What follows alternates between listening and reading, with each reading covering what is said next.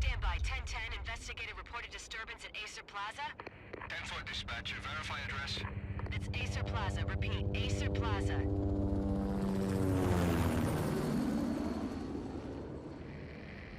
Shots fired on the rooftop. An assault in progress at Acer Plaza. Repeat. An assault in progress.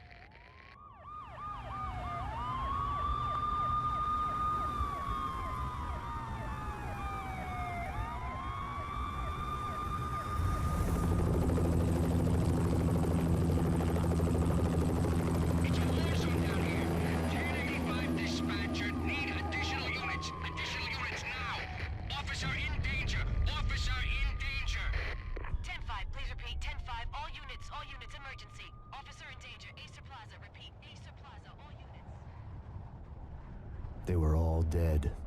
The final gunshot was an exclamation mark to everything that had led to this point.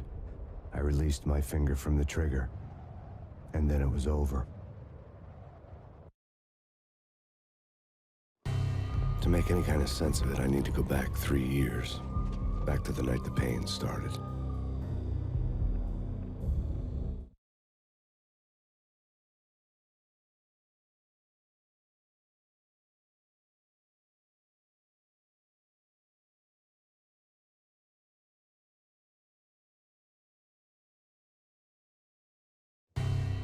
I was still on the force back then. NYPD, Manhattan, Midtown North Precinct, Hell's Kitchen. So when are you coming to work for me, Detective Payne? You'd make me work undercover in some hellhole. Sorry, Alex. Michelle and the baby come first. See? My last smoke. It's bad for the baby. That's you, Max. A regular Boy Scout. See, Alex. You're still on for poker Thursday night, right? Like taking candy from a baby. Life was good.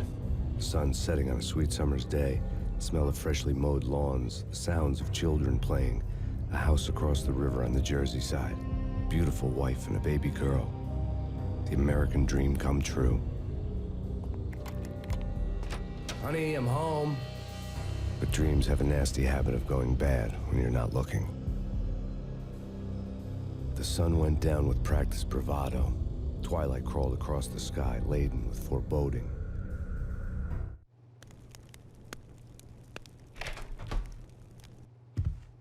Michelle, honey, anybody home? I didn't like the way the show started. They'd give me the best seat in the house, front row center.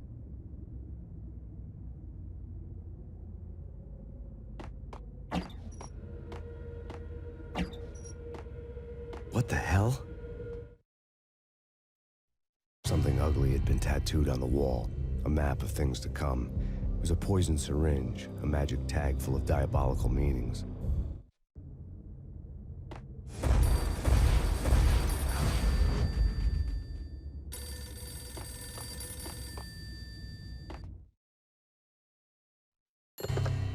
Listen, someone's broken into my house. Call 911. Is this the Payne residence? Yes, someone's broken into my house. They're still here. You have to... Good. I'm afraid I cannot help you. Who is this? Hello?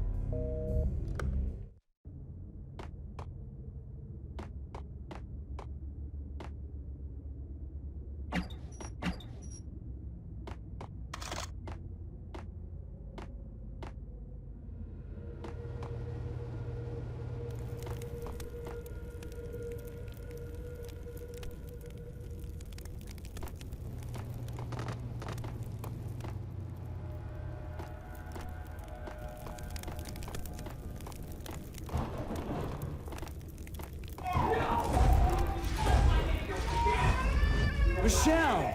No!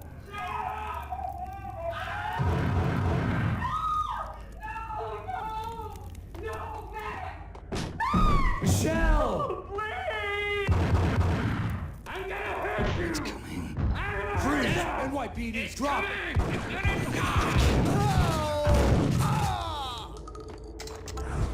No, no, please God, no.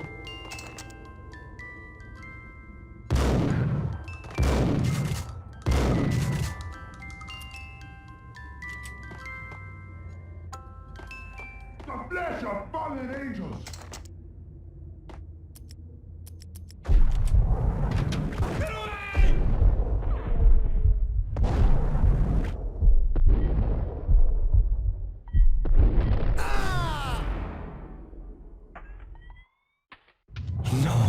no, God, no, please, Michelle. Oh, baby.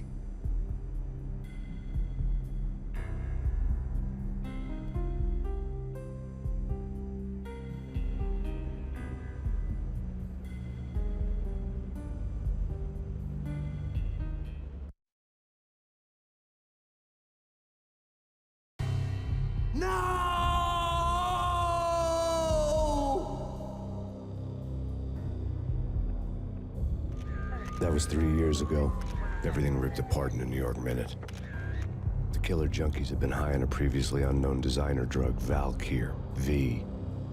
After the funeral, I told Alex I'd be transferring to the DEA. It took us 3 long years to get a break in the Valkyr case. Then, finally, 2 months ago, a dime dropper tipped us off that Jack Lupino, a mob boss in the Punchinello crime family, was trafficking.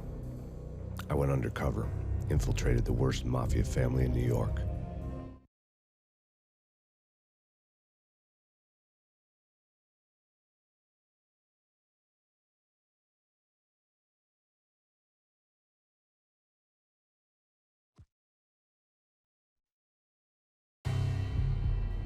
I came in from the cold and the dark. Outside, the city was a cruel monster. I've been slowly working my way from the small time to the big fish, trying to get to the source of the drug. Alex and BB were my only contacts in the DEA, the only ones in this decrepit city who knew I was down here. BB here. Something urgent has come up with Jack Lupino. You need to meet with Alex immediately at the Roscoe Street station. I hadn't had a face-to-face with Alex since I'd gone undercover. Outside, the mercury was falling fast. It was colder than the devil's heart, raining ice pitchforks as if the heavens were ready to fall. Everyone was running for shelter like there was no tomorrow. It didn't get any better when I got to the subway. The feeling hit me like a point-blank shot straight in the face. Something was not right about this. My Beretta stirred nervously under my coat, but the train doors had already shut behind me, and I was in for the ride. Next stop, Roscoe Street Station, and Alex.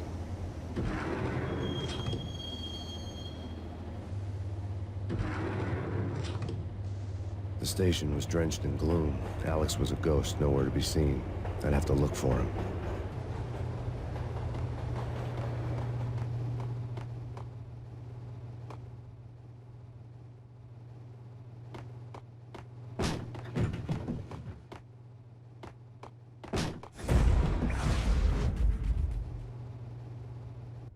Death was in the air at Roscoe Street. I'd have to find Alex fast.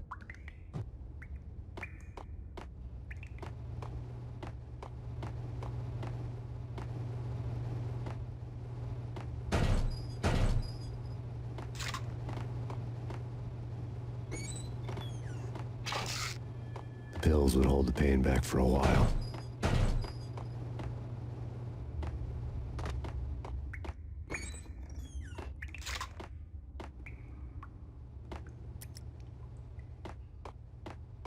Wasn't Jake supposed to take care of this? He and Mickey are having too much fun taking care of the cop up there. What's the plan? Simple. Gun down every mother-loving bastard that gets off the train. Sweet. Didn't the train go already? No idea. Let's just wait and see. Yo!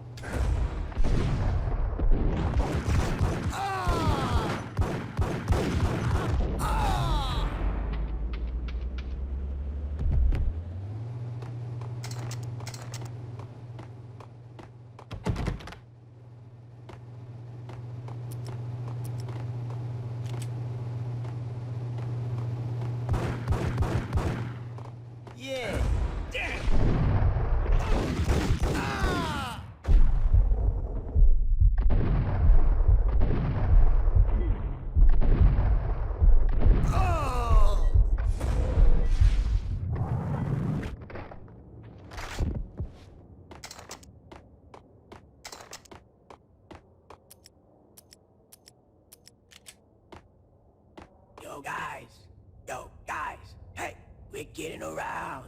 You hear me? What is this, a joke? Yo! Ah!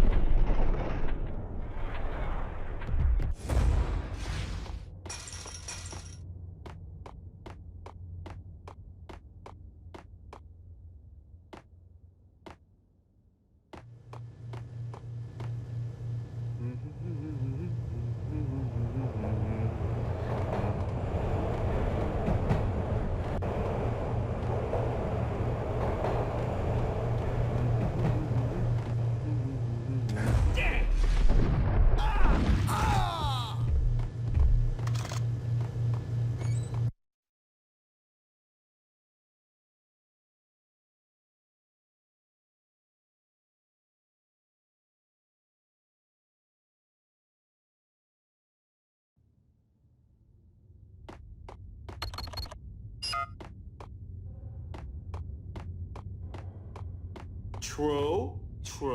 You said. What the?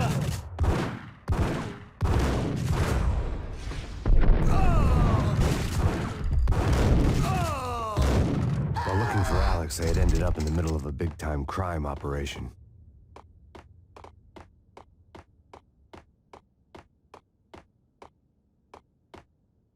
Kiss it goodbye. Who the hell?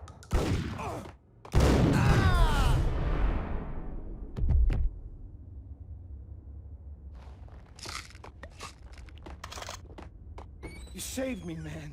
What's going on here? A massacre. These armed thugs just appeared from nowhere. We need to get help. I can make the call from the control room 1 floor up. Can you take me there? Sure, sounds good. Follow me.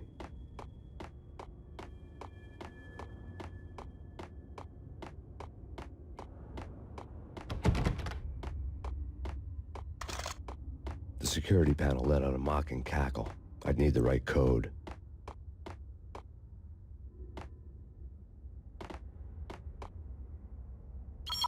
Home free. This way. Hey, you!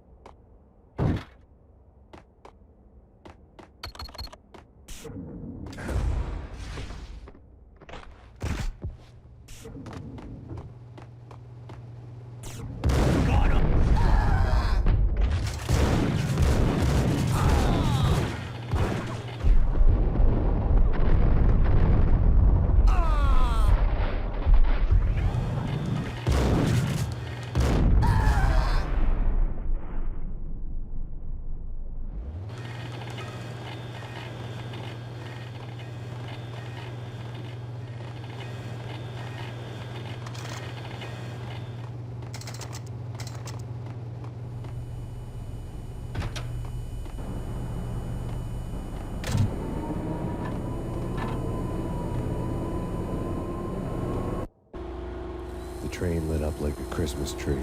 Power was back on.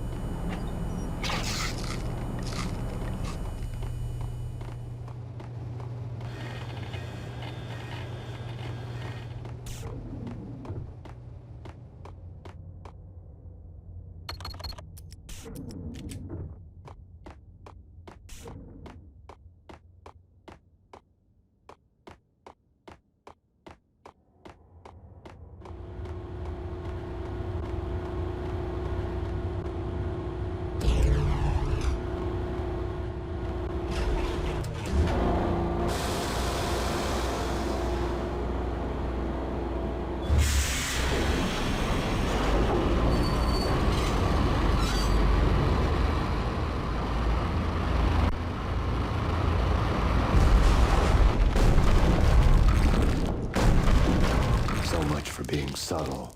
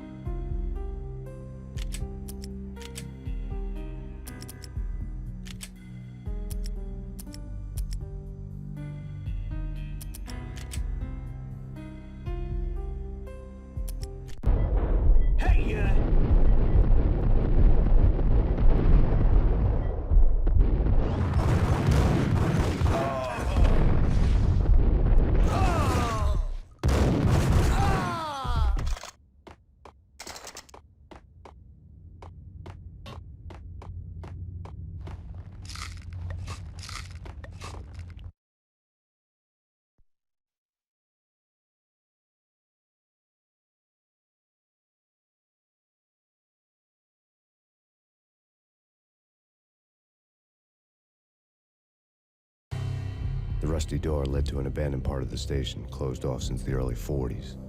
Something big was going down at Roscoe Street. Maybe that's why Alex had wanted to meet me here. Maybe not. One way or the other, I was gonna find out.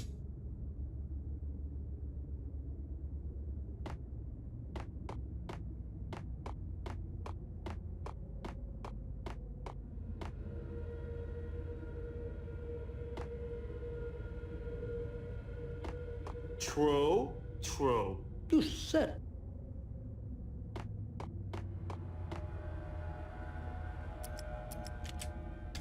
Hold it.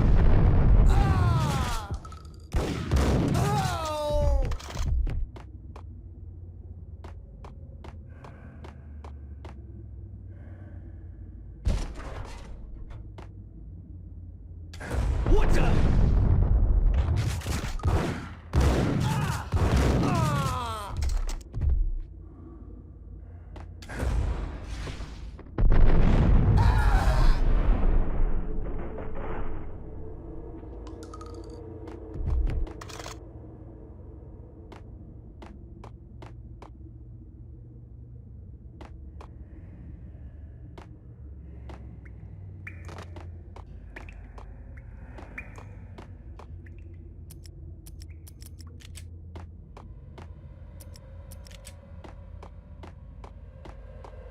Like Lapino. Now that's spooky. Jack Lapino, yeah, spooky. But also, it's like the failure count is rising. Yeah, I wouldn't joke about it if I was you. Yeah? The station's not secured. Someone decided to play hero upstairs. That's all we need. Whack him!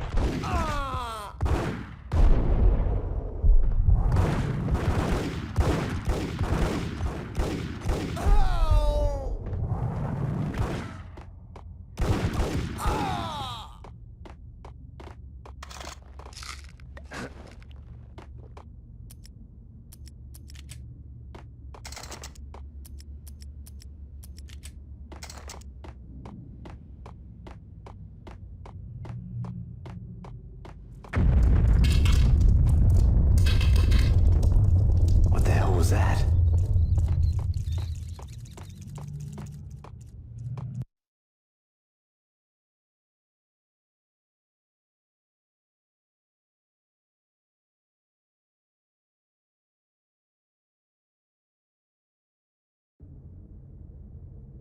All done here.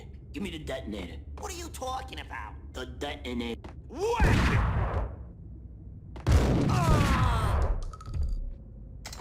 Whack him!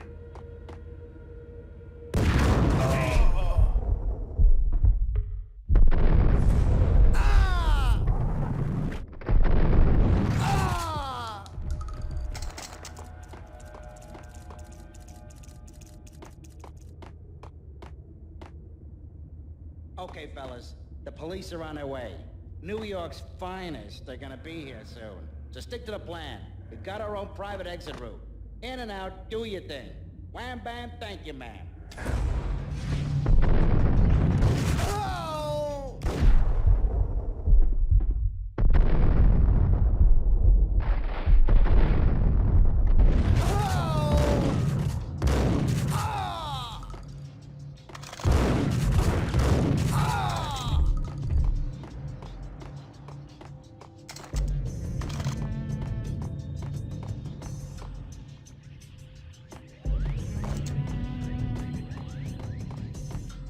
What is that? It's nothing.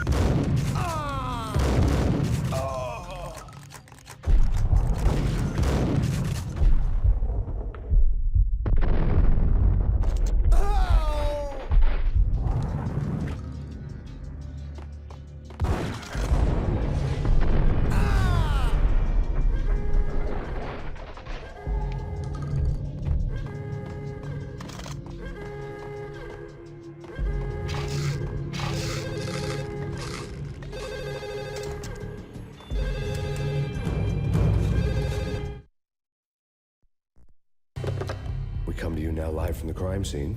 Who is this? Right back at you. This is Deputy Chief Jim Bravura from the NYPD. You are to cease your criminal activities and surrender immediately. Sure thing, Jim. Me and the boys have been talking and everyone's real sorry. They'll never do it again. Who the hell is this? Being placed at the scene of a bank robbery wouldn't have tipped the odds in my favor.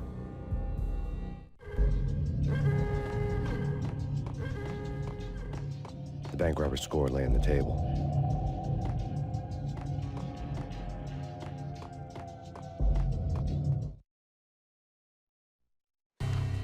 The bank robbers have been after Acer Corporation bonds.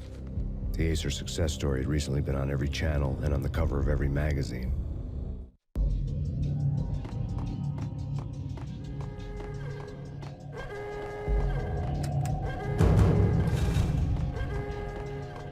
The bank robbers had left their tools on the table.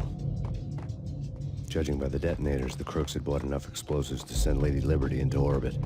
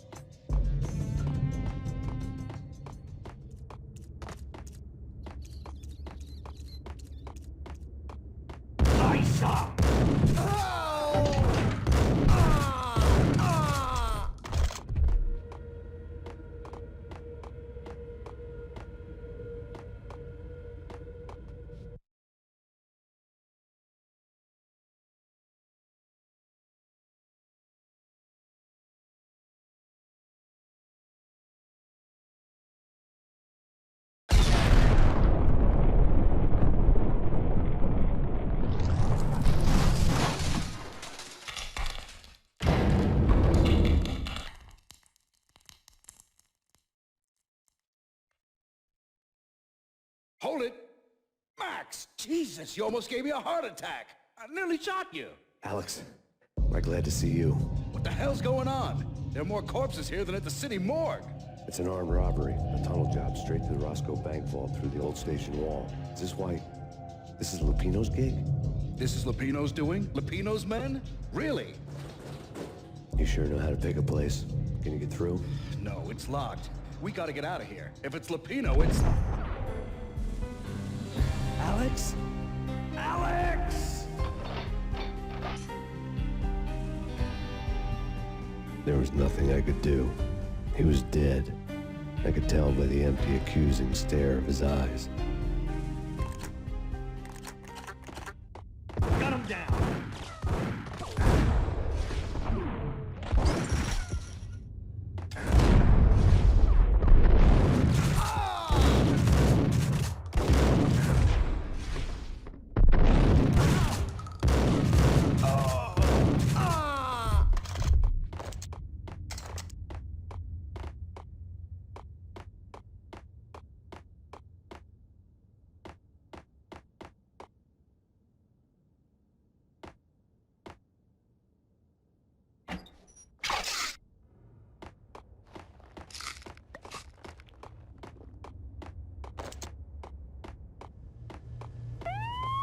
Let's get the hell out of here! We'll be fine. Just take it easy. I'm allergic to sirens. We gotta get moving. Shut up, okay? Oh!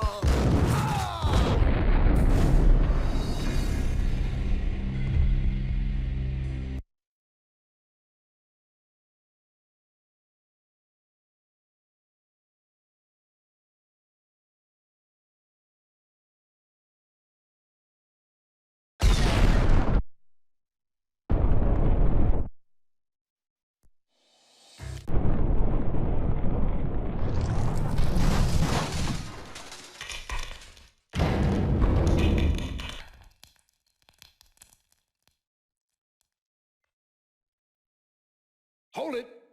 Max! Jesus, you almost gave me a heart attack! I nearly shot you! Alex, we're glad to see you. What the hell's going on? There are more corpses here than at the city morgue! It's an armed robbery, a tunnel job straight to the Roscoe bank vault through the old station wall. Is this why... this is Lupino's gig? This is Lupino's doing? Lupino's men? Really? You sure know how to pick a place? Can you get through? No, it's locked. We gotta get out of here. If it's Lupino, it's... Alex? Alex!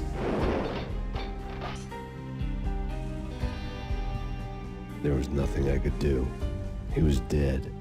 I could tell by the empty, accusing stare of his eyes.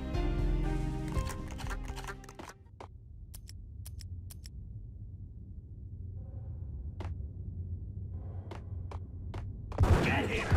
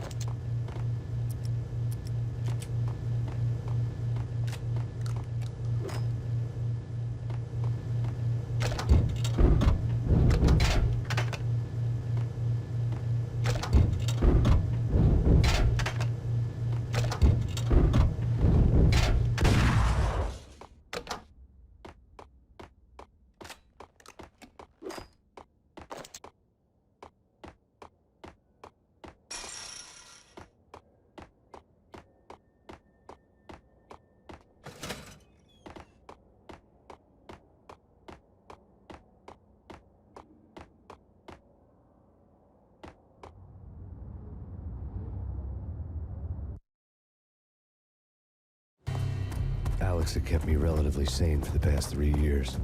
Now I didn't know how I felt. Somehow he had stumbled upon something big and ended up stepping on Jack Lupino's toes.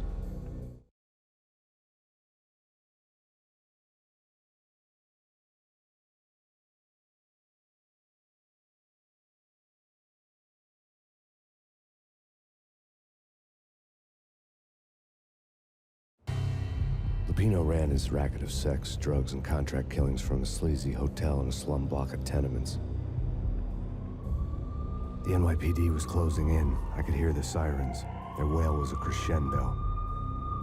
Lupino thought he could get us by taking Alex out and leaving me to take the fall for it. All he had gotten was my attention.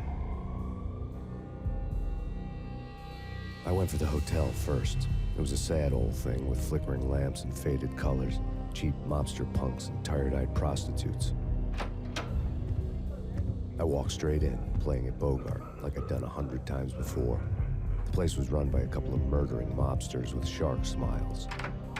The Finito brothers. Ladies and gentlemen, it's the pain in the butt. Pain to the max. You're killing me. Did you make that up yourselves, or you get some wino downstairs to come up with it? Don't answer that. A rhetorical question. I got something for the boss. Lupino around? That kind of depends on who's asking. A friend or a junk squad plan. Don't answer. It's one of them, how do you put it, rhetorical questions. Lupino ain't here, but he says bye. Lupino wasn't in his cheap hotel. Instead, I ran into the Finito brothers. My cover had been blown. The door slammed shut behind me. And then I was dodging bullets like raindrops.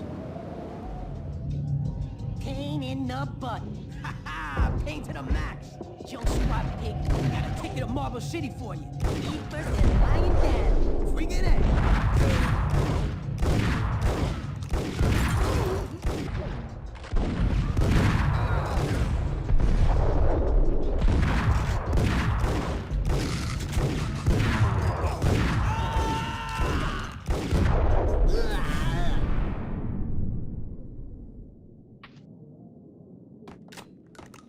A letter on the desk caught my eye.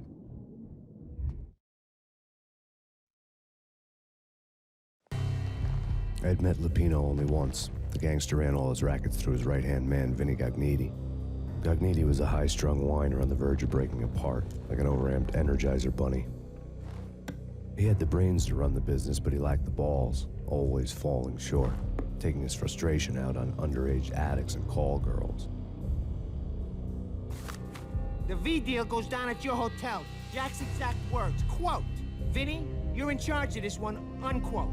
Rico Muerte's coming to see it through. Anything goes wrong and everybody's gonna get dead. Goes double for you. Treat this guy real good. Anything he wants, you give him. Don't screw this up or you're finito, finitos. A V deal meant added security, locked doors, and lots of nervous thugs with itchy trigger fingers. I'd seen nothing coming in, but that didn't mean it hadn't been there. Rico Muerte was a regular Kaiser Soze, a spook story told to keep the apes in line. 313. The Finitos had scribbled Muerte's room number on the note's margin. Bosses! Everything all right? Bosses! Joey! Vigilio! You all right in there? They're not answering. Call the others. Tell them to come quick. Okay, but we can't wait for them. We gotta go in now. Bosses! We're coming in! There he is.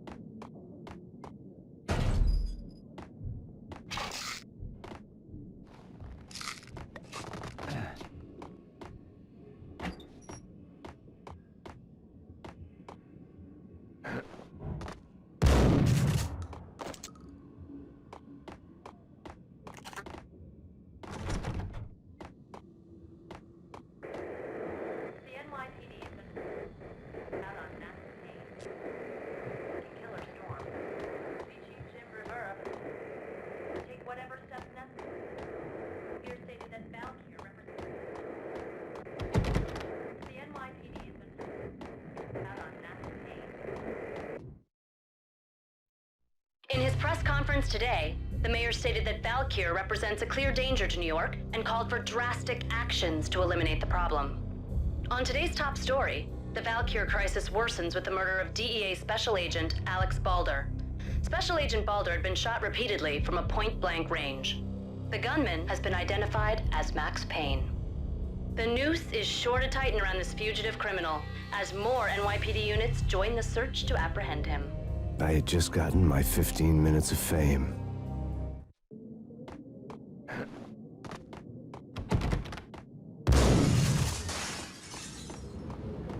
Yeah, something's wrong with the bosses. Payne's there and they're not answering. Let's go already. Payne's gonna pay in spades. Damn. Ah! Ah! Oh!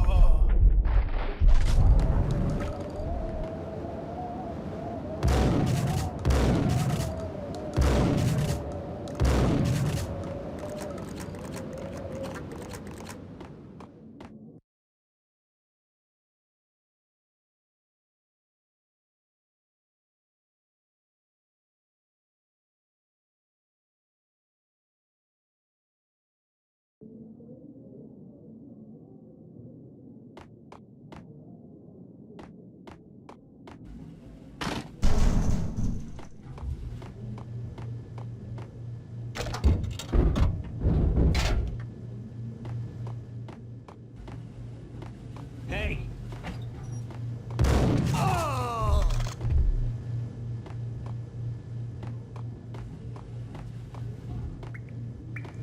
Previously on Lords and Ladies. Lady Amelia, Marquis Valentine asks for an audience. Thank you, Lawrence. My lady. My lord. And now, an all-new episode of Lords and Ladies, brought to you in part by Acer Corporation.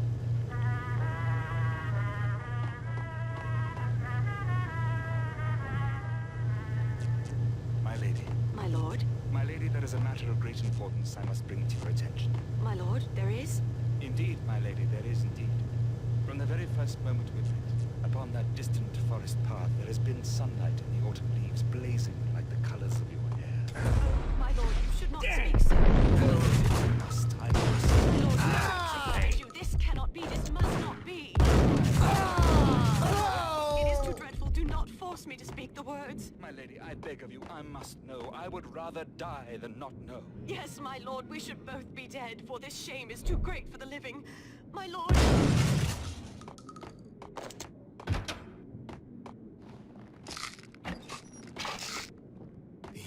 V-head junkies could go off without a warning. I had to be careful. Mercy inside.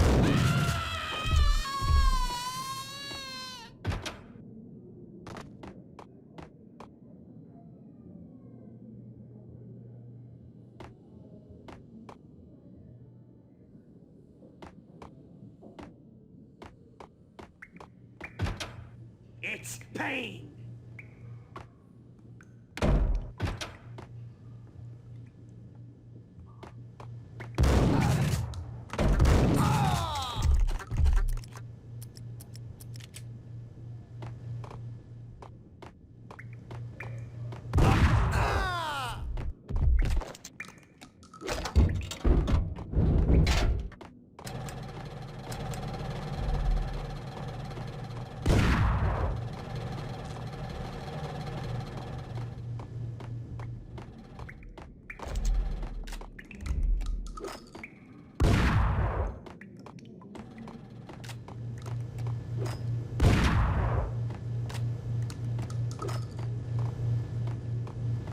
Piece of crap!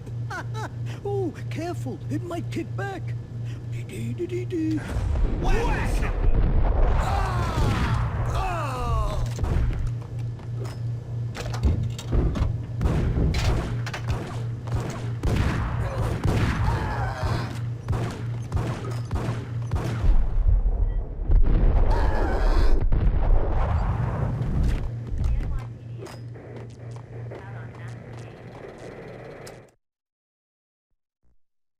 Tonight, the city's fight against the nightmare drug Valkyr took a turn for the worse, as DEA Special Agent Alex Balder was found brutally slain at the Roscoe Street subway station. A suspect was seen leaving the site only moments after the shots had been fired, and the NYPD is currently in pursuit of Max Payne, a repeated felon believed to be armed and extremely dangerous. And now the weather. The worst winter storm in recorded history continues to pound the city. Killer storm.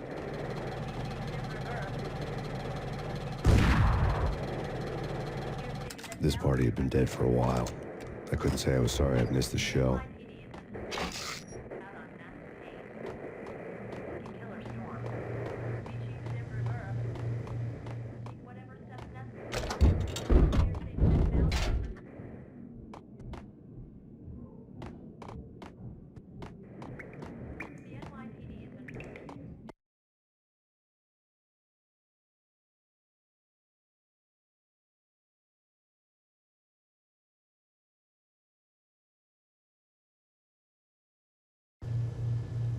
It's coming.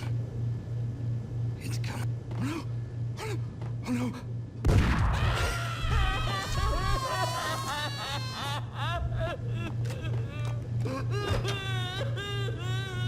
Whack!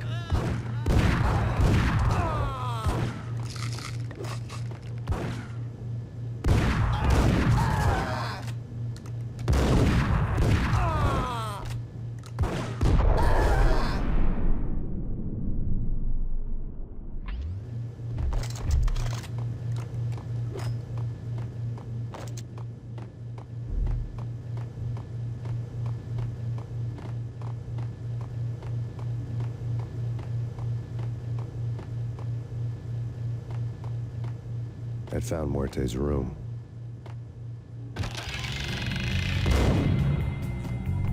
Muerte had received a letter.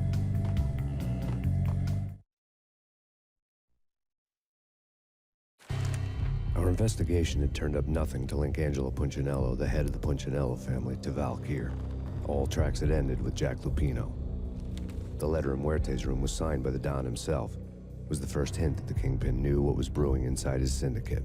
The trouble you got into after the Chicago screw-up. The Punchinello family bailed you out. You have been waiting for a chance to pay us back. One of our trusted boys has a monkey the size of King Kong on his back. We need your special skills for backup on a major deal. Collecting evidence had gotten old a few hundred bullets back. I was already so far past the point of no return, I couldn't even remember what it looked like when I had passed it.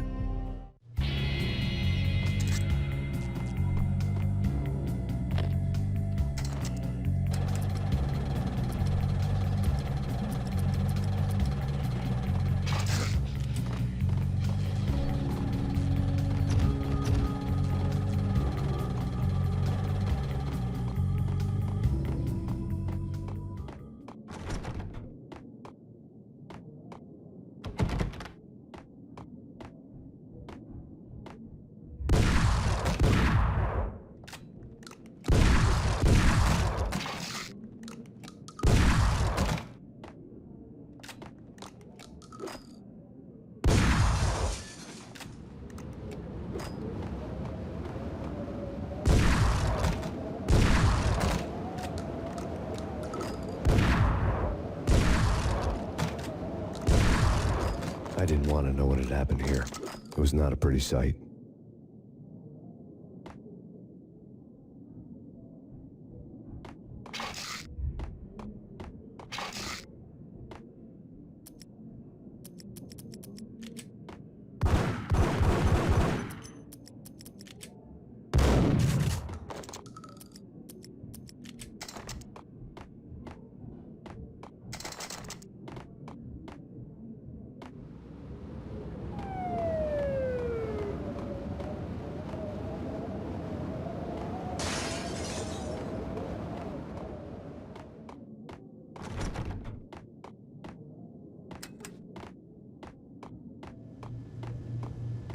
What is there?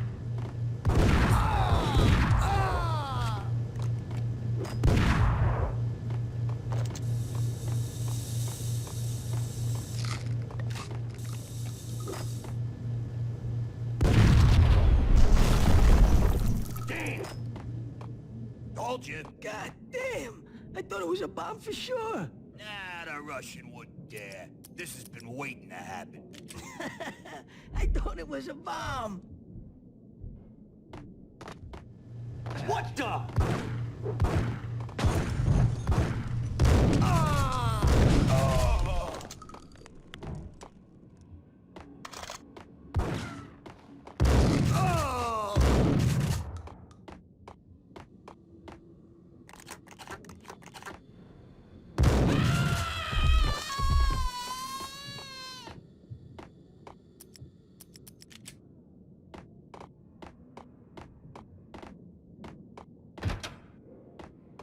The hooker had left her diary on the table.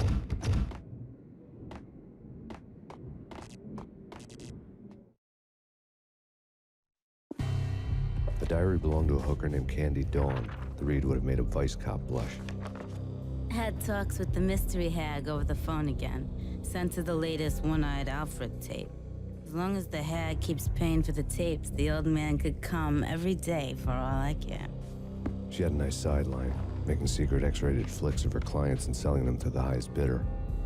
It would get her killed if her V-fix for the day didn't do it first.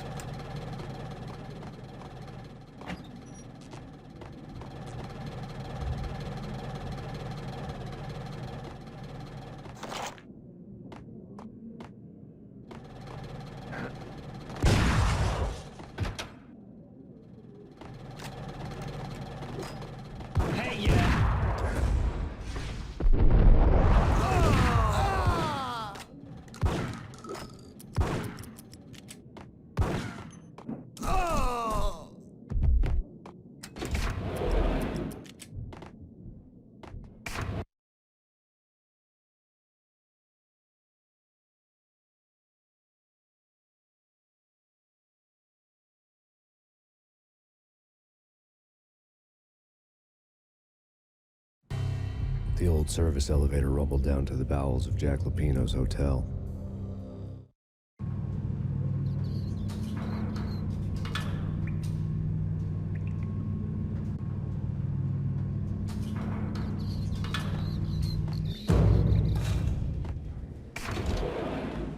It was freaking crazy.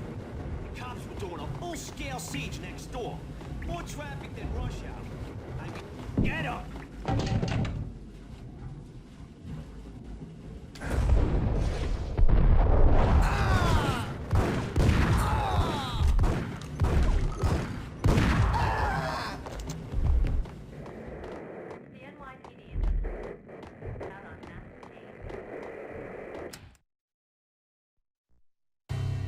A winter storm warning is in effect in the whole tri-state area, as both freezing rain and heavy snowfall continue. Many roadways are already closed, and people are advised to stay indoors. The severe blizzard has ravaged New York for 3 days now, with no end in sight. We'd been snowed from the start in the Valkyr case. The forecast said there was plenty more where that had come from. But the snowbound city was on my side. Less chance of innocent bystanders getting caught in the crossfire.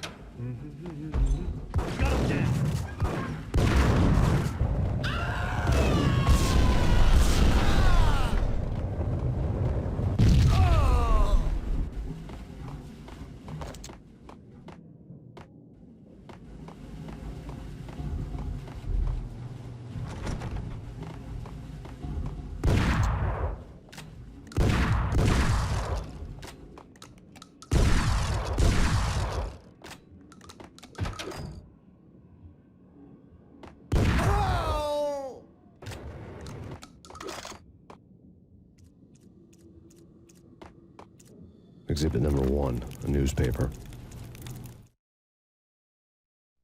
A dead man tied to a chair lay on the boiler room floor.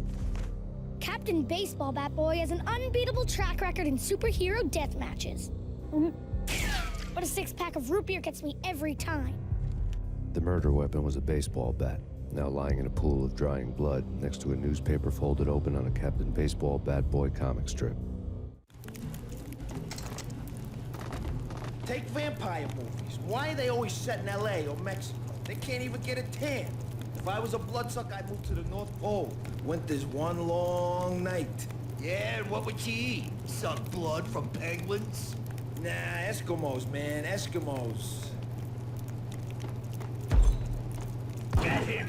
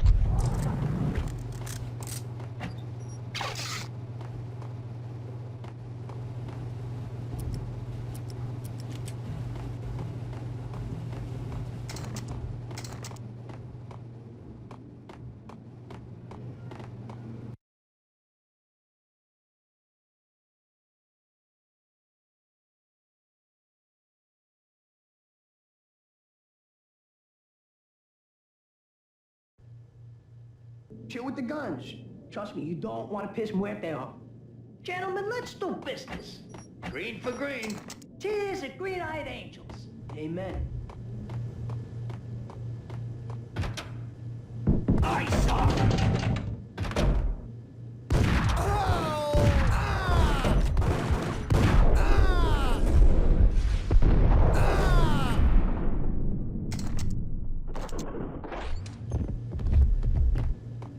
A lifetime ago, this would have gone down as a narcotics arrest. It was dirty money. The transparent cylinders glowed green, full of Valkyr.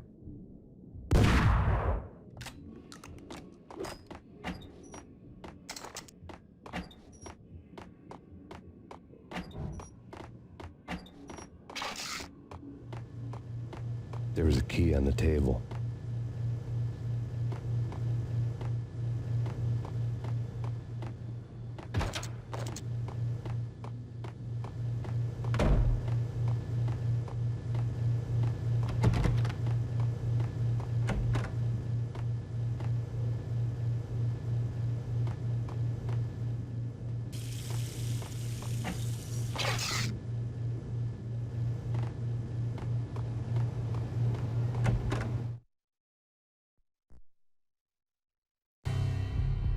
Two mad dog killers, ready to murder each other.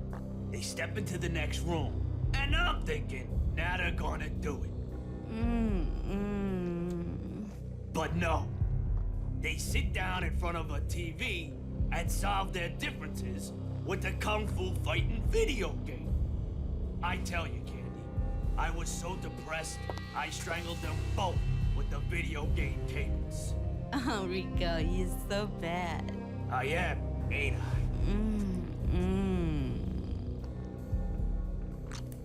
Rico Muerte, big-time hustler. Who the hell? It's that cop. Muerte went for his gun.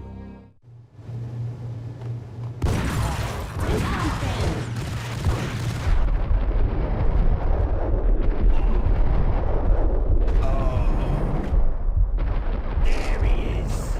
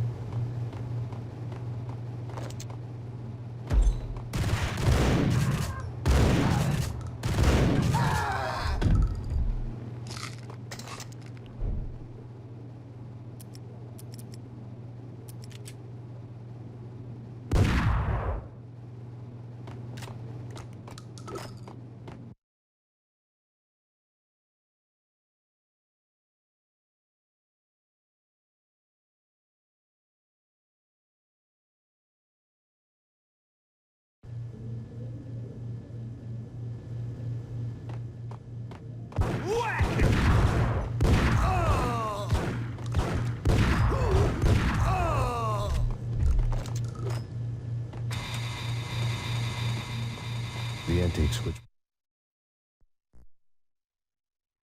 There was an old telephone switchboard in the back room of the reception area, the kind that made phone tapping child's play. It wasn't hard to picture a fat pimp sweating with headphones on, listening to his hookers talk dirty and fake orgasms over a web of party lines, the blood veins of New York. Right now, there was a different set of moans and groans going on. Boss, Gunidi, this is Max Payne. He came, started capping us. He killed him. Are you freaking kidding me? He's just one lousy cop. You better be freaking kidding me. Whack him. What's the freaking problem? Hello? Answer me. Hello? The word was out. A deadly virus released into the city's corrupt circulatory system. Something wicked this way comes. Max Payne at large. Word was still in use.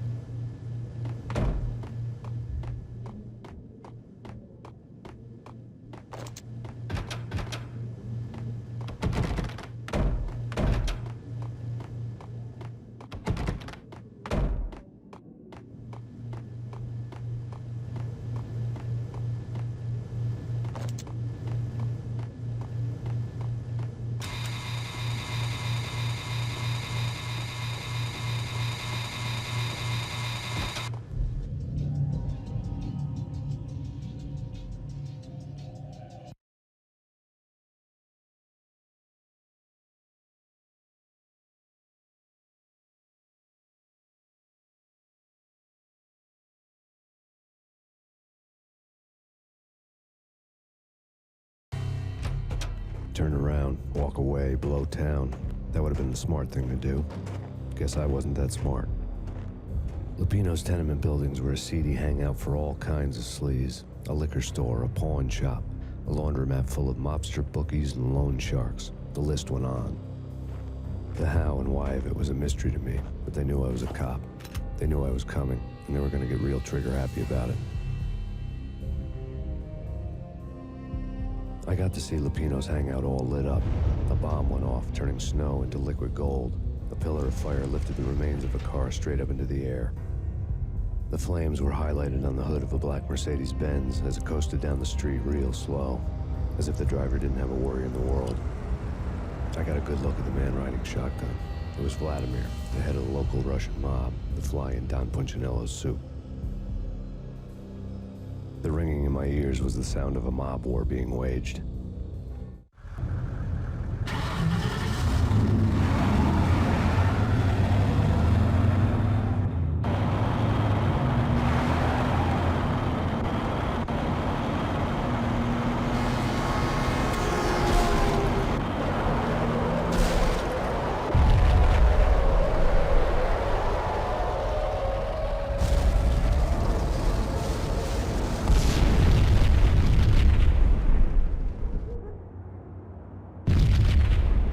Another bomb exploded inside the closest slum building. It was a lucky break. The goons inside were spooked, but luck always came with a price tag. More bombs could still be ticking inside, and the cops would already be on their way. Jack Lupino's suite was on the top floor. At least it used to be, before the explosive makeover.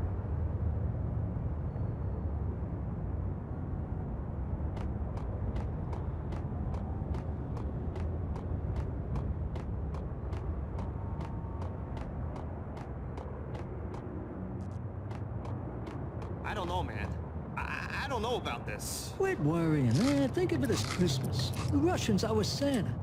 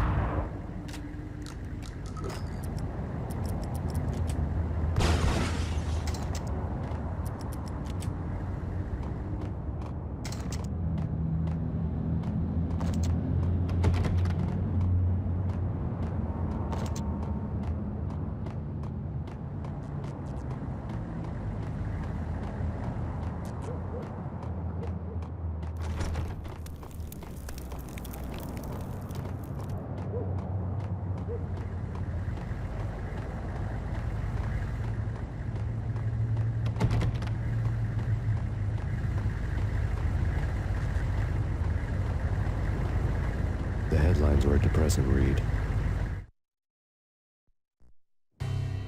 The headlines were screaming bloody murder. The storm was a screaming duet with the approaching prowl car sirens. It was all a scream when you were down for the count and wanted for murder.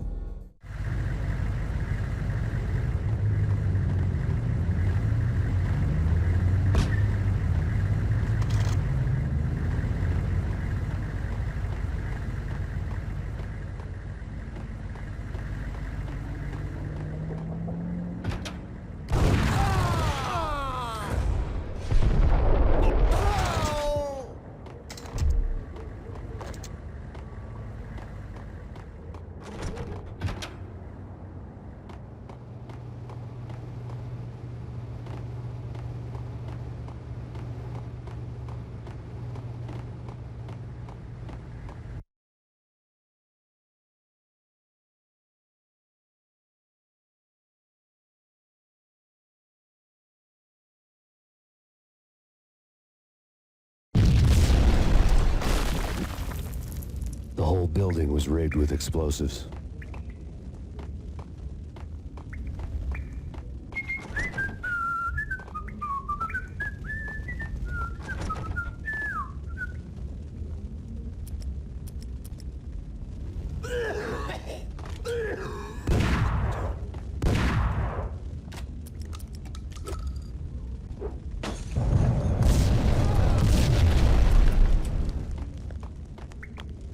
What the hell?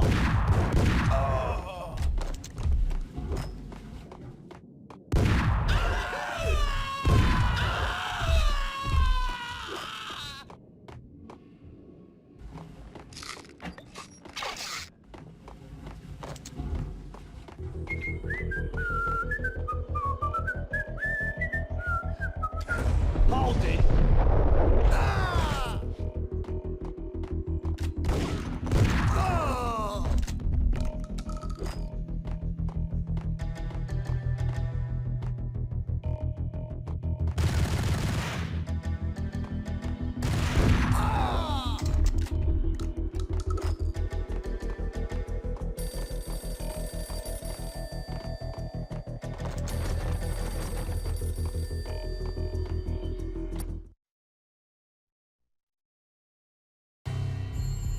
A beaten-up phone in the entrance hall was ringing. It could have been just a junkie in need of a fix, but it turned out to be something more sinister than that. Am I speaking to Mr. Payne? Who wants to know? My name is Alfred Wooten. You must hurry. The police are on their way. Tell me something I don't know. They know you're there. How? And what's it to you? I will contact you again. The cops arrived, sirens singing in the off-key harmony of a manic-depressive choir. I had a few minutes while the SWAT team would go through their usual routine. By the time they busted in, I needed to be long gone. Max Payne, this is Deputy Chief Jim Bravura from the NYPD. Drop your weapons and come out with your hands above your head. Sure. Yeah, really. Sure. Whack him!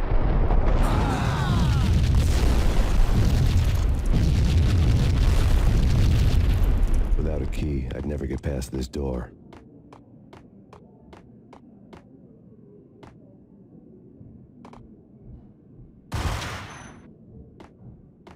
Someone had left a letter on the counter.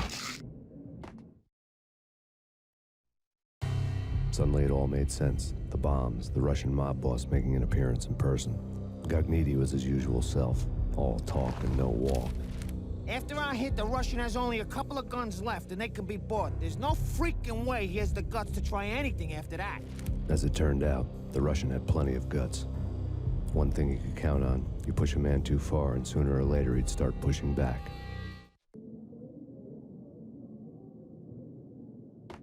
There was a key on the shelf.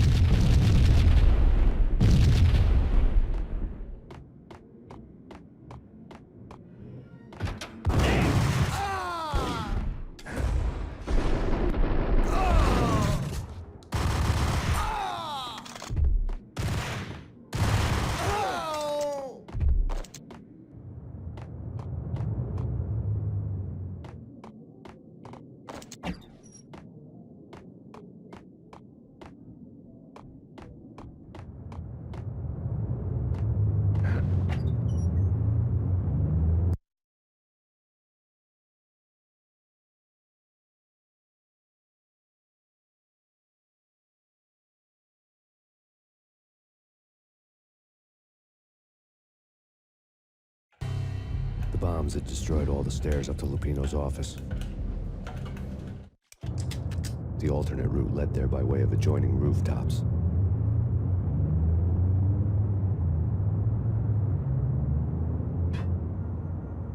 It's never been this cold. Never ever. It's like the sky's falling.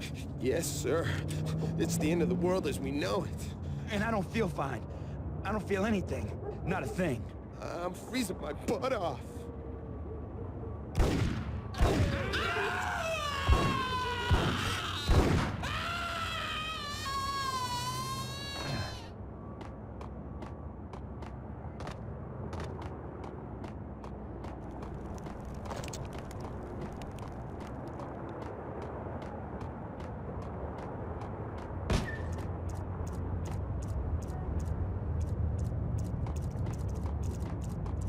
To get to the roof, I'd need to get to the elevator through the locked door up ahead.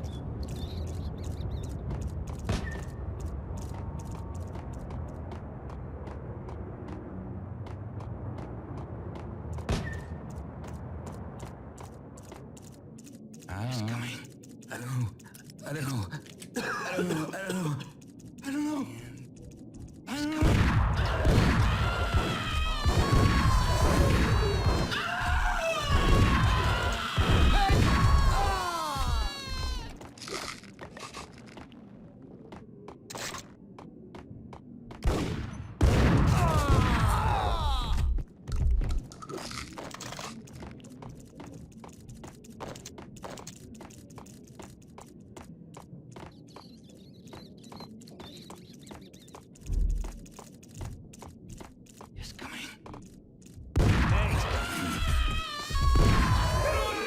Yo! Yo!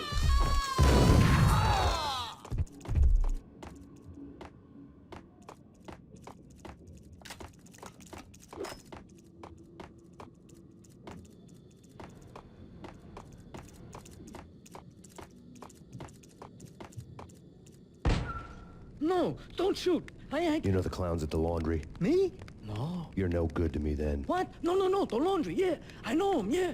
Get me in there. Okay.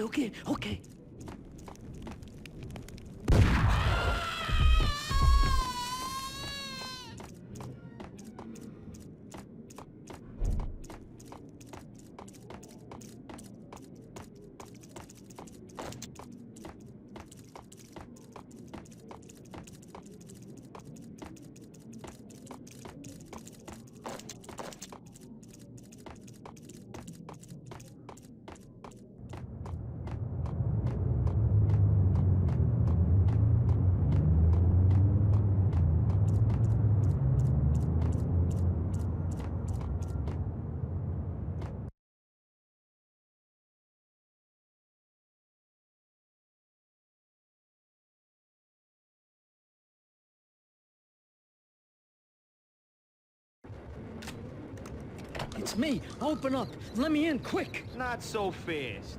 The password. John who?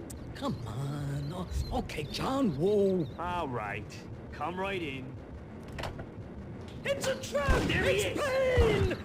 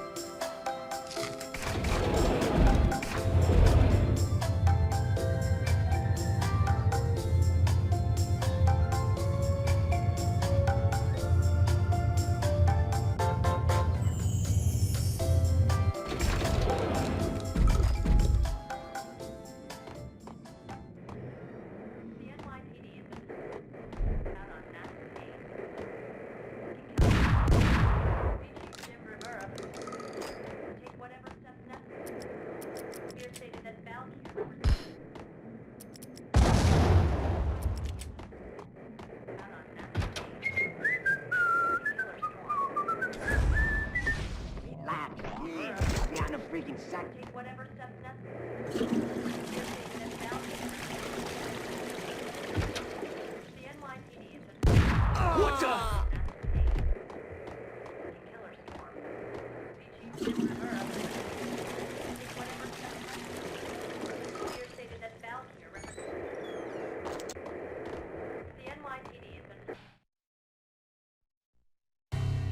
New York City is in crisis tonight, with reports of Valkyr-related gang war in the streets of the Bronx.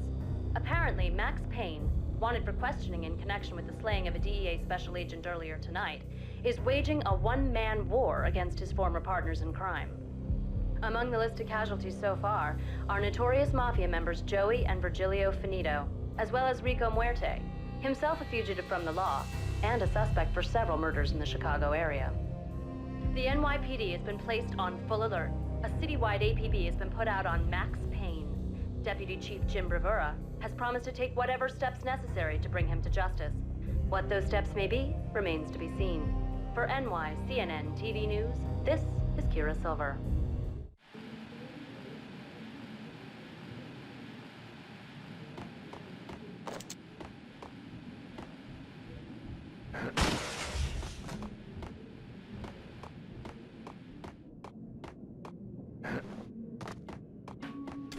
This week on Address Number... Hold it!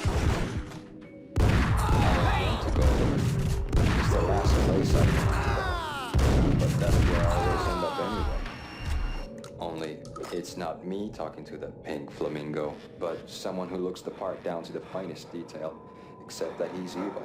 I'm hiding in the shadows, watching it all unfold. The flamingo speaks. He can speak here. It says... Mirrors are more fun than television. That's mirrors are more fun than television. Somehow I know this, just don't ask me how. And I, not me, but my double, nods and smirks at this like it was the funniest thing in the world. And then something goes wrong, and suddenly they know I'm there, hiding behind them, and they both turn to look at me with cold eyes.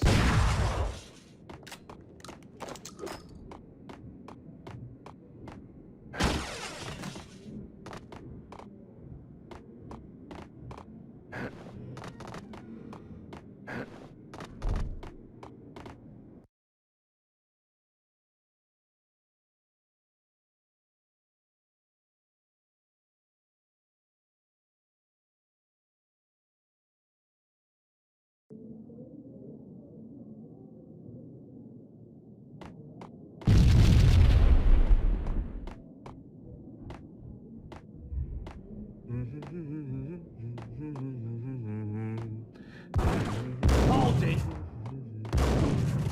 Red, blue, or green? It's always red or blue in the movies. So, green? No, not the green.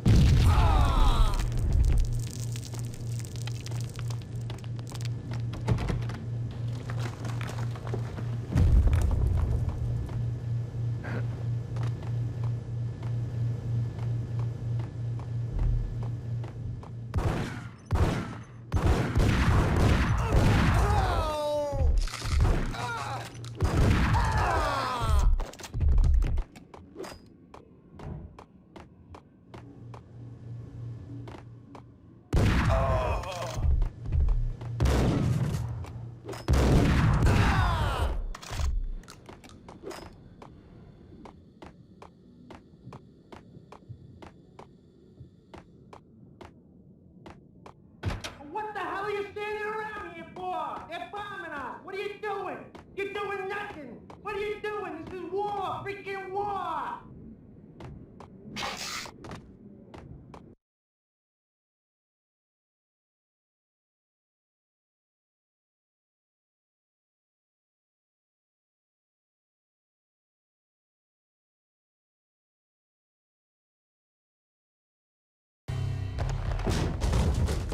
Vinny got needy. Just the man I've been killing to see. Payne? Freaking fed. I knew from day one there was something screwy about you. What do you think you're doing? You're a freaking cop. You ain't got squad on us. You can't just come in here waving your piece like it meant something. Yeah!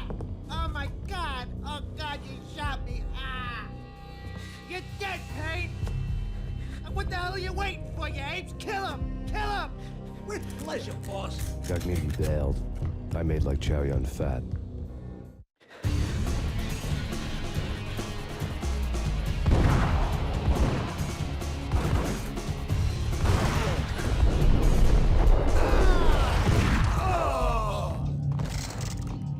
A crumpled letter lay on Gagniti's desk. The letter was addressed to Don Punchinello, but Vinny had never had the nerve to finish it. Jack's gone voodoo. Just the other night, he shot Dino because he wanted to see what his brains looked like splattered on the wall. He's a freaking mad dog. We're running out of men and business fast. Gagniti had been living in mortal fear of his boss. Jack Lupino was a psycho.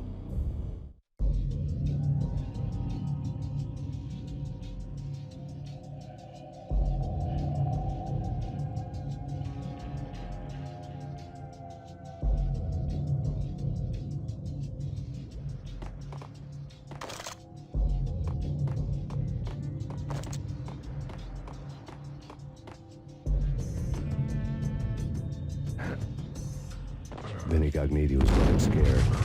He could run, but with a bullet in his stomach like a broken bottle of Tabasco, he was quickly running out of time. He knew where his boss was, and I wanted to square things up with Jack Lupino. Gagniti would be moving fast. I don't know about angels, but it's fear that gives men wings.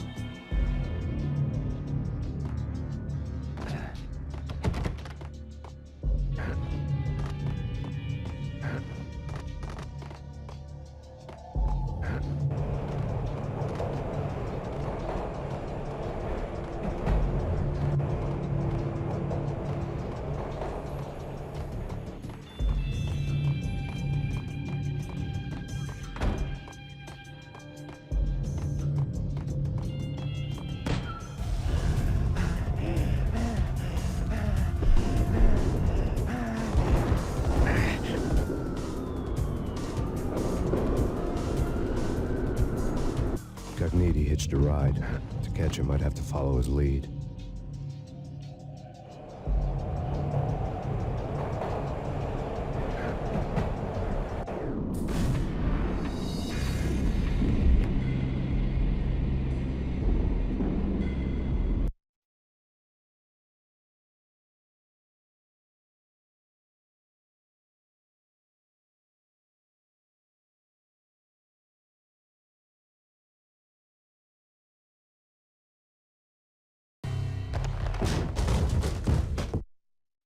Vinny got...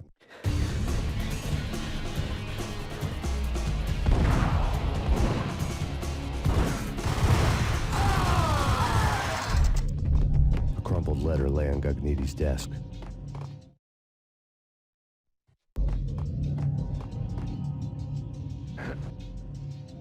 Vinny Gagniti was running scared. He could run, but with a bullet in his stomach like a broken bottle of Tabasco, he was quickly running out of time. He knew where his boss was, and I wanted to square things up with Jack Lupino. Gagniti would be moving fast. I don't know about angels, but it's fear that gives men wings.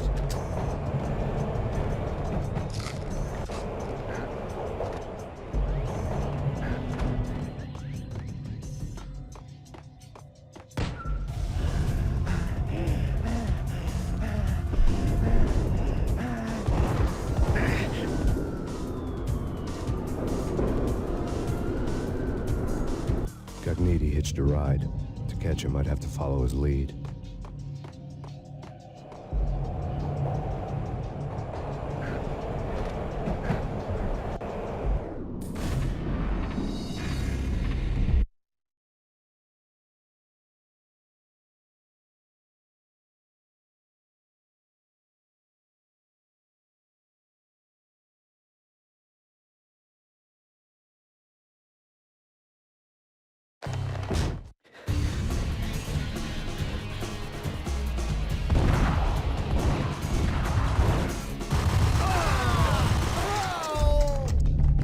Letter lay on Gagniti's desk.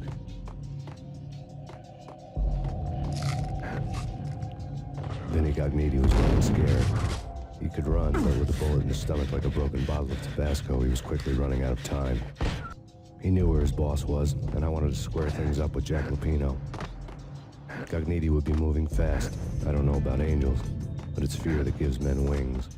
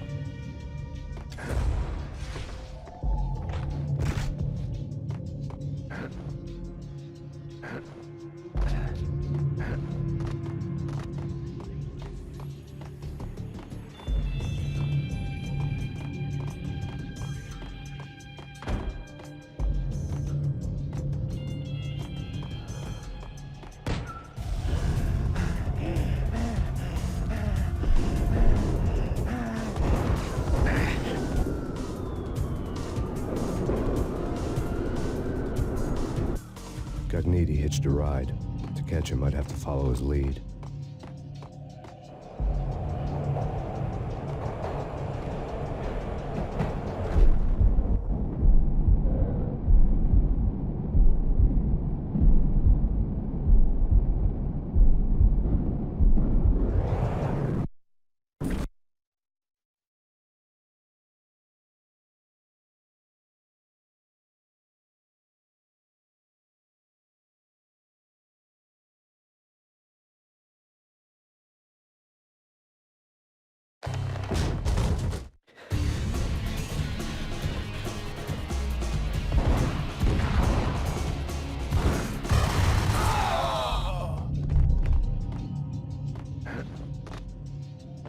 Vinny Gagniti was running scared. He could run, but with a bullet in his stomach like a broken bottle of Tabasco, he was quickly running out of time. He knew where his boss was, and I wanted to square things up with Jack Lupino. Gagniti would be moving fast. I don't know about angels, but it's fear that gives men wings.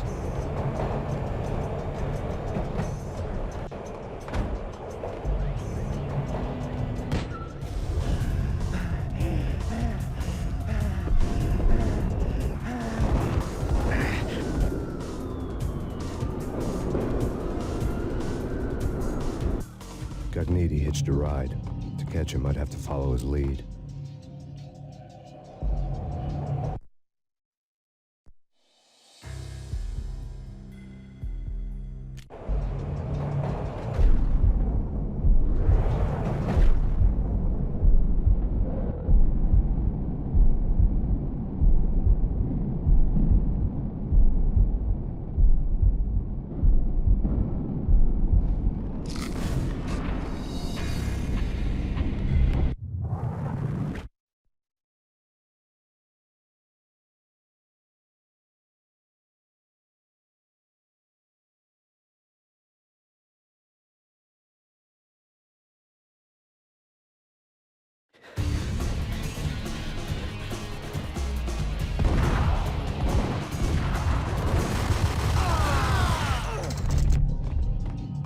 Crumpled letter lay on Gagniti.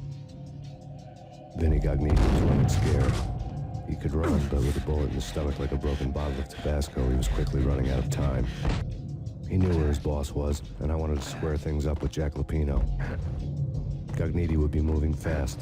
I don't know about angels, but it's fear that gives men wings.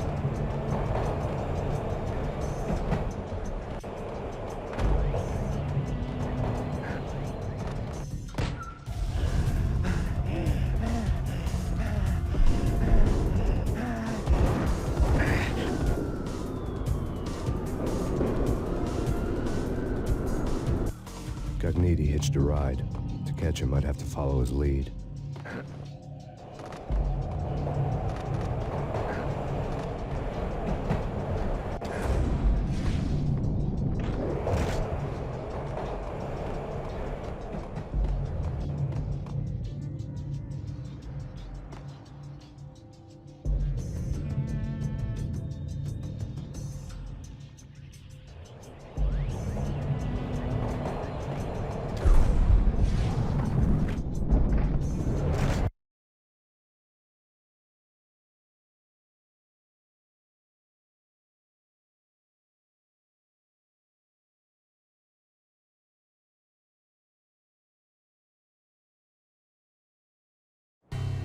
This was my second train ride of the night. The way it started didn't promise anything better than the last one. Freezing wind tearing at my face like sandpaper and razors, ice hard and slick under my hands and feet. Somewhere in the background, the wail of sirens, the city howling after me. New York sped by in fast forward. Dark rooftop water towers and a dead forest of antennas and chimneys, all a blur. When the train he was riding slowed down, Gagniti made his move.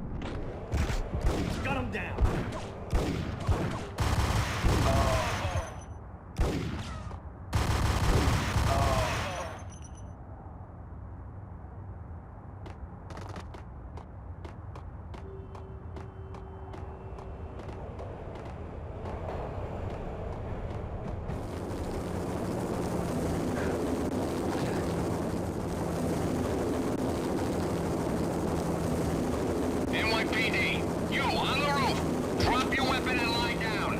I repeat, drop your weapon and lie face down. It's Payne! He's coming down the stairs! Shoot the bastard!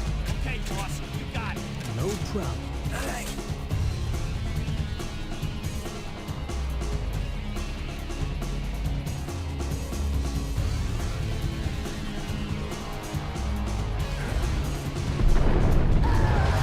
What the hell?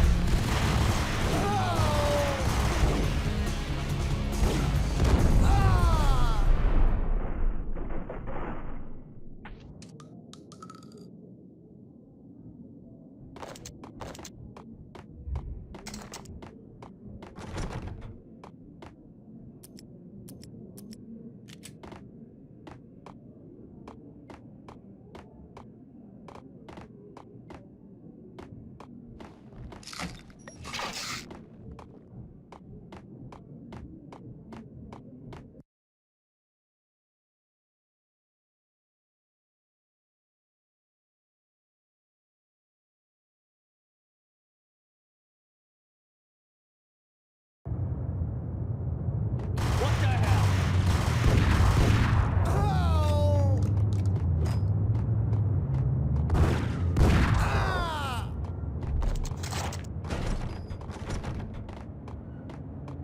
Hold it!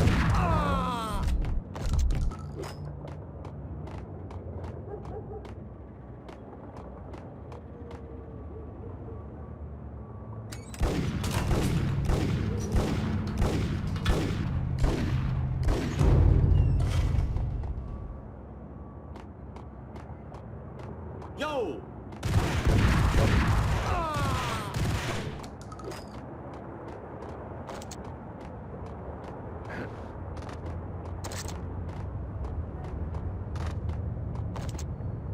What the?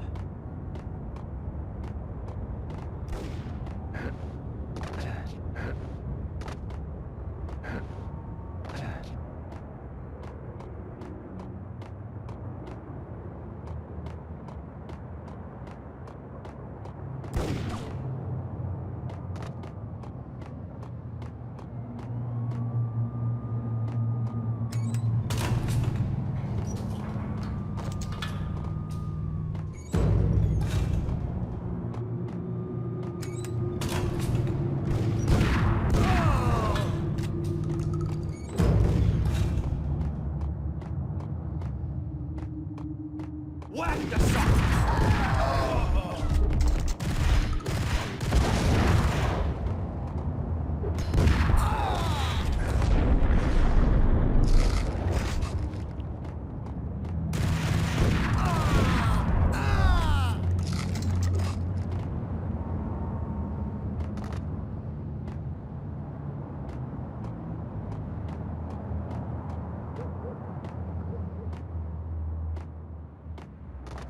We're gonna be rich. Freaking rich!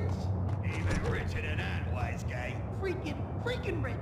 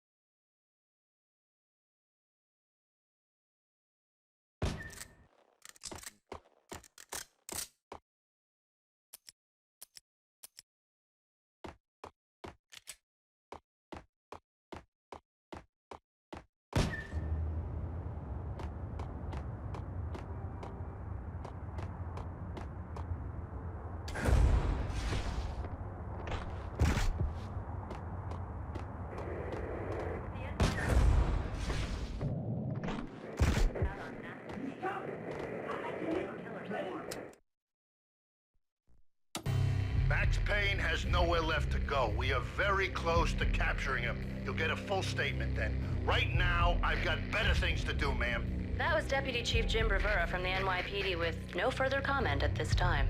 Apart from his suspicious food habits, I figured Bravura to be one of the good guys. Fate had just dropped us on different sides in this. But when it came to capturing me, he was way out of his league.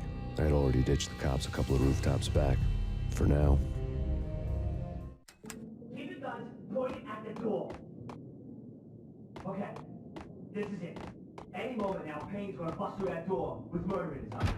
It's either him or us. I, for one, am gonna pump the SOB so full of lead, they'll need a forklift to carry the coffin. There!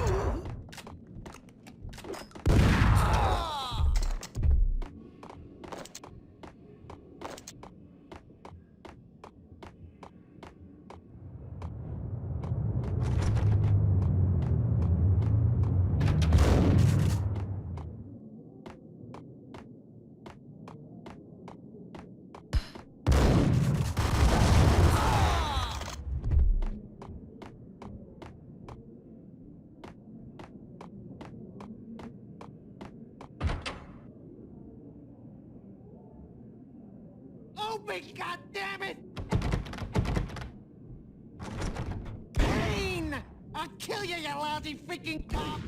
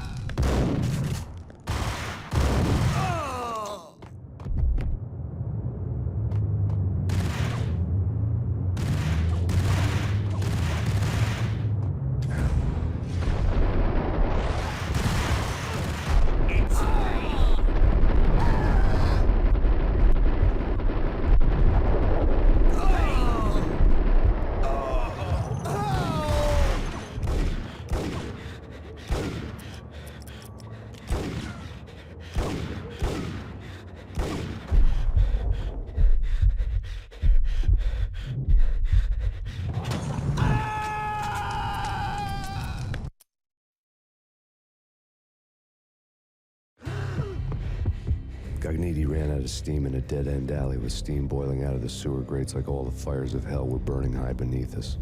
It was shakedown time. Where's Lupino? Screw you! Bad start, Vinny. Police brutality! I rate pretty high on that. You can't just hurt me in cold blood? Just keep telling yourself that. Listen good, Candyman.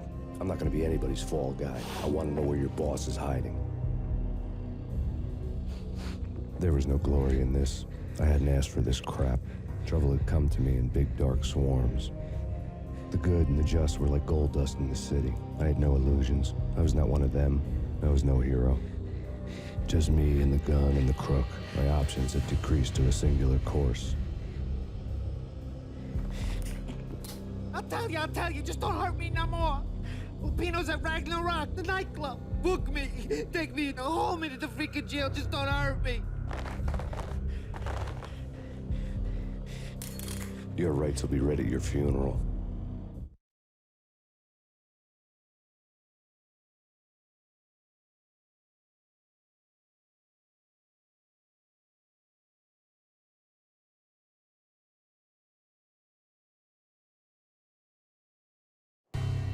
Ragna Rock was Lupino's private nightclub, a den of drugs built into an old theater. I knew what waited inside. V-head junkies ready to explode in random acts of senseless violence. And Lupino's goon squad, the worst stone-cold killers this side of hell. Ragna Rock was as inviting as a headache, flickering and flashing to a machine gun beat. The belly of the nightclub was a gothic theme park that began with bondage games and led to the nasty stuff from there. As subtle with its dark message as a cop-killer bullet through the heart. Like father, like son. Just like Jack Lupino.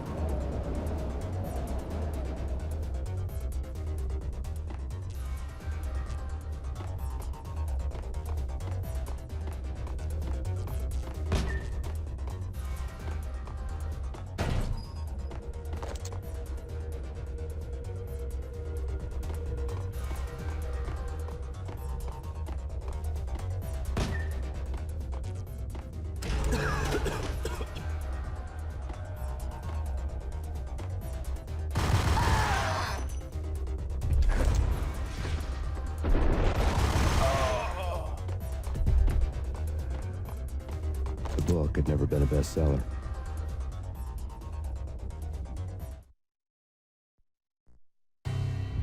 Given the setting, I was surprised to find that somebody had been passing time reading. The paperback was entitled, The Age of Murder and Storm. The blurb on the back mentioned Norse mythos and Ragnarok, the end of a Viking world with a terrible winter that covered the earth in ice, when vile crimes were rampant and all humanity lost.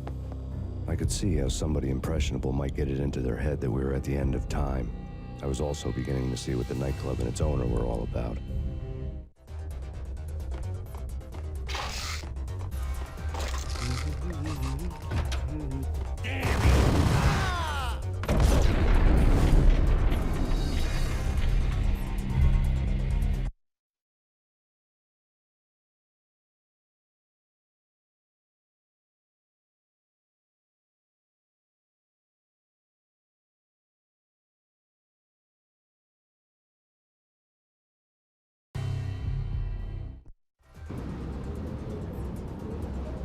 As subtle with its dark message as a cop-killer bullet through the heart. Like father, like son. Just like Jack Lupino.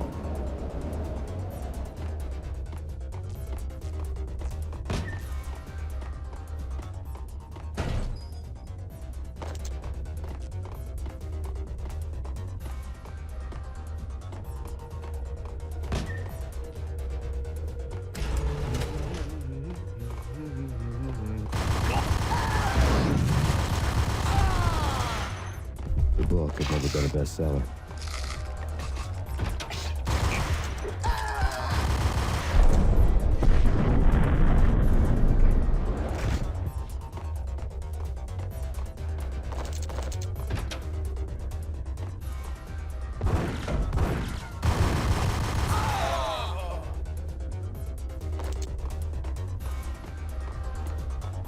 Hold it!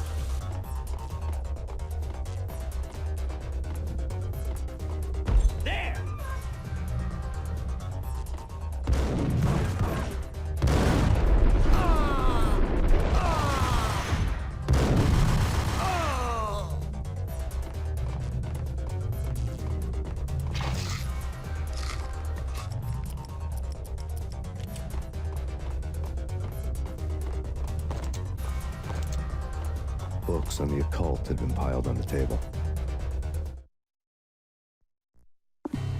The room was stacked with light reading, such as Necronomicon, Witchcraft, and Paradise Lost.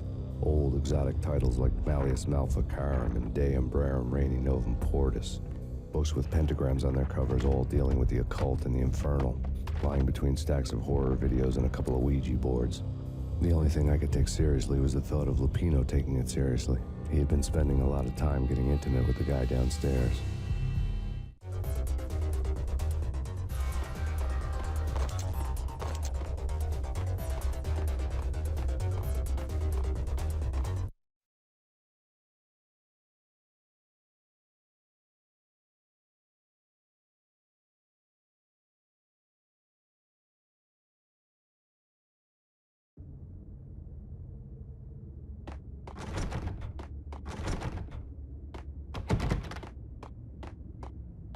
What with Dino and all, I wouldn't say anything to his face.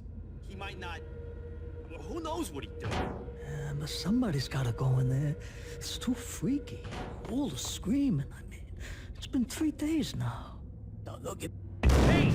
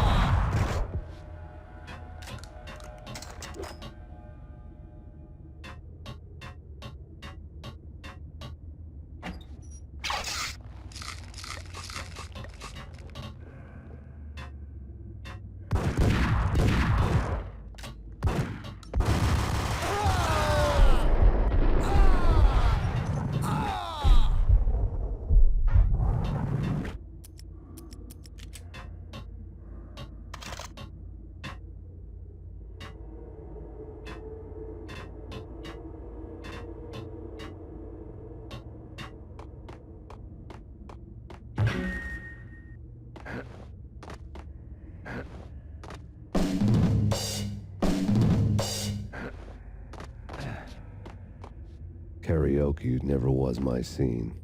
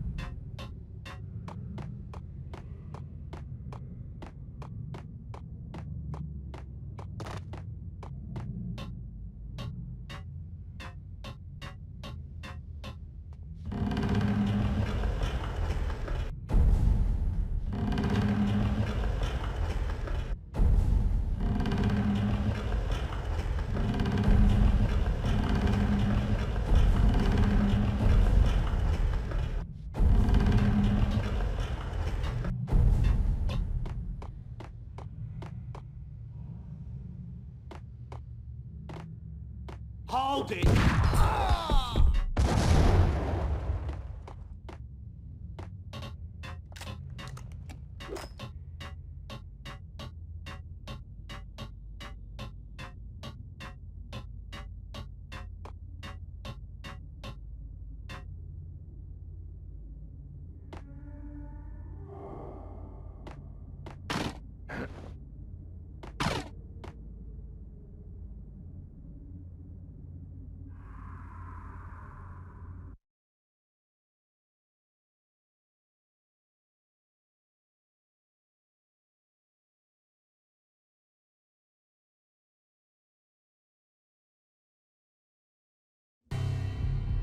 The backstage area led to Lupino's inner sanctum. The hot air inside was like an invisible wall, thick with incense and something else, a sickly sweet smell that made you gag. This was the rotten core of the Big Apple. Lupino lurked somewhere ahead, like a spider at the center of his web, waiting. The vapors in the air started to make my head swim. Torn pieces of a letter lay scattered on the sofa.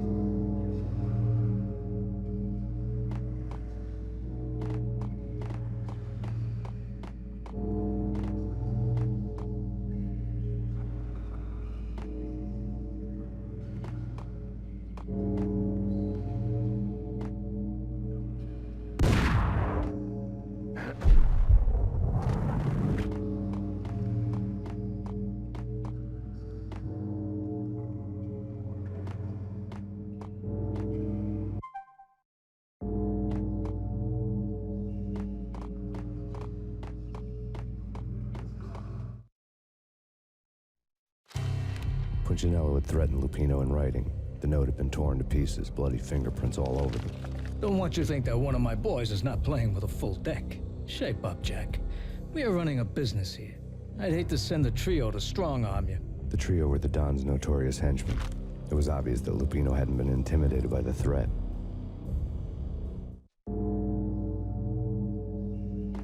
Lupino's notes covered the table.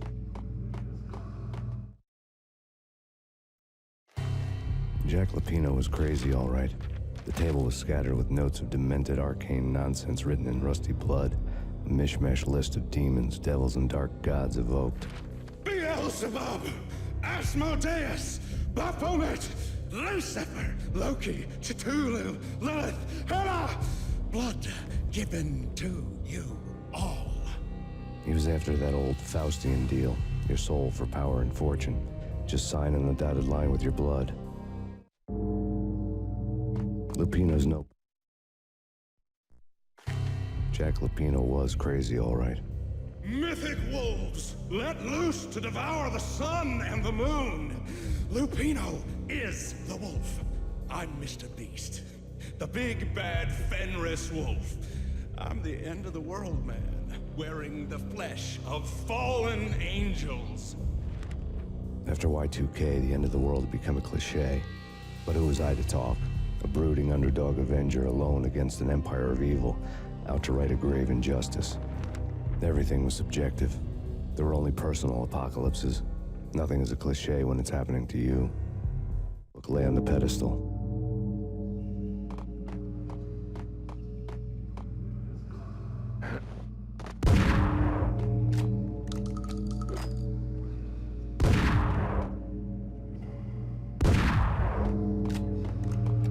The flesh of fallen angels!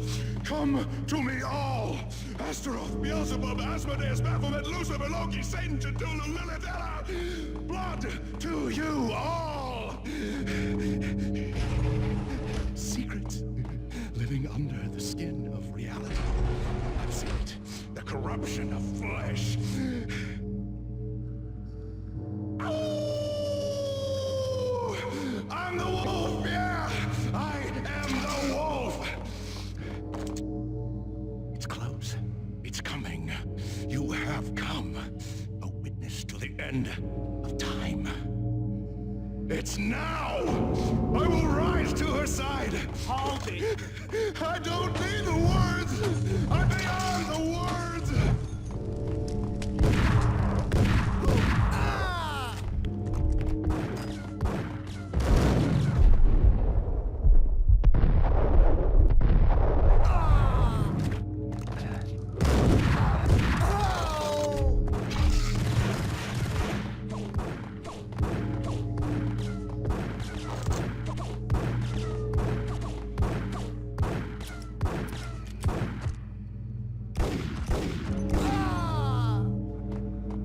What the hell?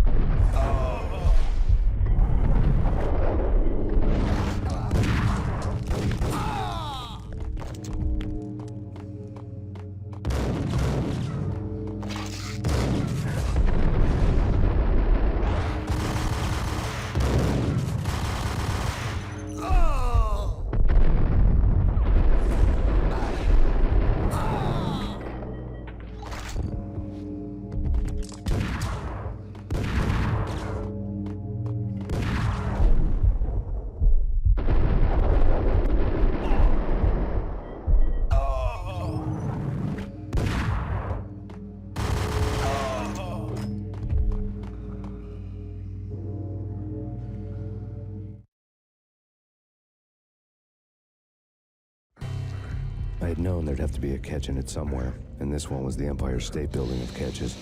Lupino was pumped up and dying to go 15 rounds with a mutant alligator. And then he started this spooky monkey talk, straight from a bad dream. Mine. I have tasted the flesh of fallen angels. I've tasted the devil's green blood. It runs in my veins. I've seen beyond a world of skin, the architecture of blood and bow and arrow, death is coming! She is coming, and hell follows with her. This is the twilight winter. I am ready to be her son. Her time is now, and all who stand in her way must die!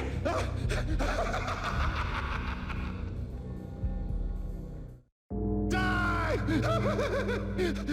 You'll die! You'll die! Now! Oh, die!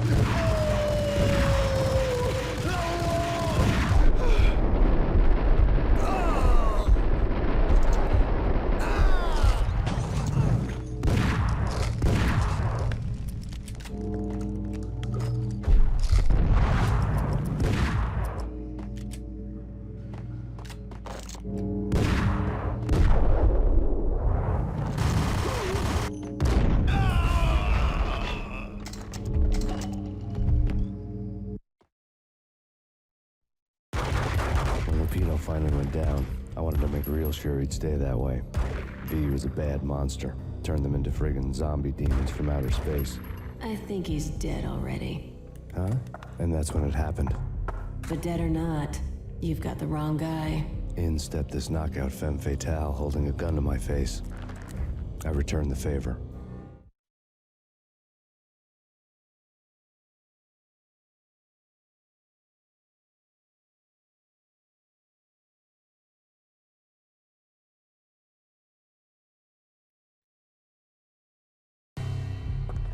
Lisa Punchinello. Lisa Punchinello was the Don's wife. Mona Sachs.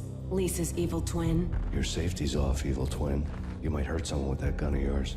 Lisa's the damsel in distress. I'm the professional. I'd blow you away without batting an eye. Sure, and you can check out my credentials splattered all over this joint. Jack couldn't have framed you. Not the state he was in.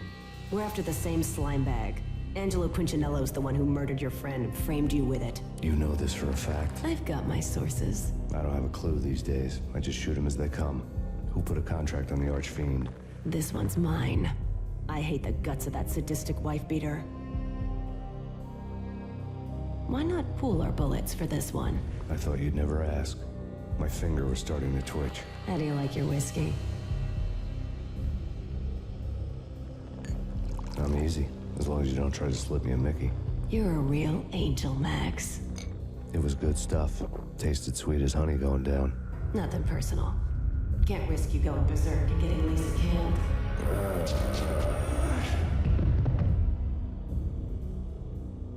The nightmare was always the same. Violent shapes moving in darkness, old and ugly. The killer's mad laughter was a riddle filled with wicked innuendo. Somewhere, the baby was crying.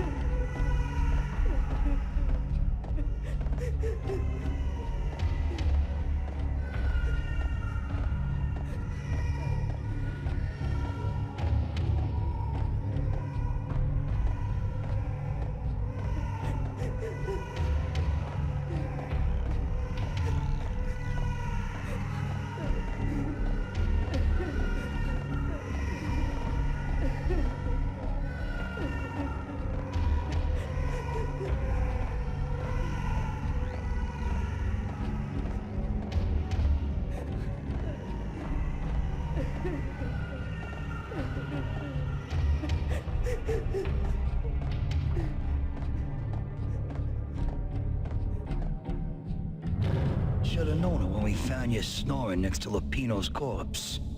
A comedian, huh?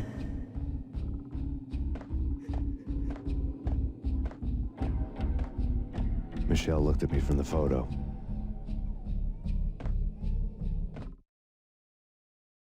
The Payne family.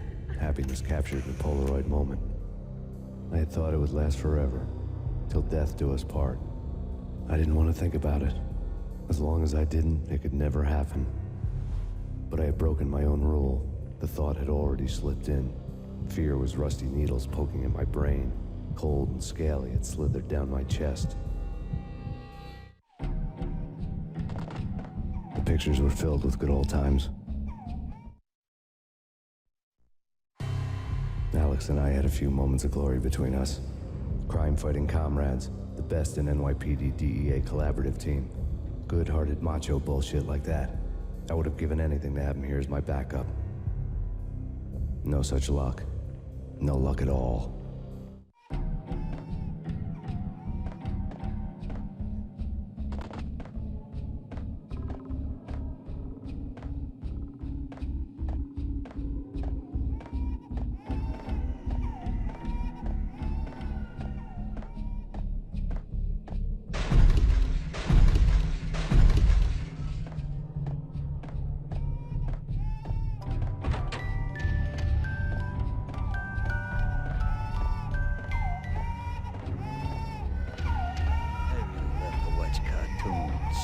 Captain Baseball Bat Boy's my favorite.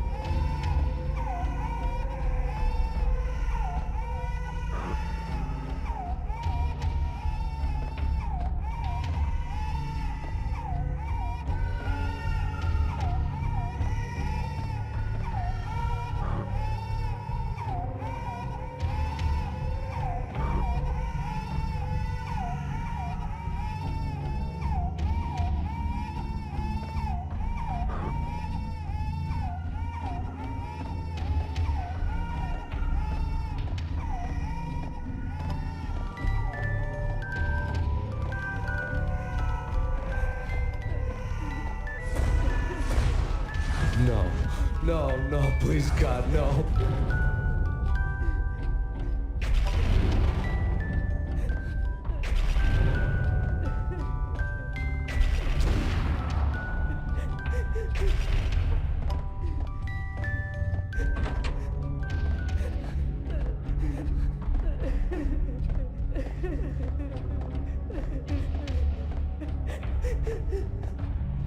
Slice them, dice them, shoot them full of holes, blow them to bits, vaporize them, disintegrate them.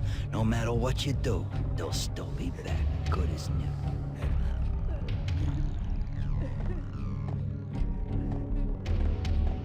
Michelle's diary. Michelle was working part-time in the district attorney's office. Her diary was open on today's entry, her handwriting all pretty curves. An army dossier found its way to my desk yesterday. Valhalla? Isn't that a Norse myth? Something about Vikings? I tried to tell Max about it, but he was busy, that cute frown on his brow. Guess it's nothing, just a mix-up at the courier service. From now on, I would always find time for her. It was a hollow promise. Too little, too late. He lay on the table. Max, no, please, Max. Why? I didn't mean to. I'm sorry.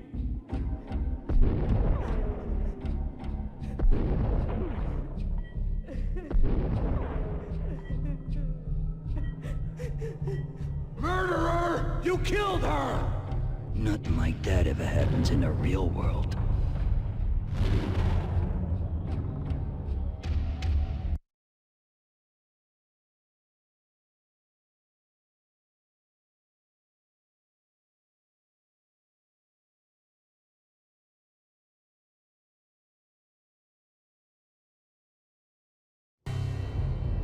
I woke up in a bad dream.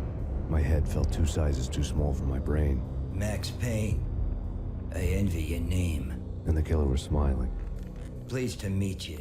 I'm Frankie the Bat Niagara. Niagara, as in you cry a lot? He had a baseball bat and I was tied to a chair. Pissing him off was the smart thing to do.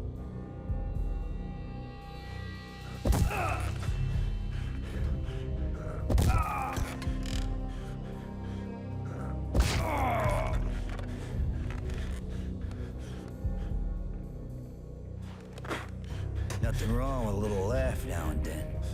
Take me, for example. I love to watch cartoons. Cartoon violence is a fascinating thing. Let's take a break.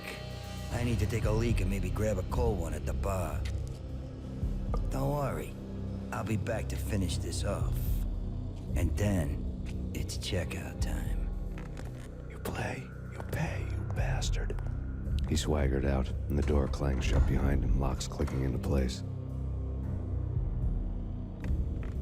Everyone makes mistakes. Mine hadn't been to crack jokes about the goon with the bat. He'd have cracked my skull regardless. It hadn't even been to trust a girl with a gun. I had blindly gone after the first bad guy on my hit list when I should have been aiming further up the ladder, at the head of the Punchinello family. I couldn't bring myself to be pissed at Mona. Guess I had a soft spot for a pretty face.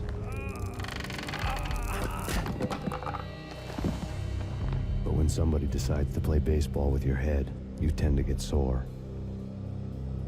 They had dragged me back to the basement of Lupino's hotel. I was beaten, bruised, and blue.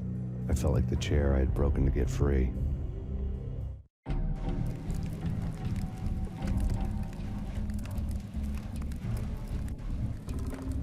All I had was Niagara's bat, sticky with my own blood.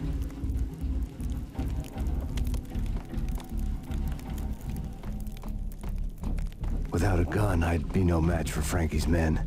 I'd have to play hide and seek with them.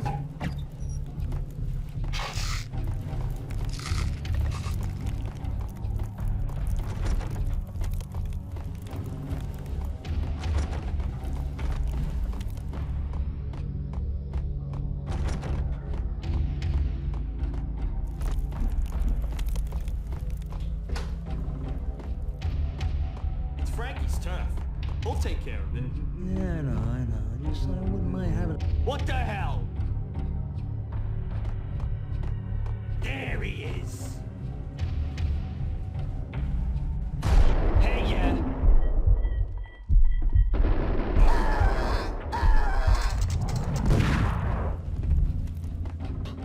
Hold it. What the hell?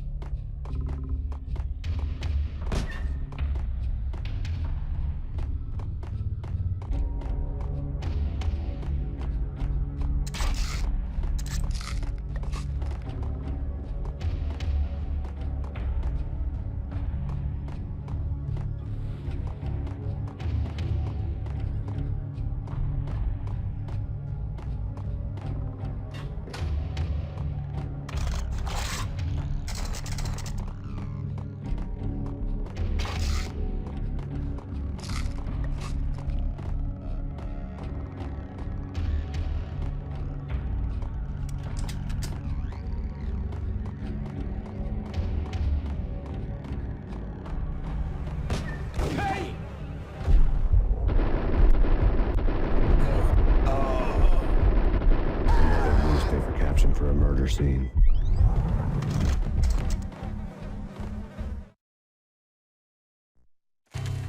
Frankie had left his calling card, a Captain Baseball Bat Boy strip, next to a sewer passage filled with bodies. You'd better not mess with Captain Baseball Bat Boy. Even my archenemy, Bicycle Helmet Girl, swoons at the sight of me. Aha! There were enough corpses to put a mass murderer to shame.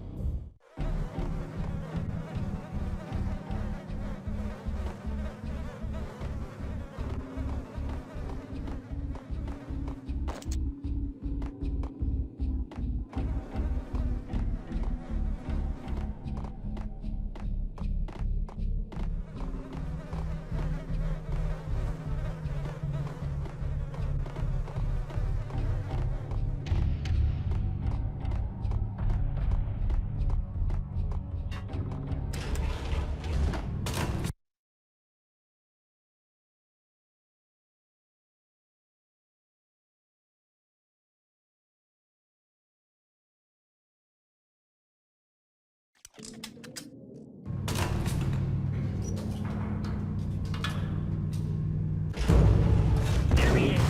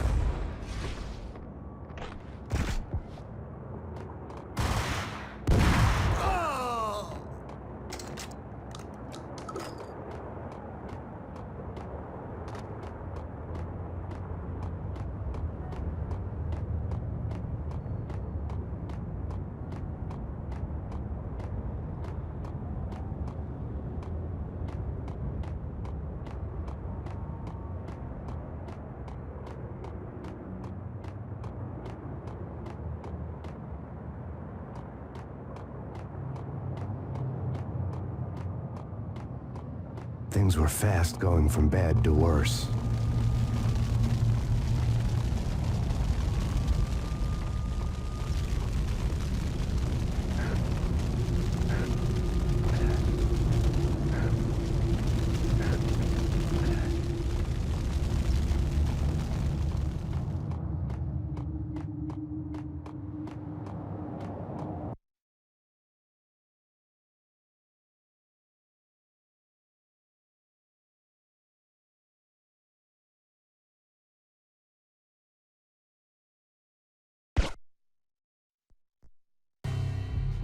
The men in blue had come and gone.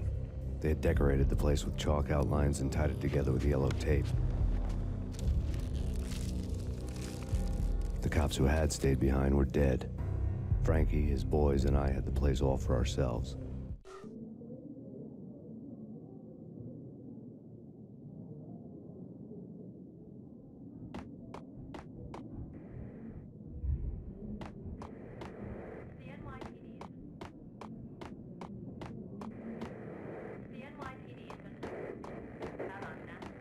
Just forget about it. Just forget about it. Hey, just forget about it. That crazy witch, you should have heard her. She was a real scream when the boys caught her trying to cap the Don. Oh, that's friggin' bad. To the trio? That's even worse than what Frankie's doing to that poor bastard downstairs. She's gonna take a long time to die. The mobster muscle on the phone was talking about Mona. Punchinello's trio were nothing but bad news.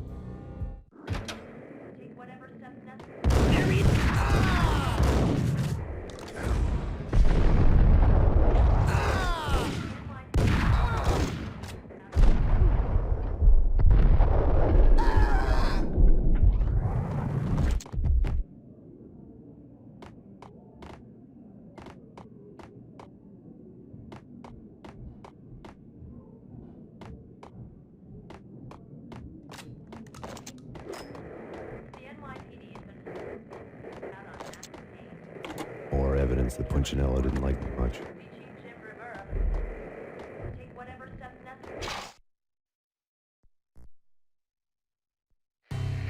The fact remains that all the victims so far identified in the Ragna Rock shooting have been known criminals, many of whom had large doses of V in their blood. Reliable sources say that Max Payne was also among those killed, although no body has been recovered at this time. Reliable sources. That meant somebody thought the Mafia had me, didn't want the cops snooping around anymore. The body would be delivered to them barely recognizable. Case closed. Don Punchinello had the power to be that reliable source, which was no news. But his news was old news. Framing me hadn't been enough. Don Punchinello had put a hit on me. He wanted me dead, and it had been important enough for him to give written instructions to Frankie about it.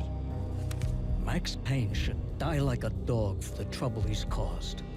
Frankie, I know I can trust you to give this matter the dedication it needs.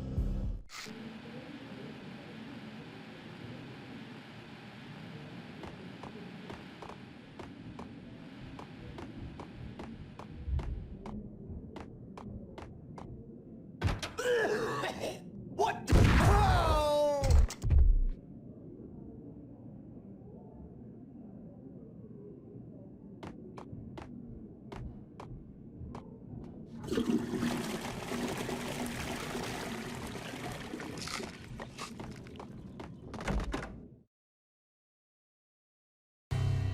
The hotel bar was fast developing quite a history. True to his words, Frankie was there, having a beer. Jesus Christ. How the hell did you get loose? Got bored waiting. Thought, what the hell, we could just as well finish this here. Fine by me. This works out just as well.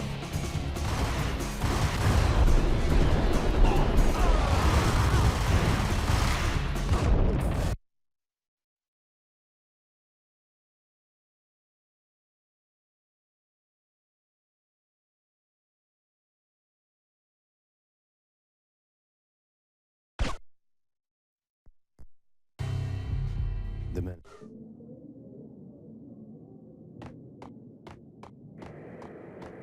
Just forget about it. Just forget about it.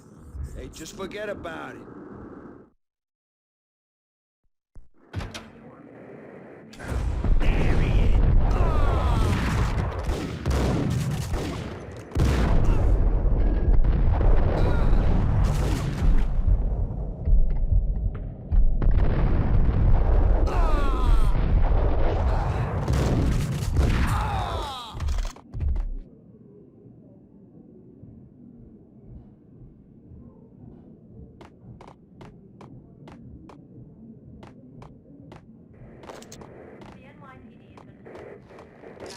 More evidence that Punchinello didn't like me much.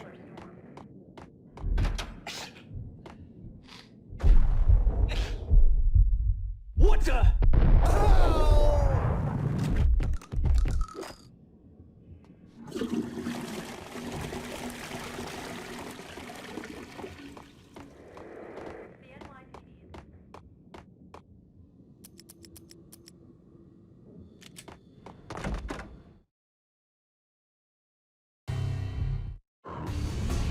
Fine by me. This works out just as well.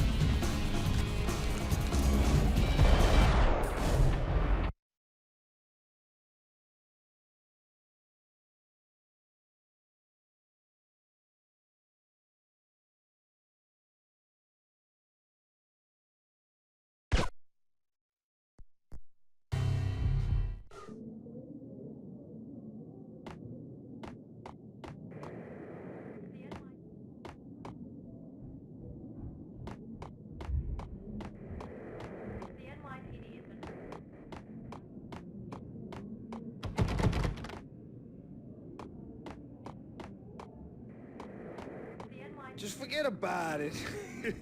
Just forget about it. Hey, just forget about it. Hey, quick. There he is.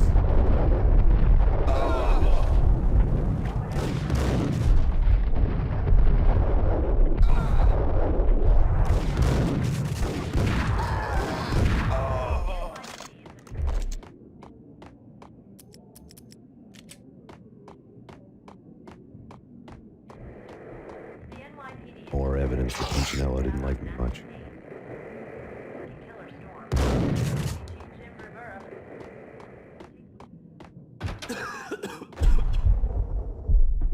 Hey.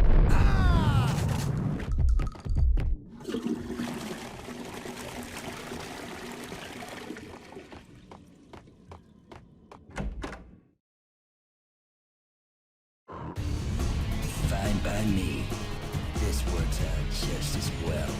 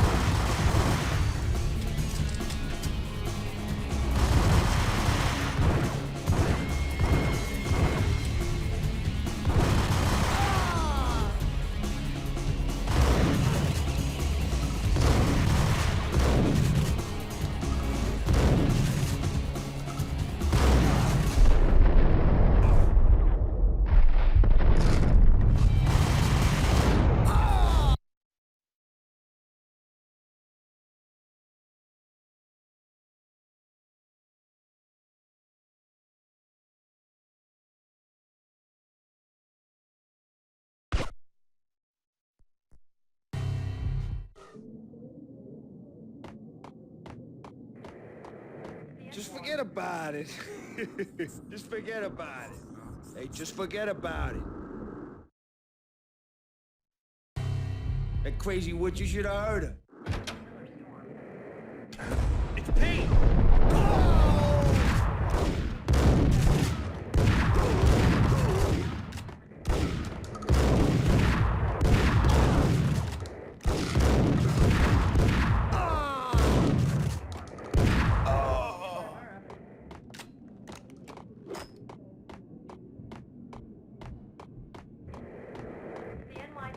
More evidence that Punchinello didn't like me much.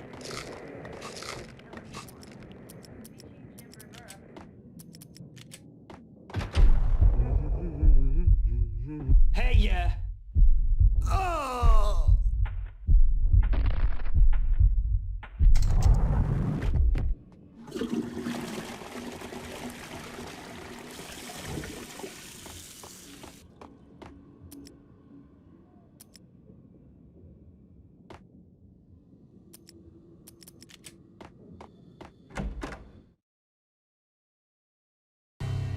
The hotel bar was fast developing quite a history.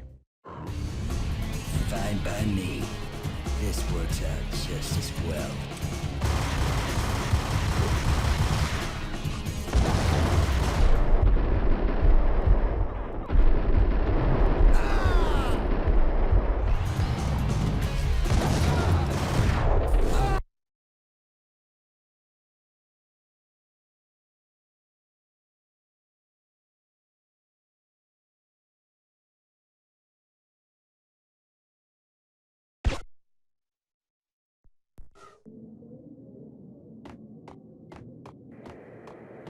Just forget about it. Just forget about it. Hey, just forget about it.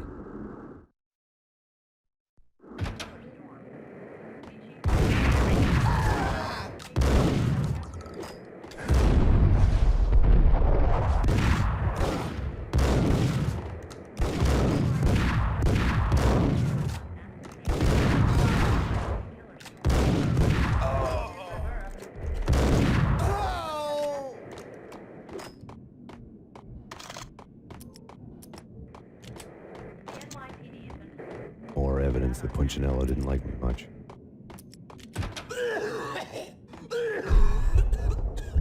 What the hell?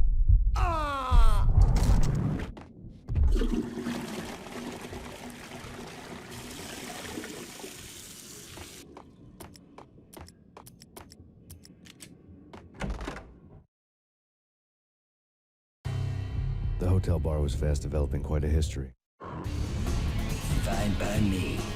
This works out just as well.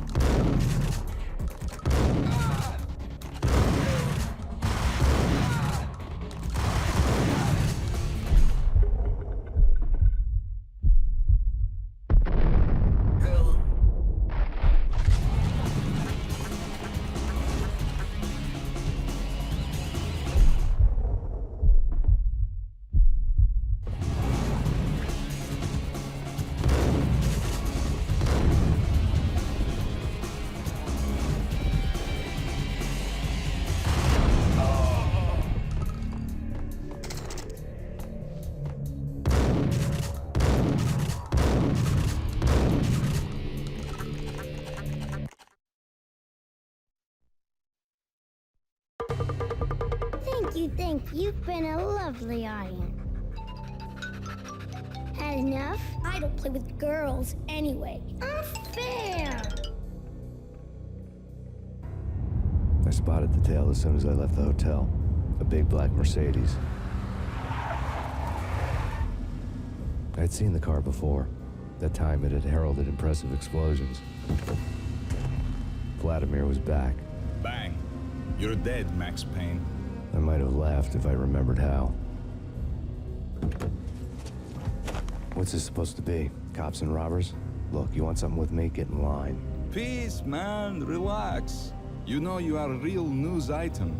Armed and dangerous. I am going to make you an offer you can't refuse. I've always wanted to say that. It's a bum rap. I've been framed. Well, that's a moot point. Whatever you did or did not do, I'm sure you had good reason for doing it. Want to hear me out? I'm listening.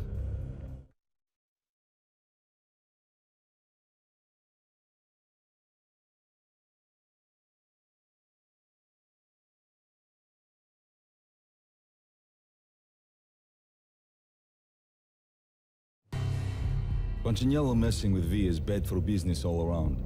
But that's not all. There is this guy, Boris Dime, used to pull jobs for me. He's the captain of the cargo ship yarō. Now the bastard turncoat has gone over to the other side, Punchinello's. The ship's loaded with high-res hardware, guns, my business. If Punchinello gets hold of that cargo, he's won and I have lost. And you'll have your work cut out for you. If you want to get to Punchinello, you'll need heavy-duty persuaders. I am just the man to get them for you. Change the ship back under my flag, maybe pop 2 in the traitor Dime's head while you're at it. You'll get enough guns to start the apocalypse. You in or out? Let's get this show on the road.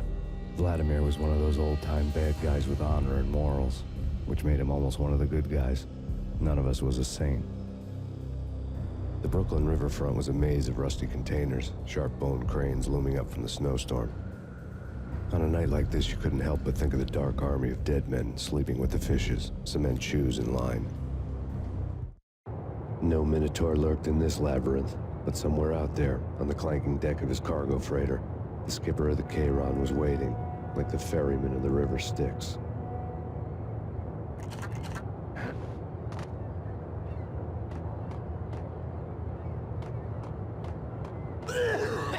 What?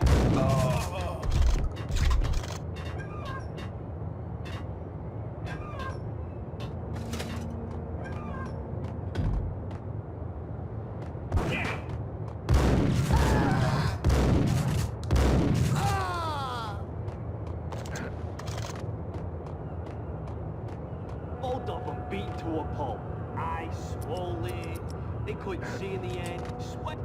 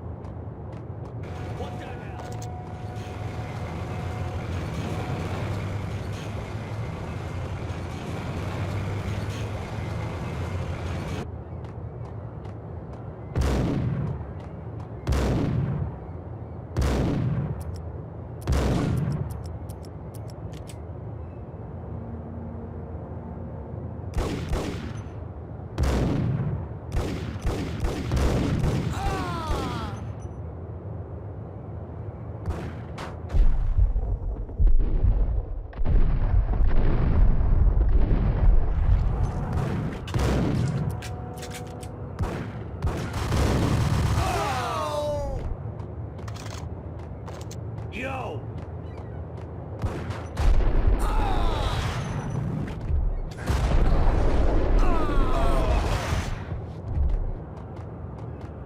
Raise the bridge.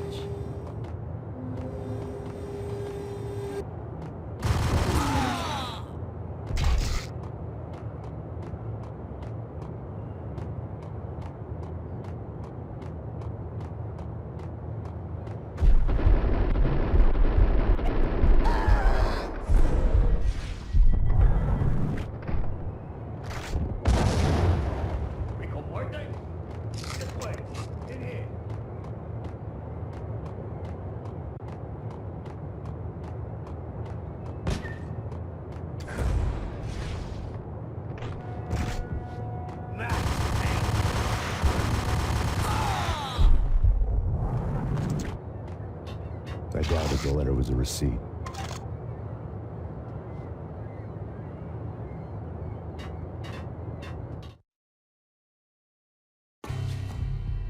Rico Muerte had come to town to do more than just sort out family troubles. Exhibits number 1, 2, and 3. Briefcase of money, a sniper rifle, and an envelope with one word neatly printed on a folded piece of expensive paper. Mayor. It didn't sound like a mafia contract at all. It was too cold and too to the point.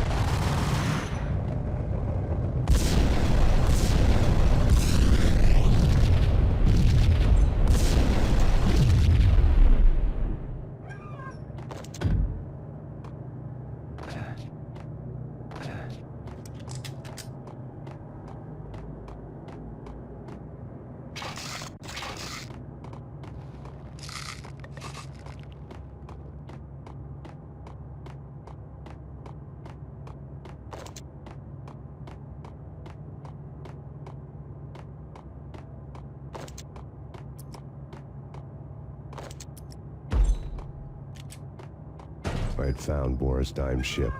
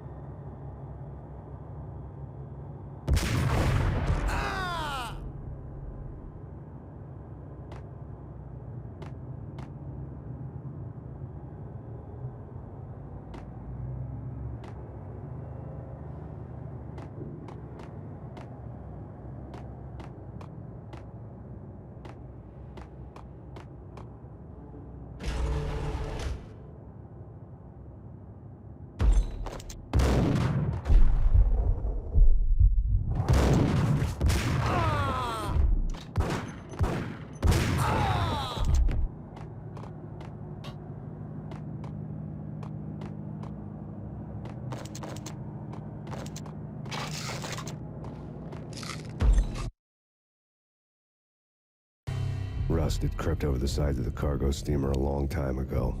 Boris Dime would be on board. I'd have to smoke half of his crew to even get near the gangplank. The guns were probably being kept in the hold, buried amidst the rats and oily water.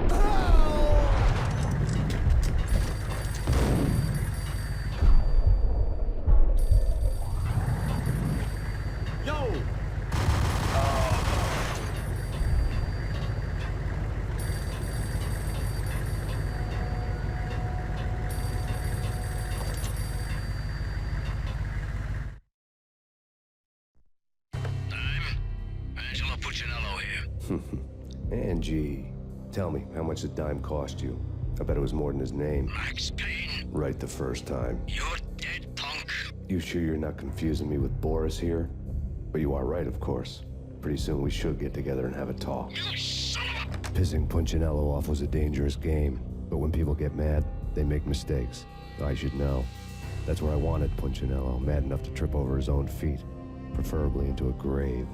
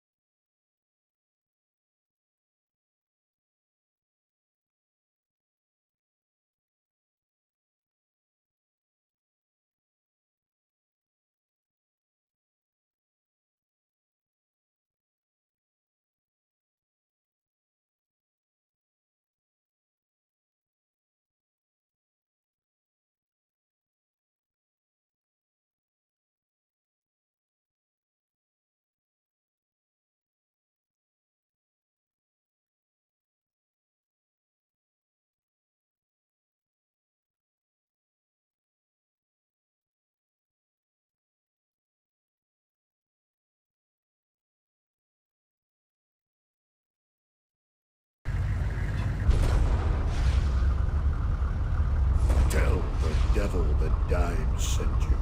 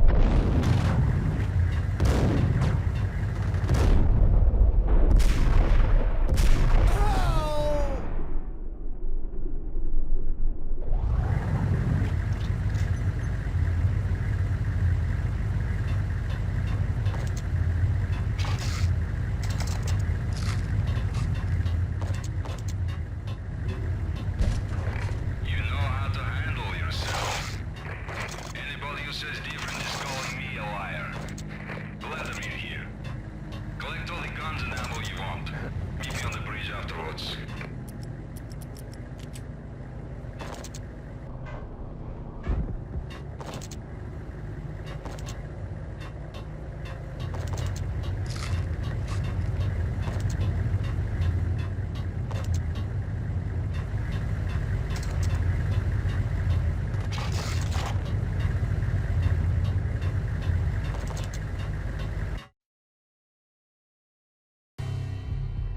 Did you get everything you need? Check.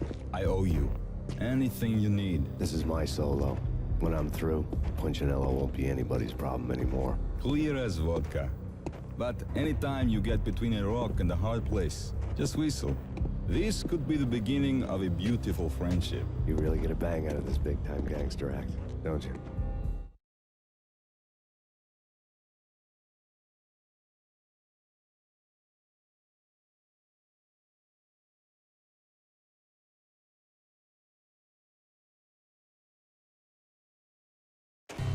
Even with all this firepower, I figured I couldn't get to Punchinello at his manor. I could only hope that he wouldn't pass a chance to hear me beg, to see he's won. This is Max Payne. I want to cut a deal. Payne, you're a dead man. That's what everybody keeps telling me. I got your ship and her cargo. I want to meet. No pain, no gain. Capiche? You know my restaurant? Yeah, I know it. 1 hour. Punchinello's restaurant had seen better days. Snow was falling like ashes from post-apocalyptic skies, but that was outside. Things would soon get hot in the Don's restaurant. I knew it was a long shot, Angelo Punchinello actually showing up, but there was no crime in hoping.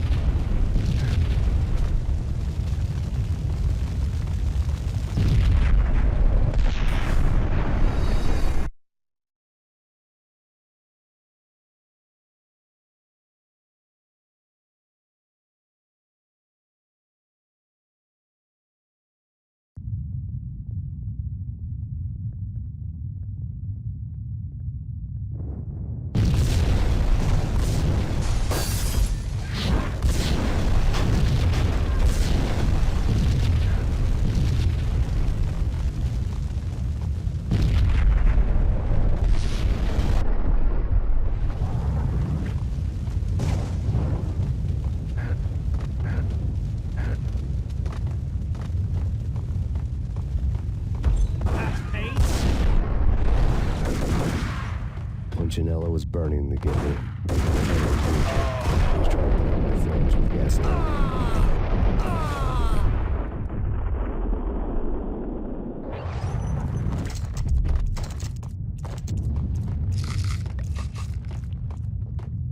mobsters have been guarding a real treasure. The way out of this disco inferno. There he is!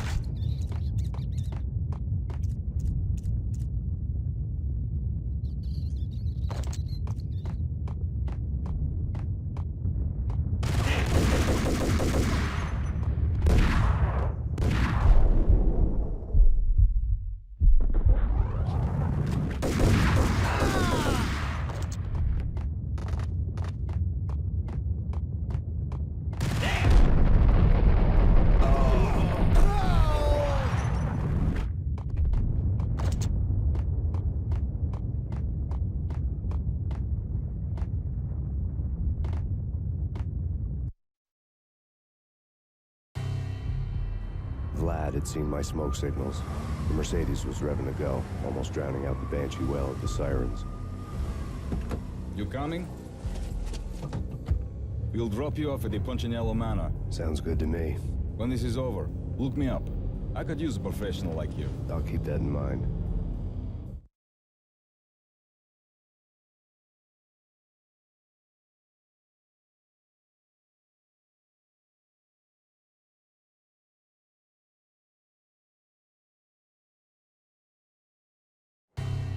The night groaned with cold.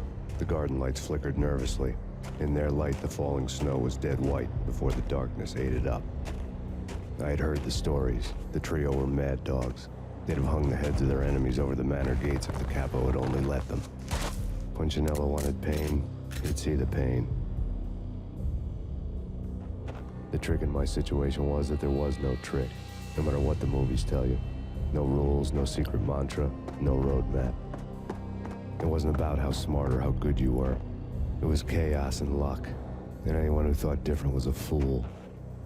All you could do was to hang on madly, as long and as hard as you could. Someone had graciously left the back door open for me and killed the guards. My money was on Mona. I knew the trio would be standing between me and Punchinello. I had read their rap sheets, thick as phone books. No one would be walking out of here alive. The numbing cold of the broken night had followed me in. Upstairs, the trio tangoed down the manor halls to the silent rhythm of their murderous hearts, the blood of their victims rust on their lips. Vince Mugnano, Pilot Providence, a.k.a. Big Brother, and Joe Deadpan Salem. The pistol was a frozen lump in my hand, piercing the skin, gnawing me to the bone.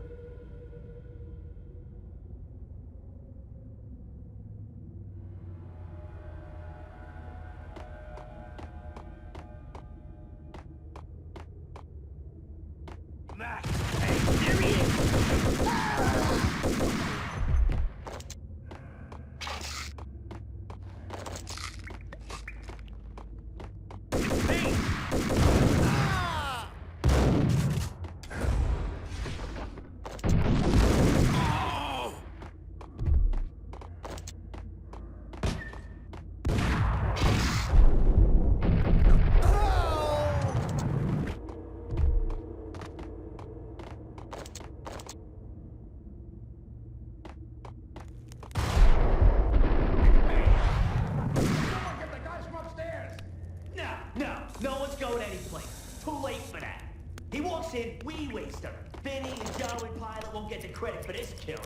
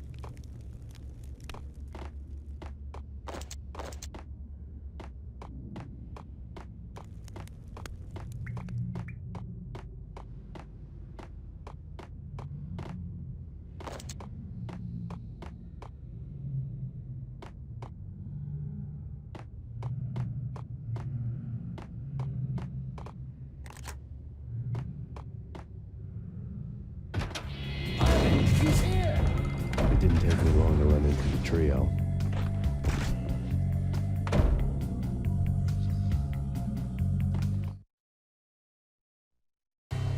The word on Lisa Punchinello was that she was a bit of a witch. The tarot cards on the kitchen table fit the picture. They weren't my kind of cards, but I was willing to take a crack at the hand Mrs. Punchinello had dealt. The first card was the tower. Maybe that was supposed to be the manor. It got easy after that. The devil was the master of the house, and death was me, coming for him.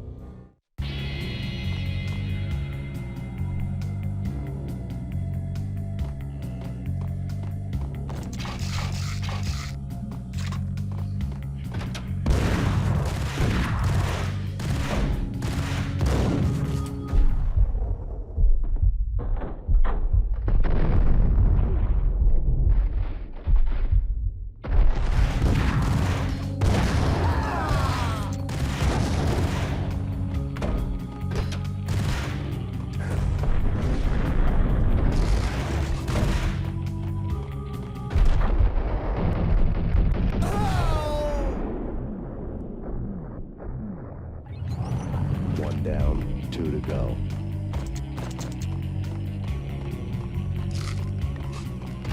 Hold it!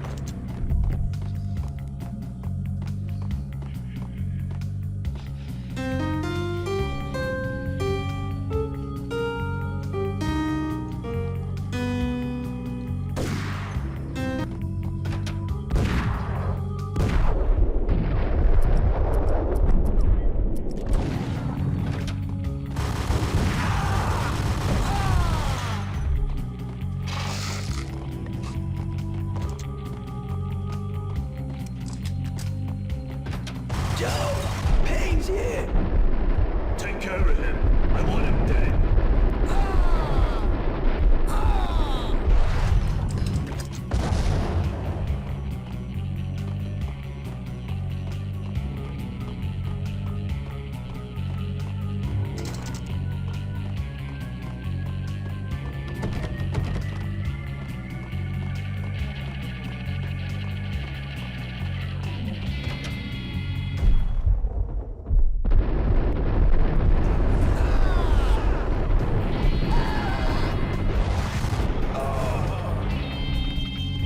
Two down, 1 to go.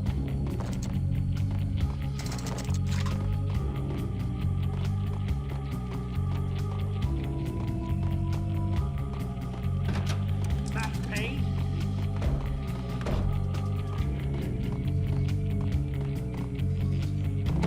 Don't stop at him! This will. This will stop anything. Take cover.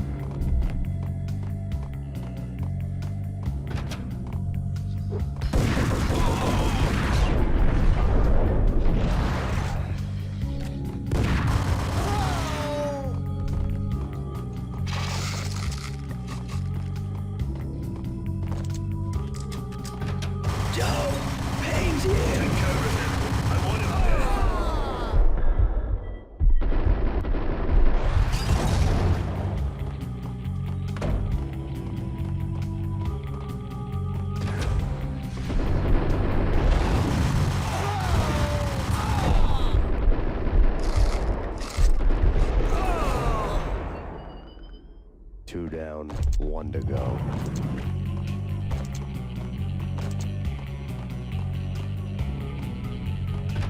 Payne!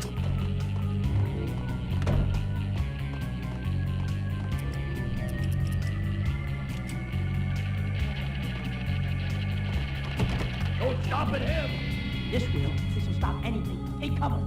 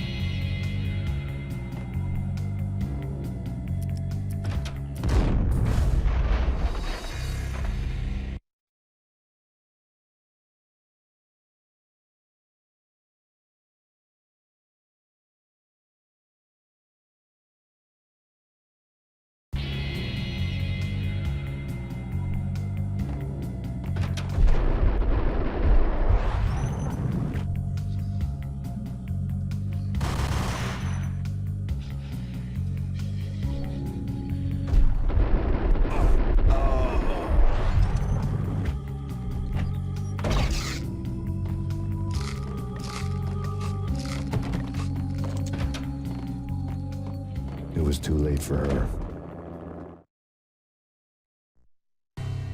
You're a real angel, Max.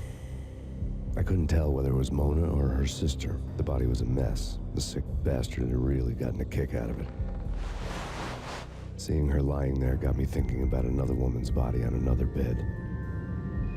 Got me thinking about a fallen cradle.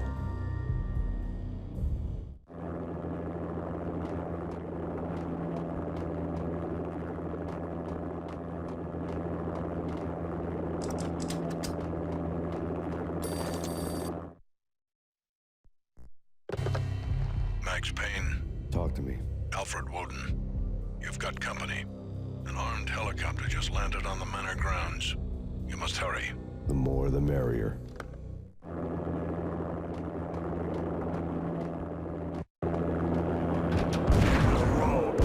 Vince Mignolo.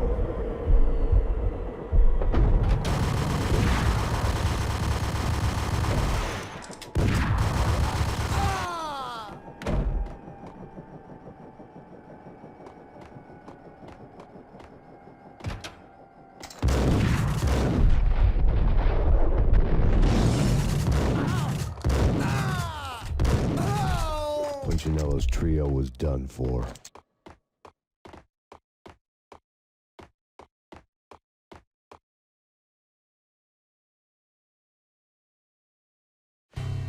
Outside my door. Hurry. He's coming for me. You gotta hurry. Please. I could hear Punchinello on the phone begging for help. He should have been saying his goodbyes. Punchinello was a pushover. The moment I stepped into the room, he folded like a deuce before a royal flush. No, wait. I was just doing what I was told. I couldn't refuse. She's someone high up. Government, maybe. I don't know. He was trying to buy more sand for his hourglass. I wasn't selling any. No, I told him nothing.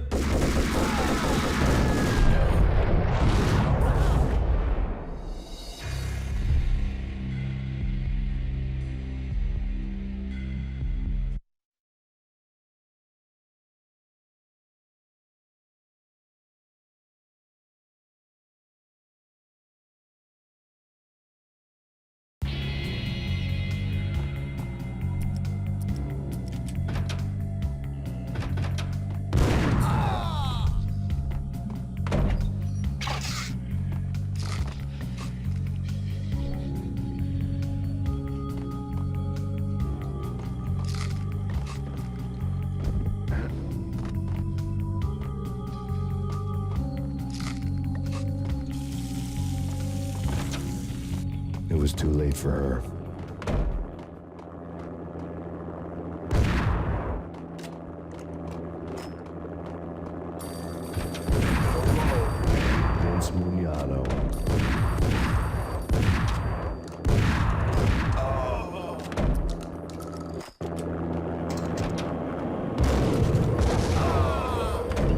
Trio was done for.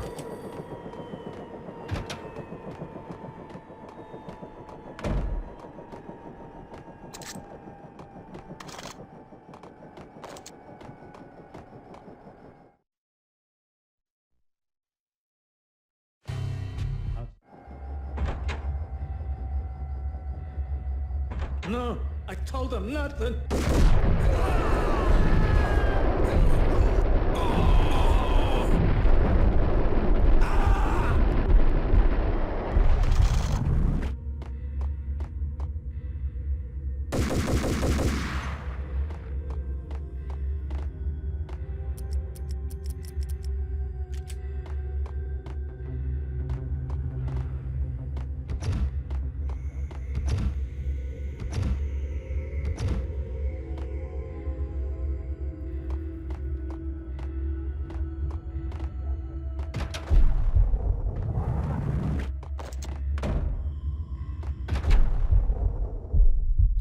Drop it. Don't move. Game over, Max Payne.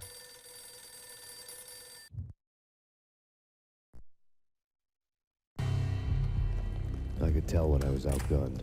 It was time to take another beating. The mystery witch was a real barracuda. Trouble on dagger heels, a smoking assault rifle in her hand, and an army of killer suits behind her. How sweet. I get to kill two birds with one stone.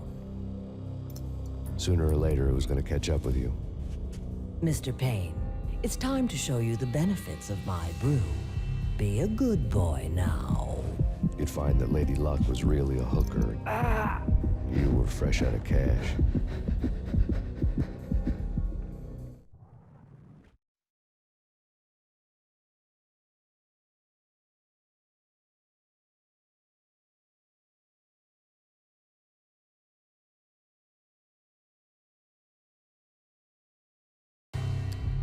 Gentlemen, we're done here. Take me to Cold Steel. She had just given me an OD of Valkyr. I could feel green fire eating my brains. They turned to steam. They did a fade on me. I'd never had a chance. The witch had got me just as sure as if she put a gun to my head and pulled the trigger. The shadows rushed me, bruised mugshot faces hungry for revenge. They knew my weak spots and closed in for the kill. The floor turned into a vortex of green blood. I fell. The flesh of fallen angels.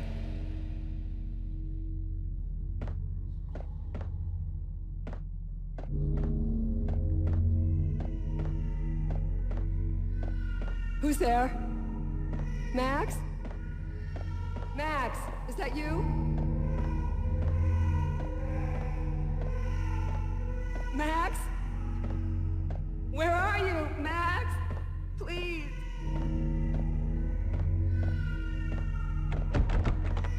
No, please, Max, no. I'm sorry. Please don't, Max, no. Please. No, no, no, please, God, no.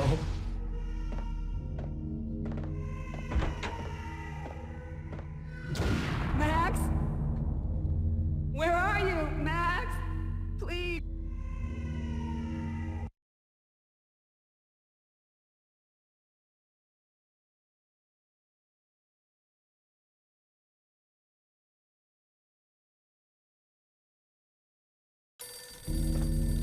The letter was staring at me. There was something disturbingly familiar about the letter before me. The handwriting was all pretty curves. You're in a graphic novel. The truth split my skull open, a glaring green light washing the lies away. All of my past was just fragmented still shots, words hanging in the air like balloons. I was in a graphic novel. Funny as hell. It was the most horrible thing I could think of.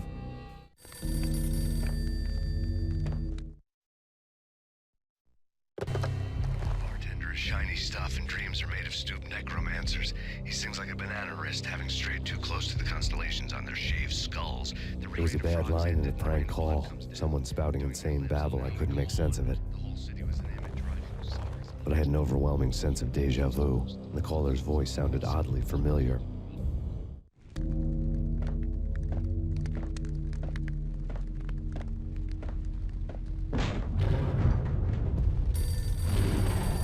The weird piece of paper looked dangerous.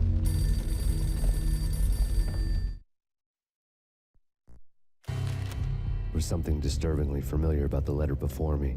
The handwriting was all pretty curves. You're in a computer game, Max. The truth was a burning green crack through my brain, weapon statistics hanging in the air, glimpsed out of the corner of my eye, endless repetition of the act of shooting, time slowing down to show off my moves, the paranoid feel of someone controlling my every step. I was in a computer game. Funny as hell, it was the most horrible thing I could think of.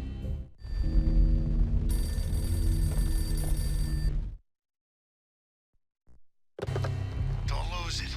It's Valkyr. The drug. Snap out of it. Try to remember. It was a bad line in a prank call. Someone spouting insane babble. I couldn't make sense of it.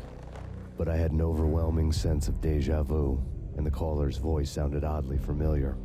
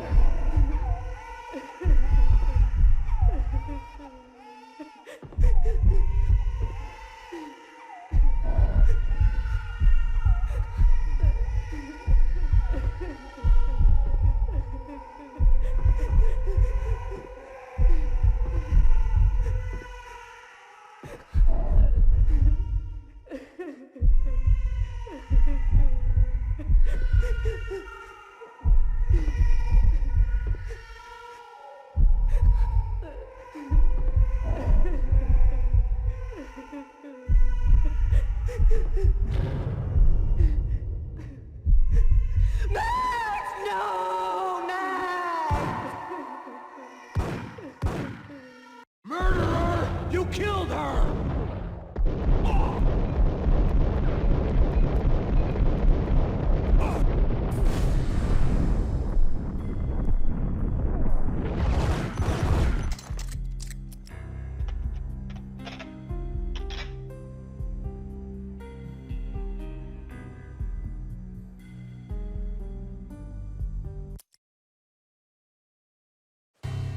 Max, something happened at the office today. A strange memo. Something about Vikings. Honey, I gotta run. You can tell me all about it this evening. Have a nice day, darling. The bullet holes were rubies on her chest, blood glowing on her ivory skin. She was so beautiful. The killer was smiling. The flesh of fallen angels.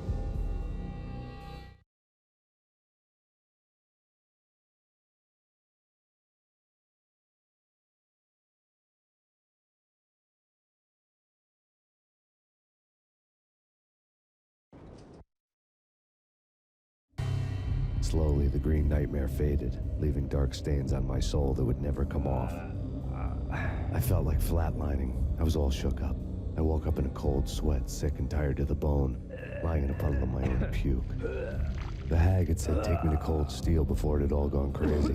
It was a clue, the only one I had. It took me forever to crawl back to my feet and hit the road, but when I did, I drove straight to Cold Steel Foundry outside the city. There was a whole lot of action around the place for a freezing winter night. Trucks coming and going, men running. I had the drop on the mystery witch. She thought I was dead. I was on her blind side. I was going in. The bad trip had put me in a crazy mood, adrenaline pumping through my aching veins. Staggering on the mill roof in ice and snow and wild wind, I was a ninja. My kung fu was strong. I wasn't kidding anybody. At best, I was Superman on kryptonite about to fall through a skylight, down to where it was all going down. A half-abandoned industrial area in the middle of nowhere. The factory was a perfect front for any number of illegal activities.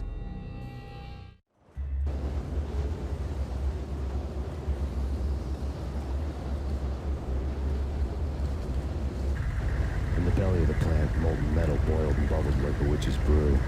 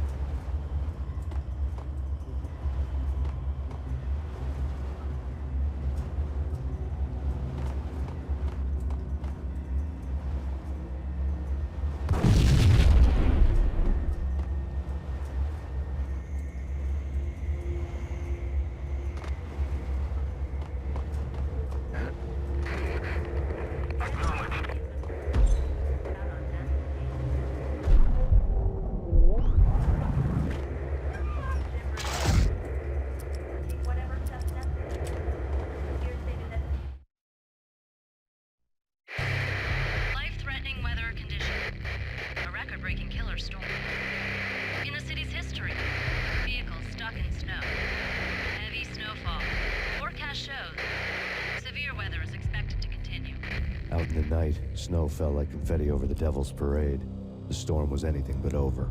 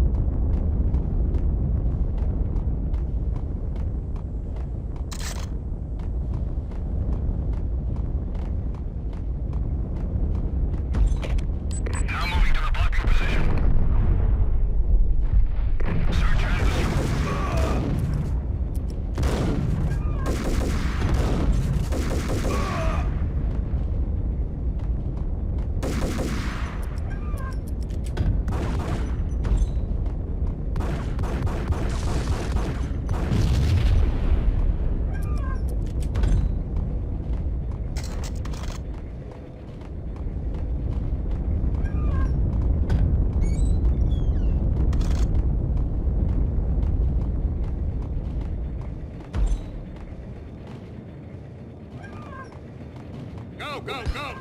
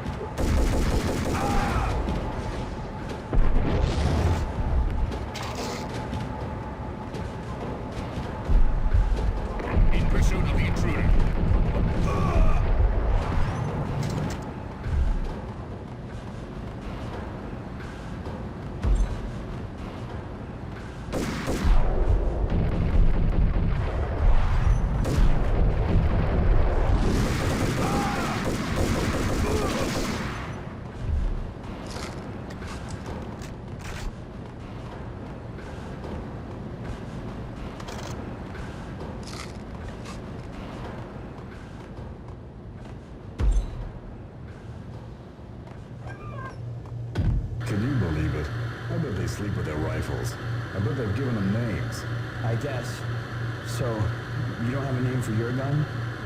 Hello? Hell no. You do? Well, yeah, kind of. Hey, let's hear it. Well, I call it Dick Justice. I rest my case.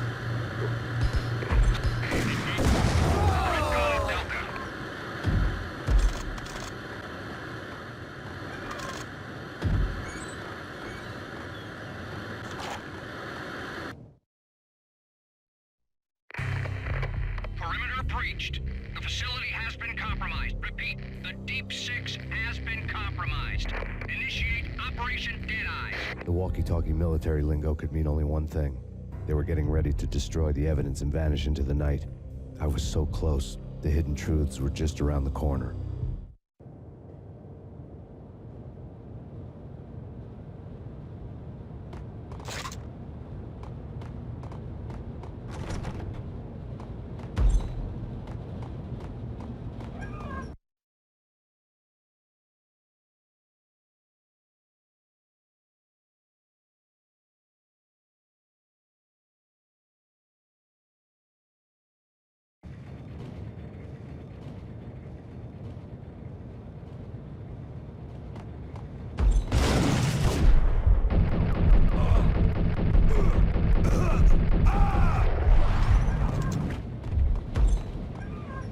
The folder on the table told a grim tale. The mercenaries were running a tight operation, paperwork and all. Merchandise missing again. A chemist had tried to smuggle it out for his own private party. Locked him up in cell B7 in D6's old test facility to wait for proper processing. I was close enough to hear the secrets, just beyond the next doorway.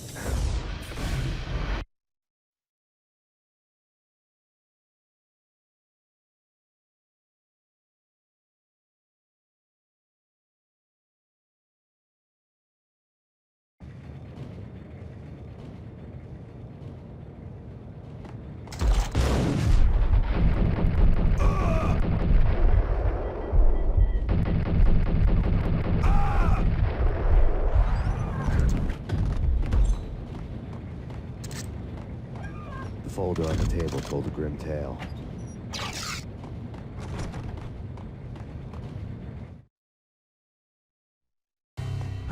The mercenaries were running a tight operation, paperwork and all.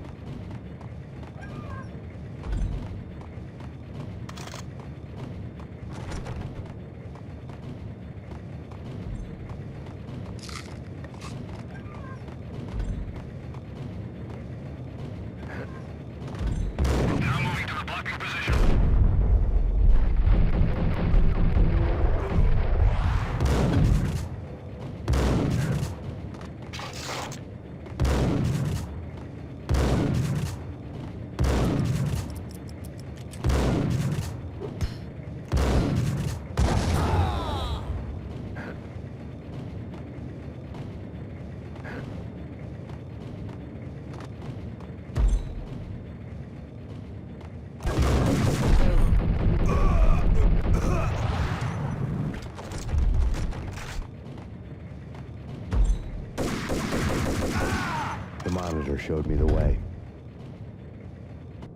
Processing diagrams filled the control room screens, all but one. An elevator titled D6 on one of the screens, somewhere onwards, past rows of ovens, in the core of the plant.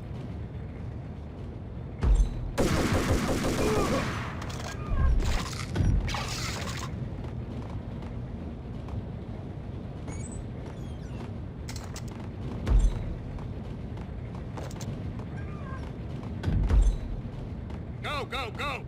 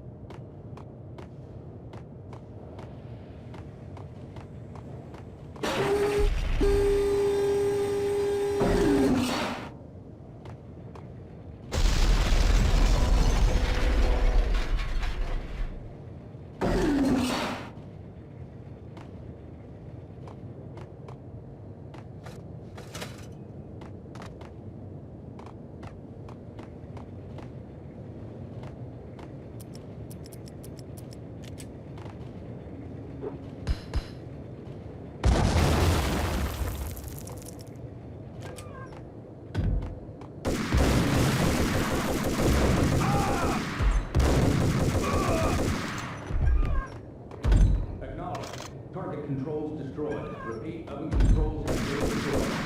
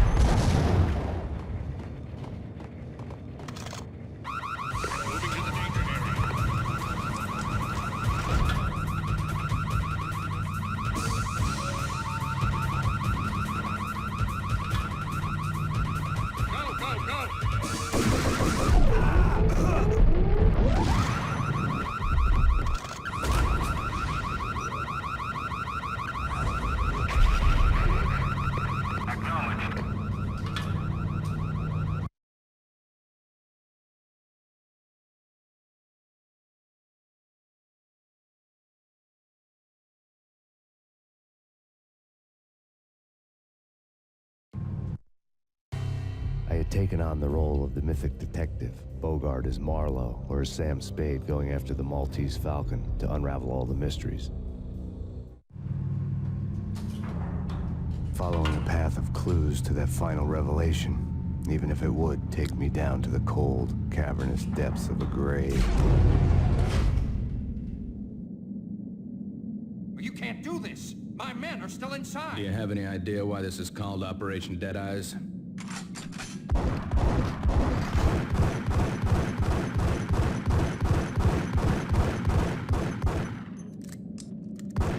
I think he's dead already. Let's do it.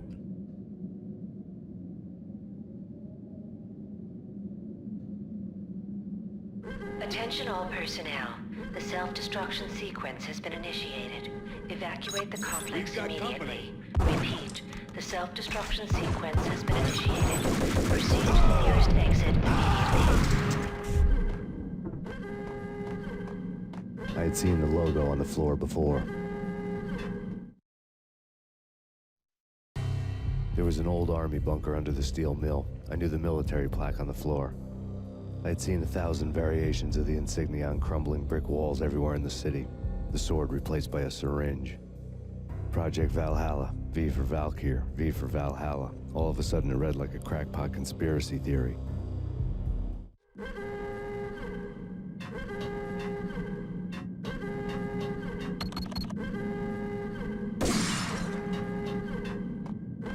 Attention all personnel. The self-destruction sequence has been initiated. Proceed to the nearest exit immediately. Abort! Abort!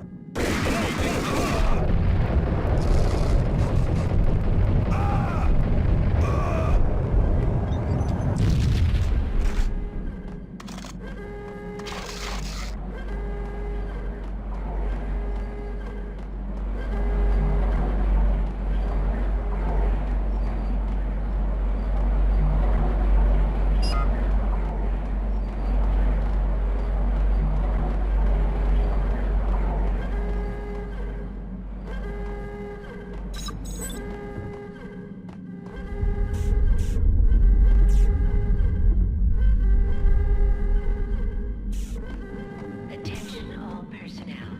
The self-destruction sequence has been initiated. Proceed to the nearest exit immediately.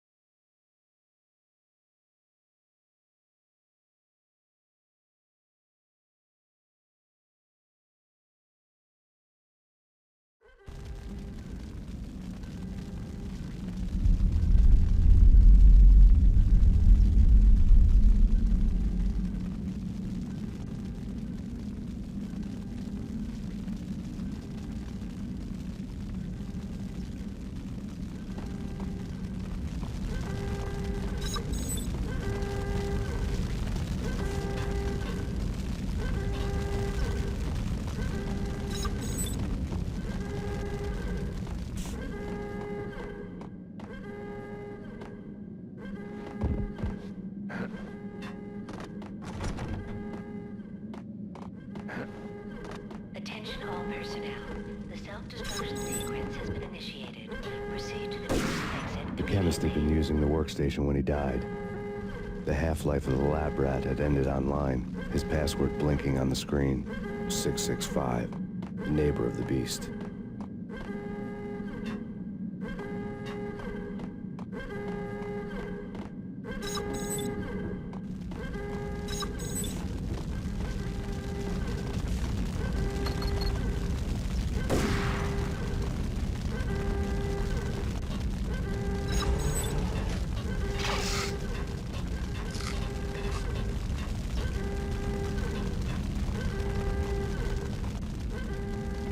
Attention all personnel. The self-destruction sequence has been initiated. Proceed to the nearest exit immediately.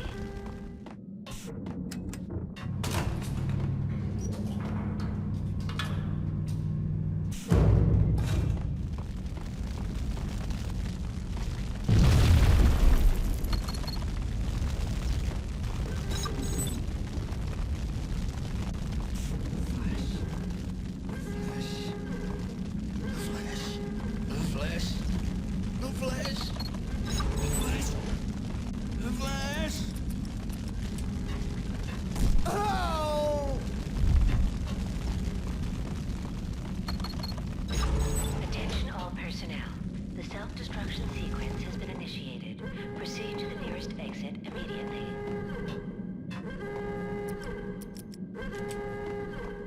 Hey, in here! Hey, get me out of here! Thanks. I thought I was gonna die in there for sure. I need you to get me through the decontamination chamber airlock. You're crazy! No way! The place is blowing up, for Christ's sakes! Either that or back to the cell. Your choice. Okay, I'll do it. I'll do it.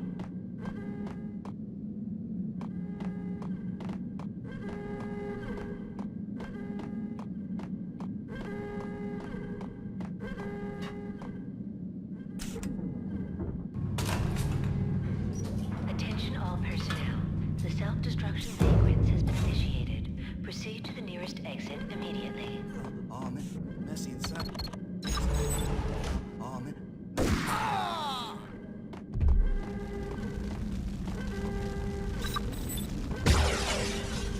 We're dead! We're dead! Go!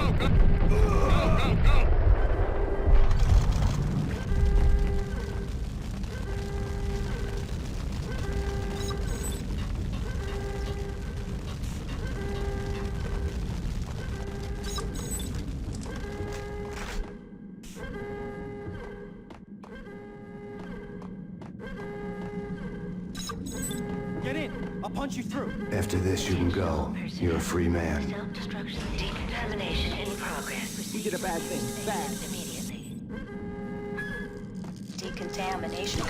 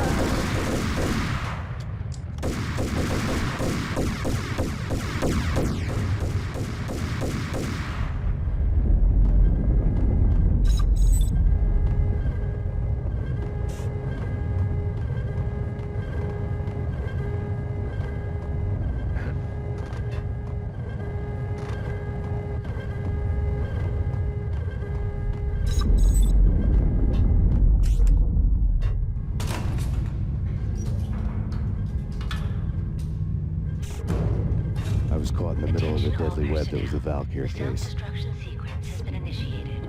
Proceed to the nearest exit immediately.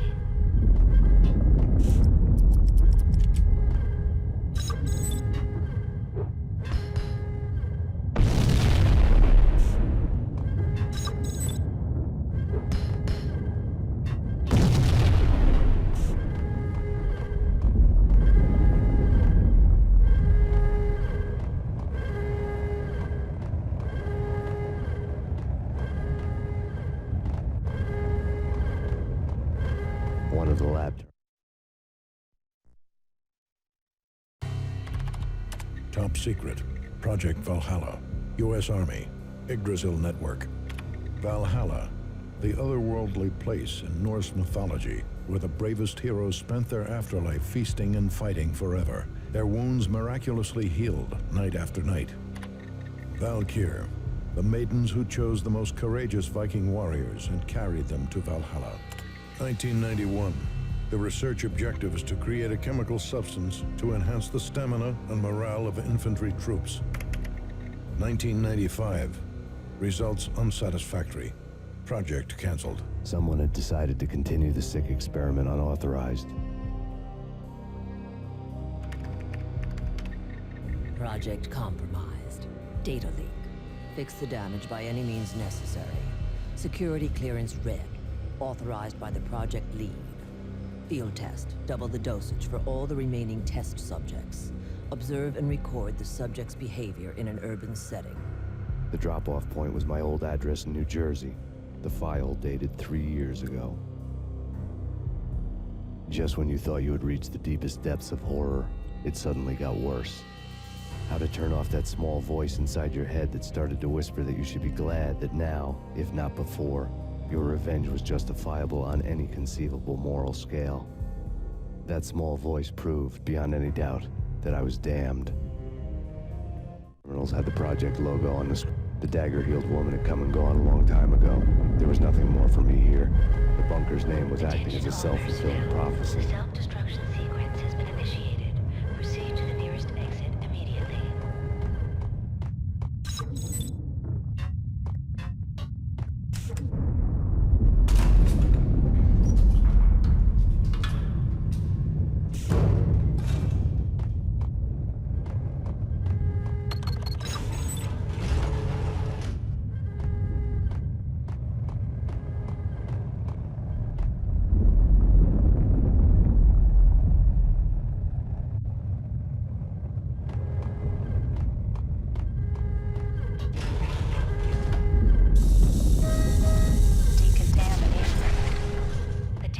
Self-destruction imminent. 30, 29, 28, 27, 26, 25, 24, 23, 22, 21, 20, 19, 18, 17, 16, 15, 14, 13, 12, 11, 10, 9, 8, 7, 6, 5, 4, 3,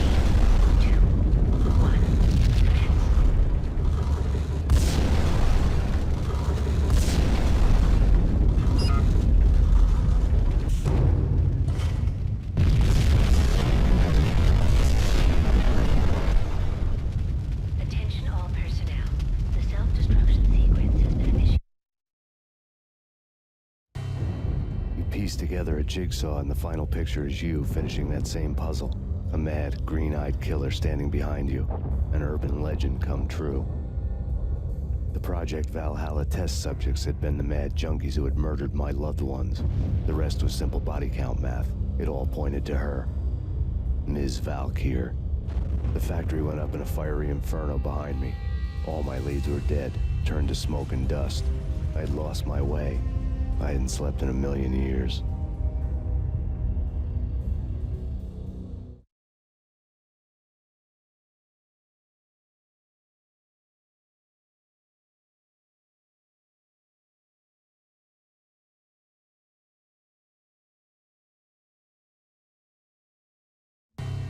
I felt thin as death. I've been living on an endless supply of week-old donuts. They were fuel for this crazy furnace inside my head. I couldn't remember when I had last seen the sun. I was on a permanent graveyard shift. When the darkness fell, New York City became something else. Any old Sinatra song notwithstanding. Bad things happened in the night, on the streets of that other city, Noir York City. I was in an all-night diner, downing cup after cup of coffee that tasted like engine oil, when a new message from BB got me back on the killer track. What the hell happened at Roscoe Street? Maxie, I'm going out on a limb here. We need to talk this through, come up with a plan. 2:30 a.m., the Choir Communications Garage. The more I thought about Alex's murder and the frame-up, the more it felt like an inside job. I should have seen it coming. BB had sold me out, and now he wanted to finish what he'd started. The garage was dead. BB showed up in his tailor-made suit, gold watch, and cufflinks to match, all way beyond a cop's pay. Maxie. Oozing suave charm, he was guilty as hell. What the hell does BB stand for anyway? Backstabbing bastard? Come on, don't be like that. Have a cigar. I don't smoke. Maxie, you have no idea how big this is. It's huge. You have no idea. I think I do. You're a bribe-taking bent cop who sold out his partner. Those mobsters in the subway were a dead giveaway. Hard to miss. Bet it was exactly like this with Alex. Up close and personal. You can't win this one, Max. No, but I can make damn sure none of you do either. BB turned out to be another cardboard cutout bad guy.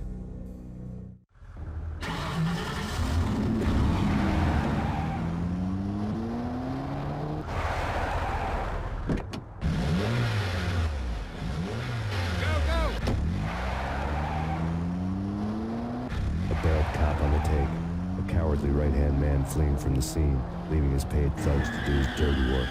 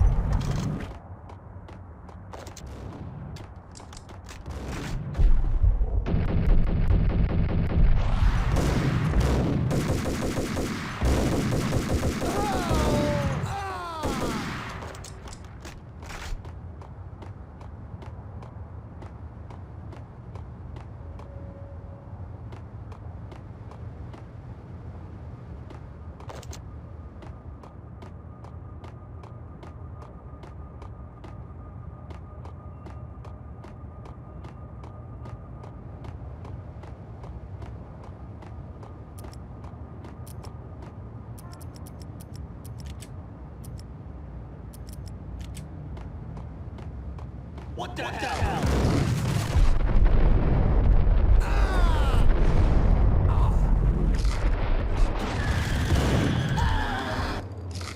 What the?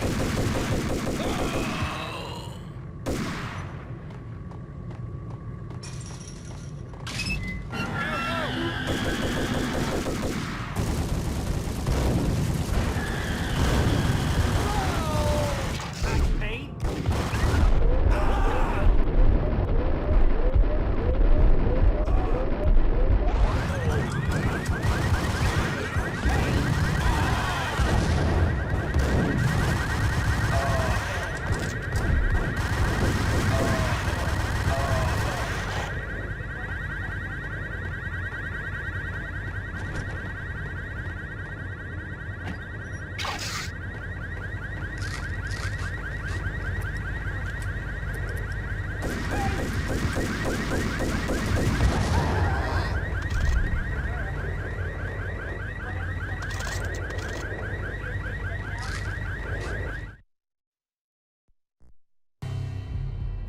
of a fire at the Punchinello Manor in Westchester. The manor is the home of Angelo Punchinello, the alleged head of the Punchinello crime family. The police are now saying, contrary to their earlier statements, that Max Payne is still alive and at large. He continues his vendetta against the Mafia, of which this last act of arson is attributed to. I had no recollection of setting any fires, but I did remember the flames.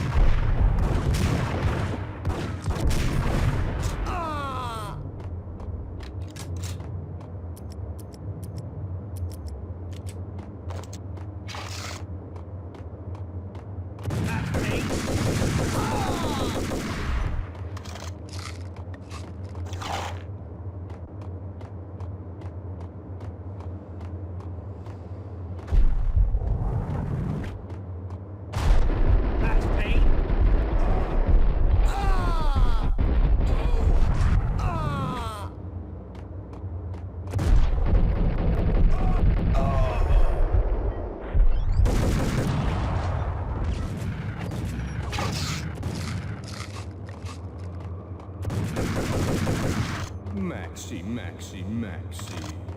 Come out wherever you are. You know, I really hate people who refuse to see the inevitable. Refuse to do the smart thing.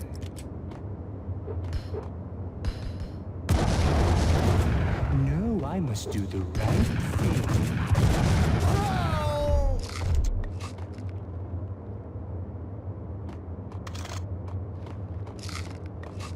A payphone started to ring.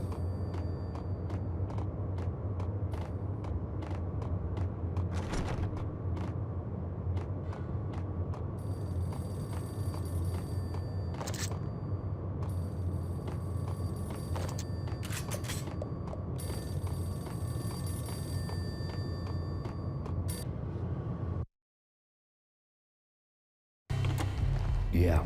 Max Payne? Whatever does it for you. This is Alfred Woden. I can give you the name of your enemy. Come to the Asgard building presently. We are expecting you.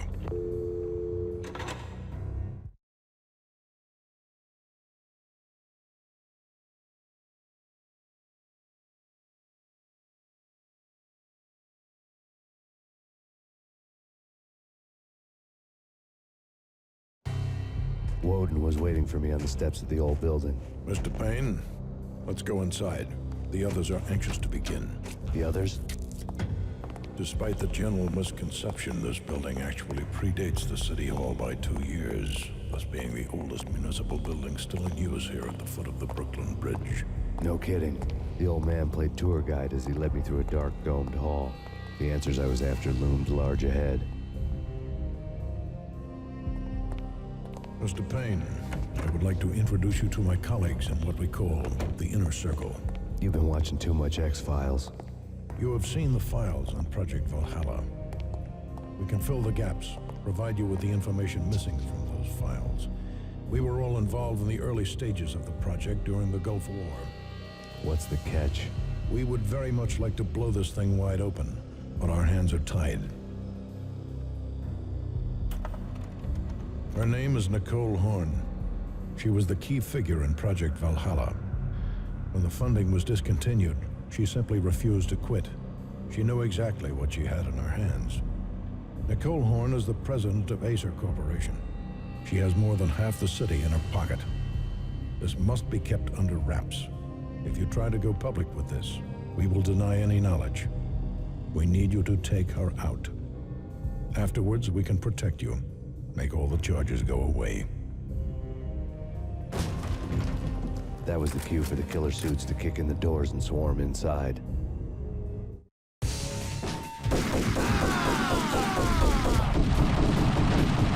was an impressive floor show, but I decided to leave early anyway. It was only a one-story fall. Lucky me.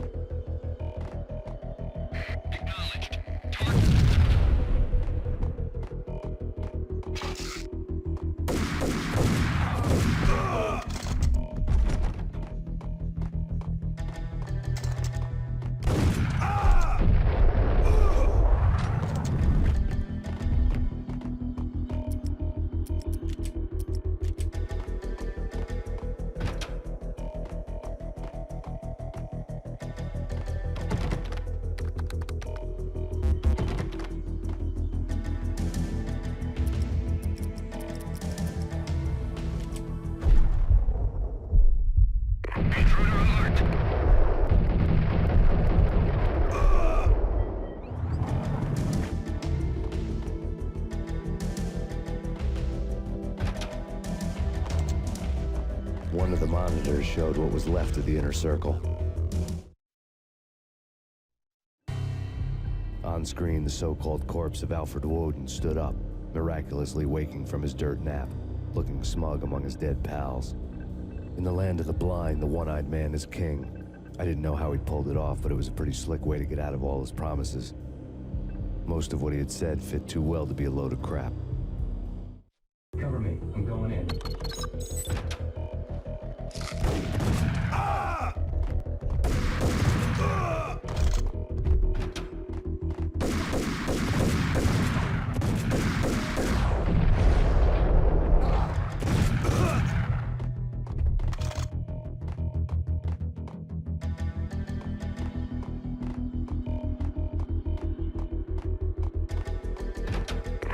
pursuit of the intruder.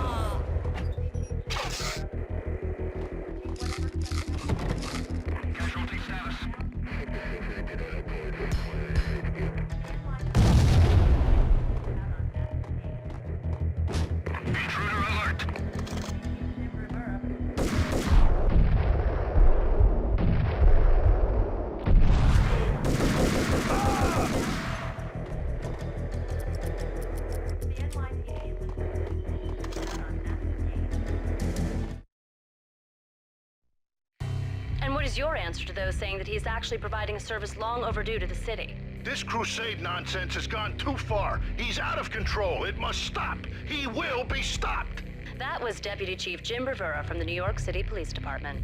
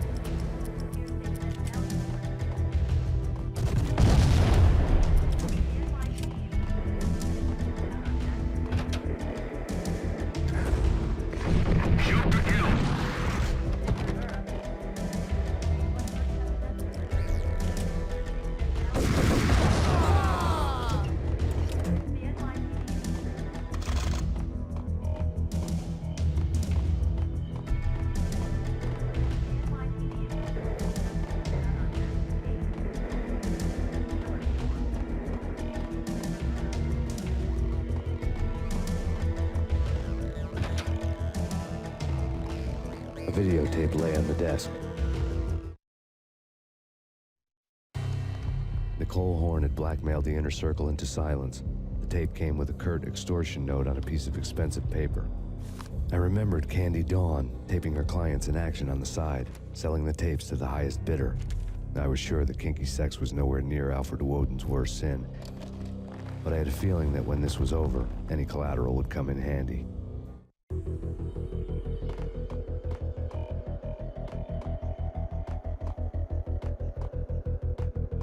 Woden had left me a present. Woden had taken care of my mission preps with military precision. The critical areas in the Acer Corporation headquarters blueprints were circled in red. The president's office was at the top of the building, right below her penthouse suite. The elevators were controlled by a security computer, part of the mainframe located underground below the building. The high-rise was sealed as tight as a sci-fi fortress.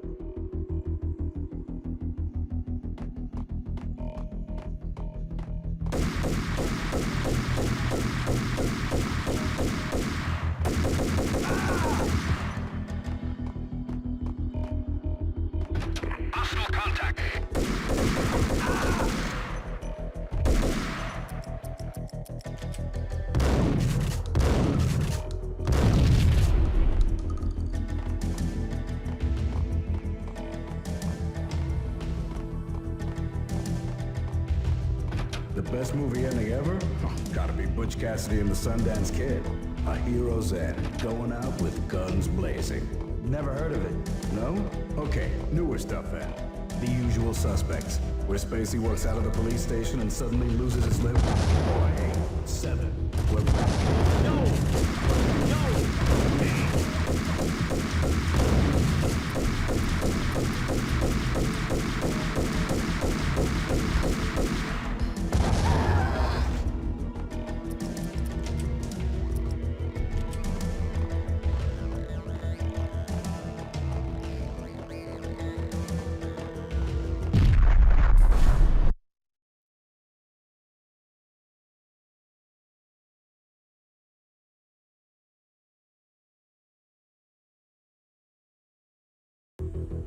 Shoot to kill.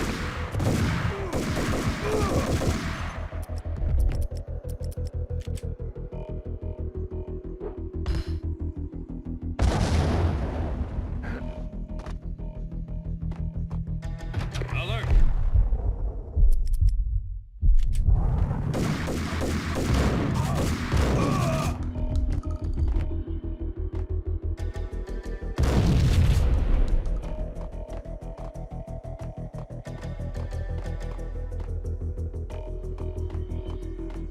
The best movie ending ever? Oh, gotta be Butch Cassidy and the Sundance Kid.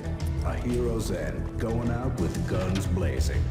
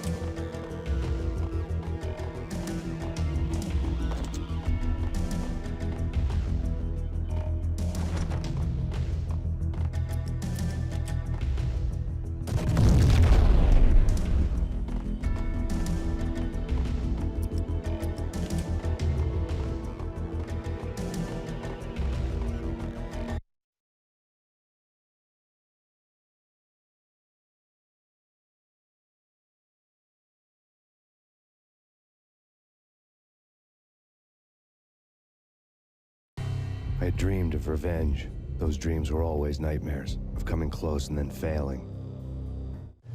Now I was close. I had a name to guide me, Nicole Horn. I had nothing to lose. The Inner Circle had quite a track record.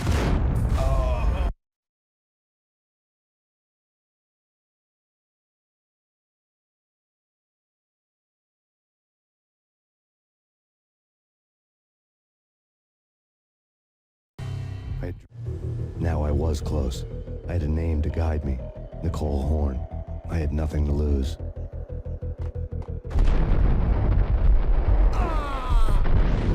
The Inner Circle had quite a track record.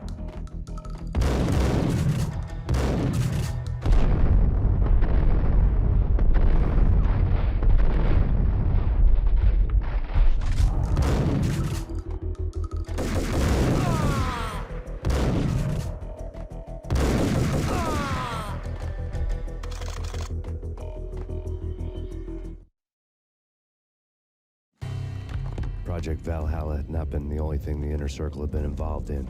There were rows of cabinets full of files. The Serpentine Secret Society went back a long way, always pulling strings from the shadows. I couldn't say I was sorry. Woden's move in some Byzantine power game had cut the Circle's membership roster to 1. The old man wanted me on cleanup duty. It was my mess, too.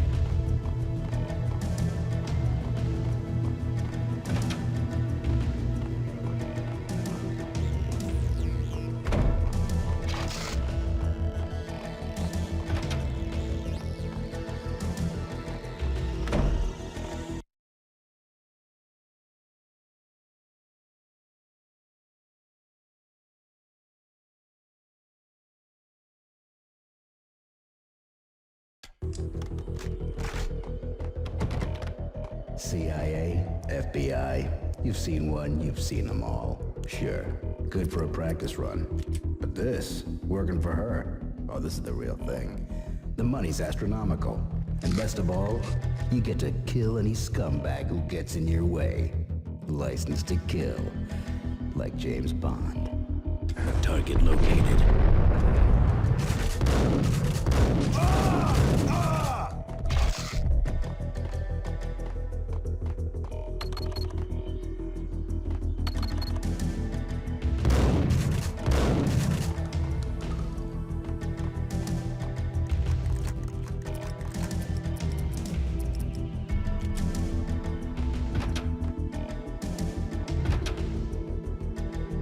Take him down. Shoot to kill. Let's finish this.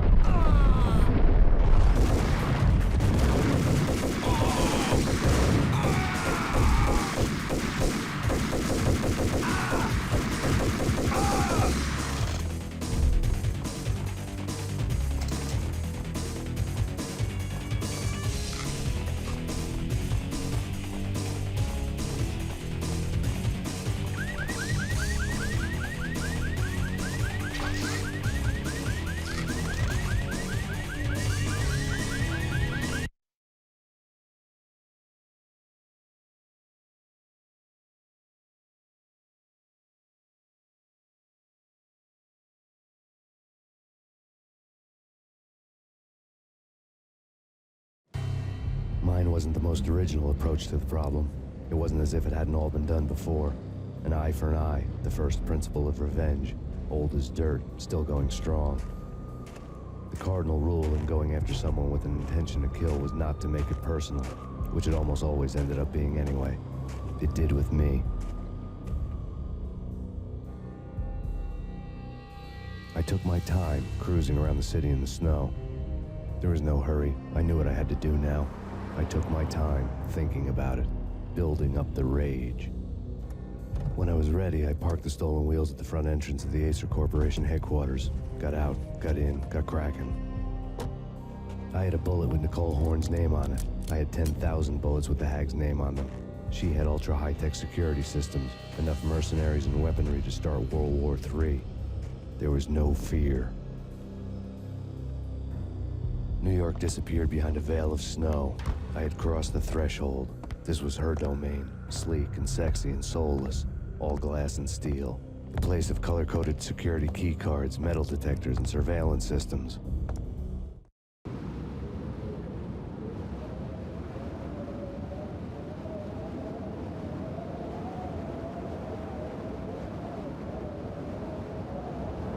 Colder than a walk-in fridge. Cold as a gun.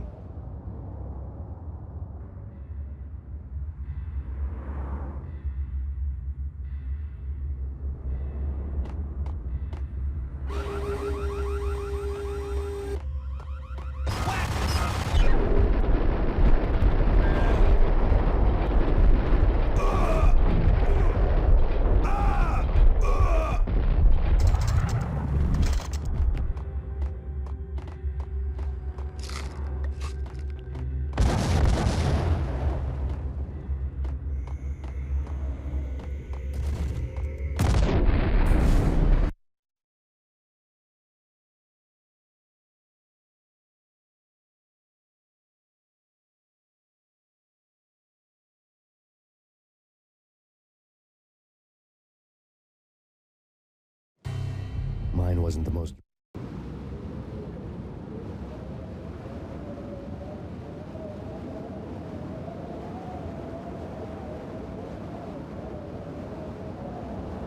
Colder than a walk-in fridge. Cold as a gun.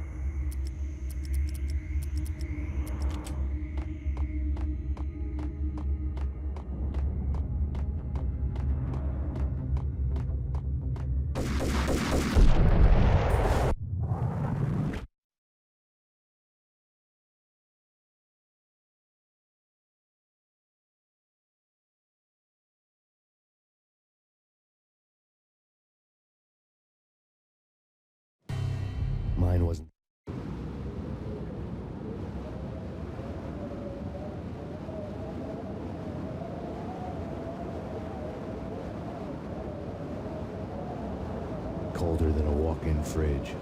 Cold as a gun.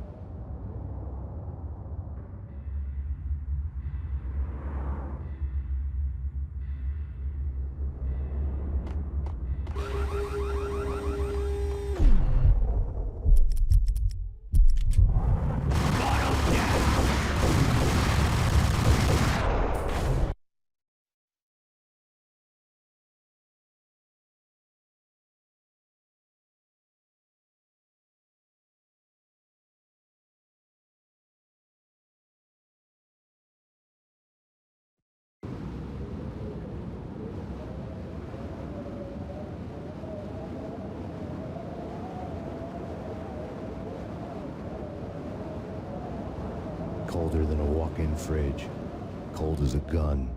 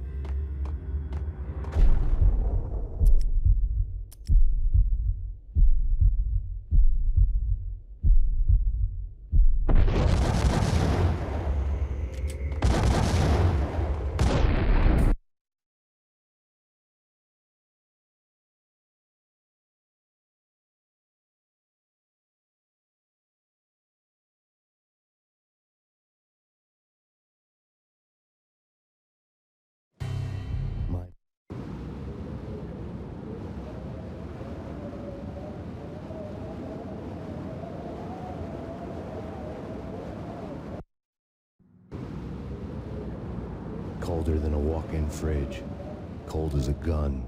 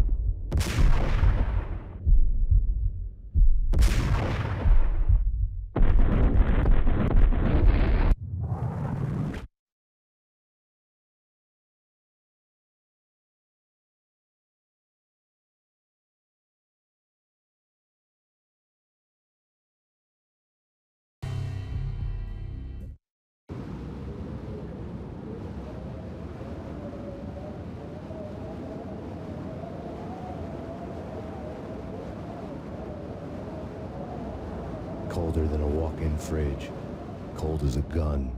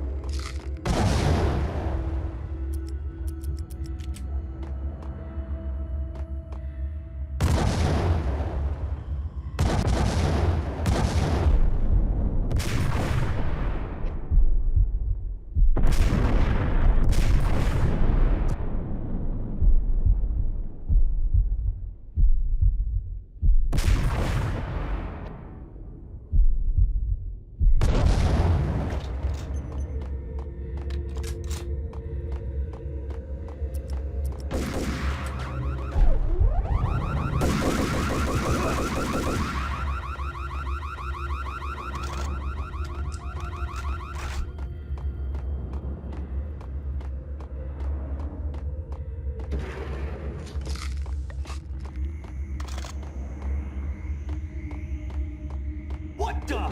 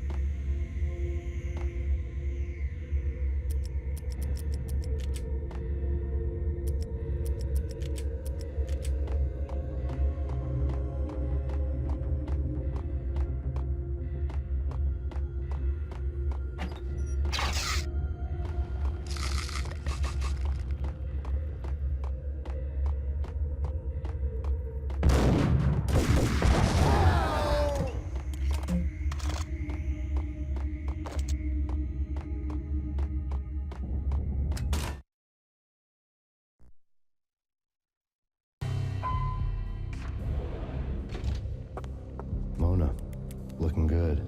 Max, we gotta stop meeting like this. It will be a cold day in hell before I let a narc cop stop me. Miss Sachs, do your job. Relax, Max.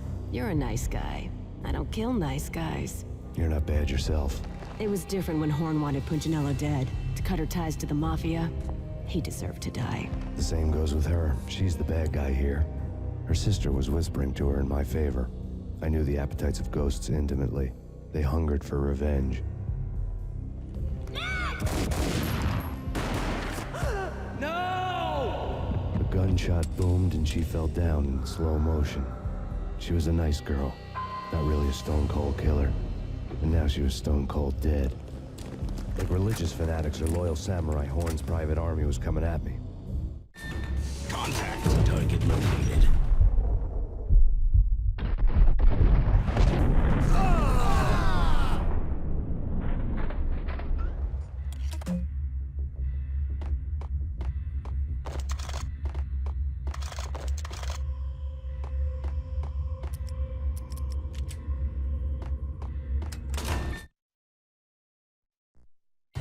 When the elevator came back down, Mona was gone. There was a lot of blood, but no body. Something clicked for the final time. My mind had never been so clear. as if somewhere high above the storm clouds were already gone, cold stars blazing from the black skies.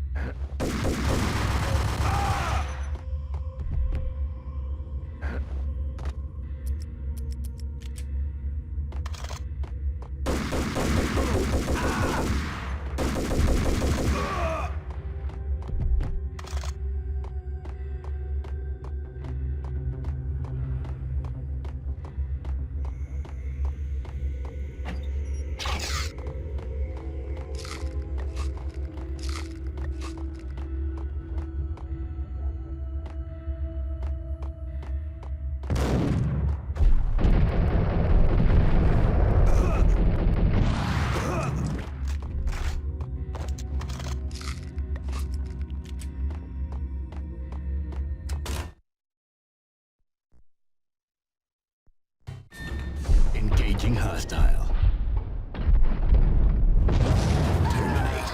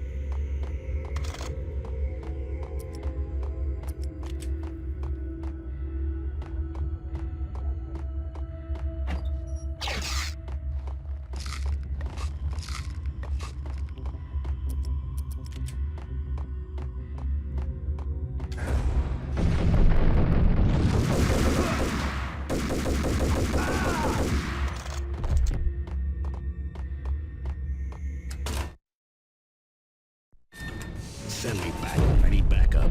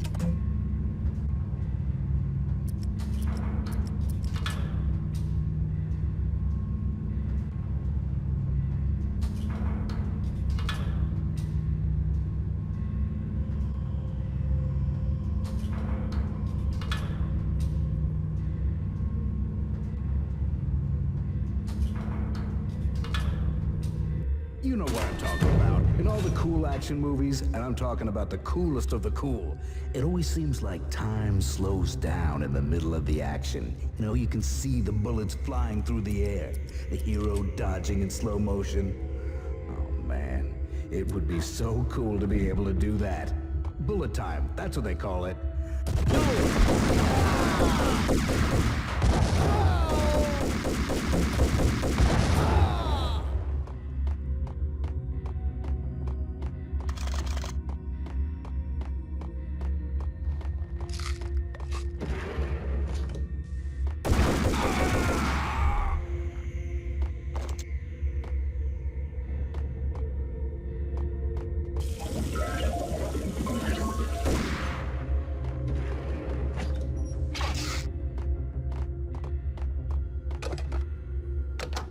I had elevator access to the mainframe. From there, I'd be able to override the security locks and get to her office.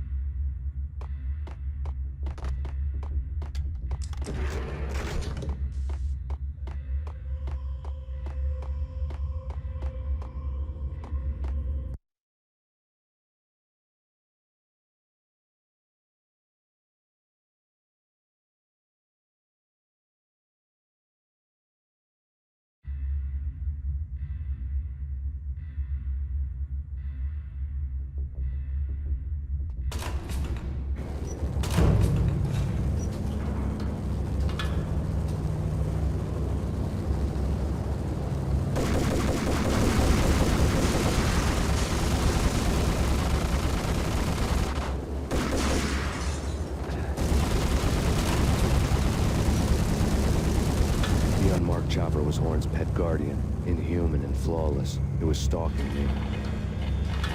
I hate to be stereotyped. I'm not a cold-blooded killer. I'm a nice guy. I love my wife. I have 2 boys I'm very proud of. He just... Hey, yeah. Kill the bastard. Kill him.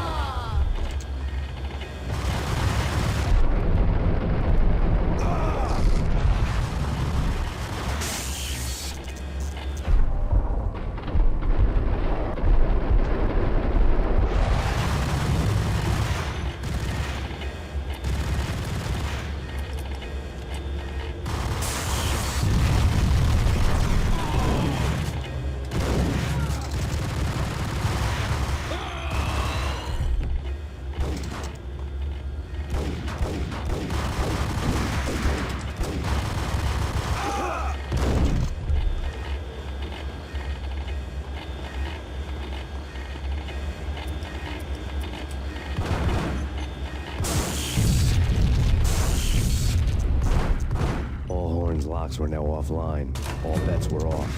The elevator would take me all the way up.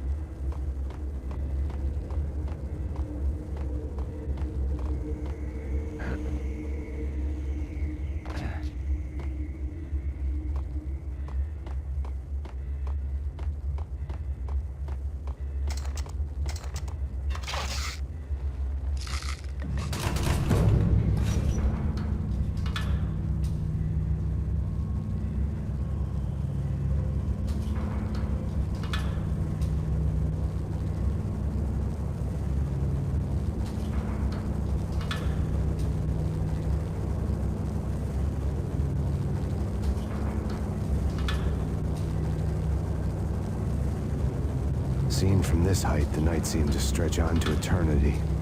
A hint of desperation had crept into the snowstorm, as if it was trying to get it all out before the end.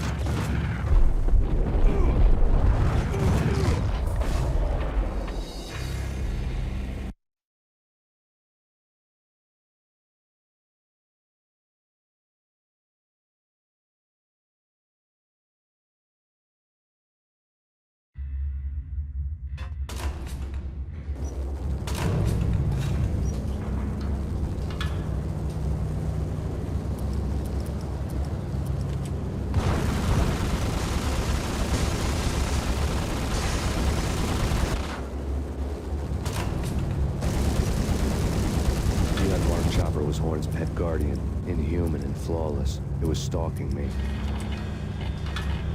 I hate to be stereotyped. I'm not a cold-blooded killer. I'm a nice... What the? Kill the bastard. Kill the bastard.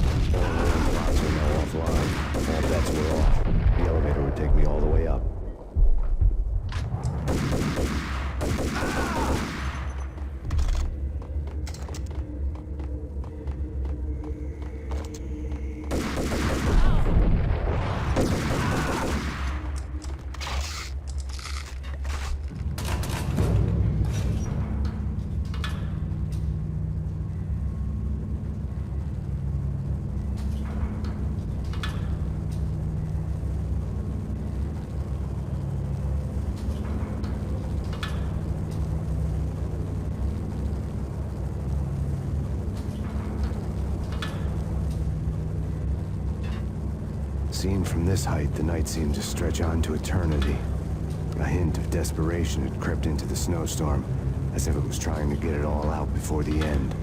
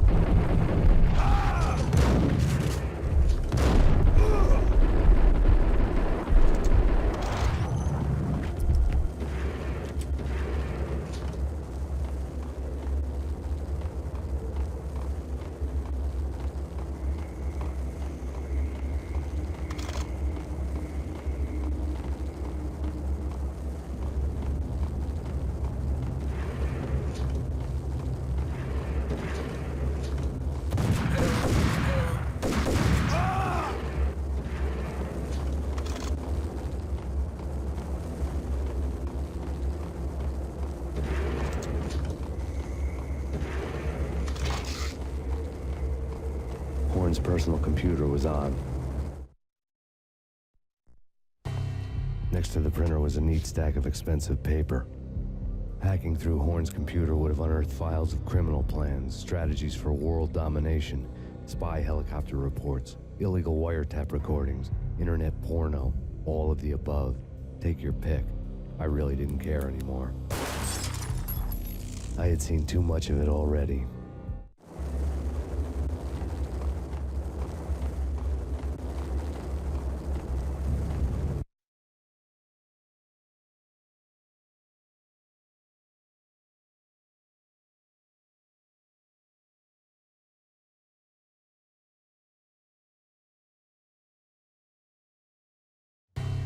Valkyr had been meant to be a white-winged maiden that would lift you to a warrior's heaven, but it turned out to be a one-way demon ride to hell. The devil was in the drug. I knew. I had met him.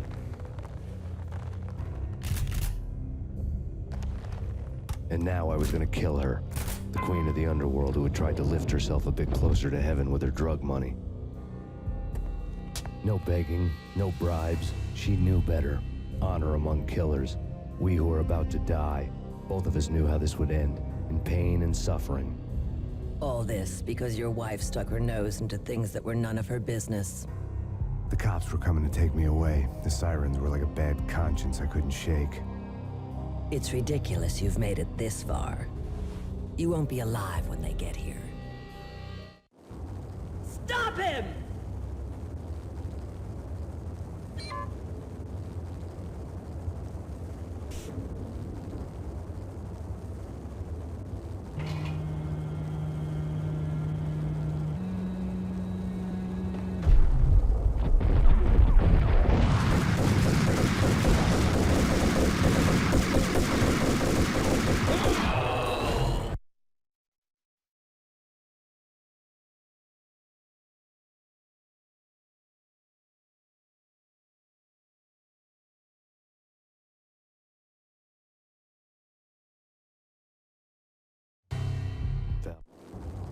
Stop him!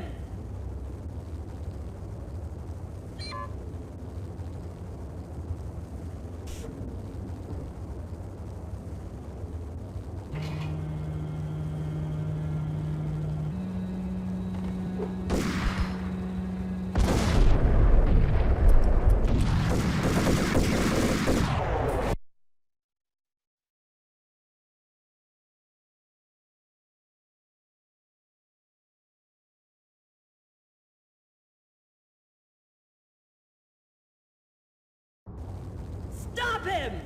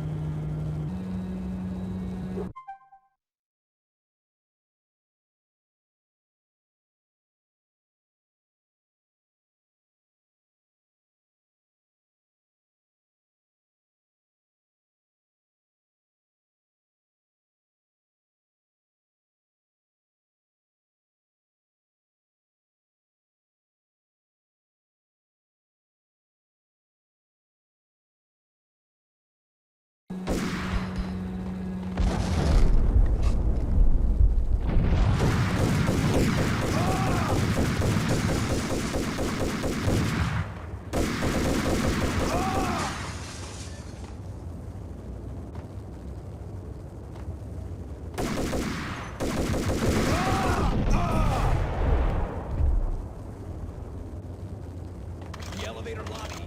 Get us back up now. Max Payne, this is futile. A waste of time. The deaths of your wife and daughter were necessary. Inevitable. It is done. You cannot bring them back. Nothing you do will make it any better.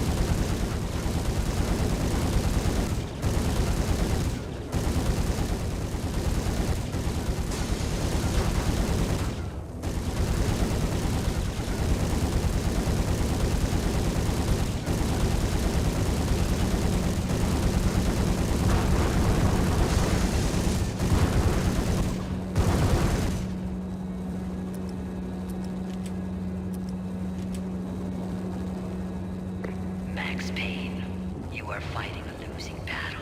You cannot survive this. You will die. Stop fighting. Make it easy for yourself. Accept your fate.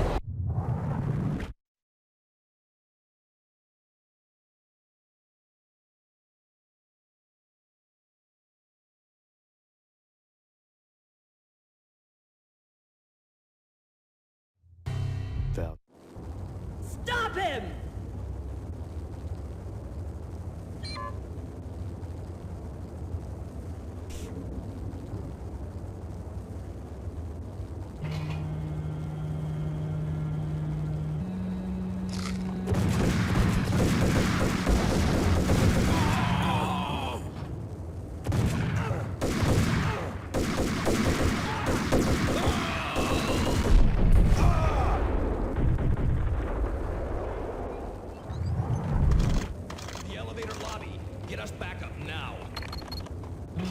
Max Payne, this is futile. A waste of time. The deaths of your wife and daughter were necessary. Inevitable. It is done. You cannot bring them back. Nothing you do will make it any better.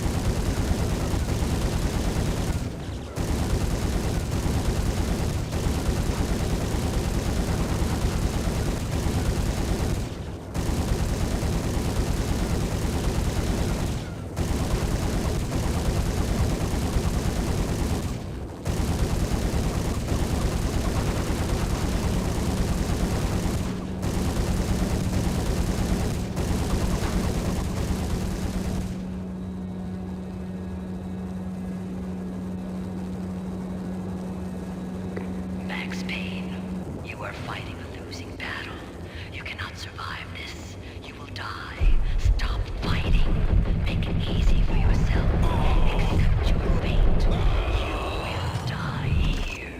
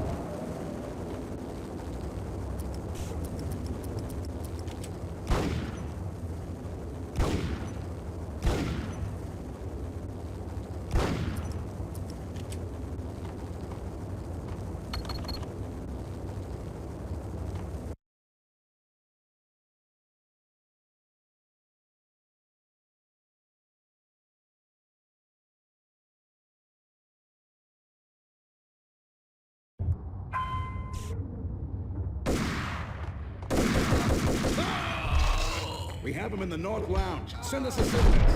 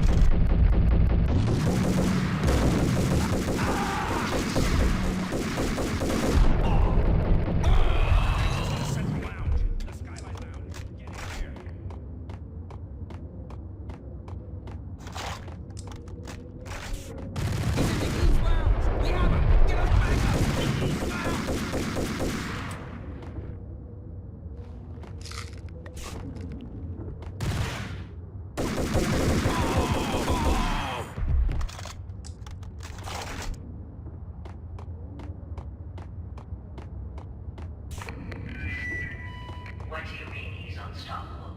You are superior to him in every way that counts. You are better trained, better equipped. You outnumber him at least 20 to 1.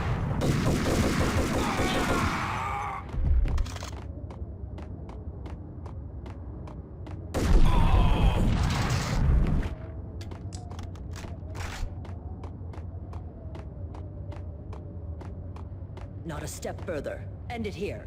Any means necessary.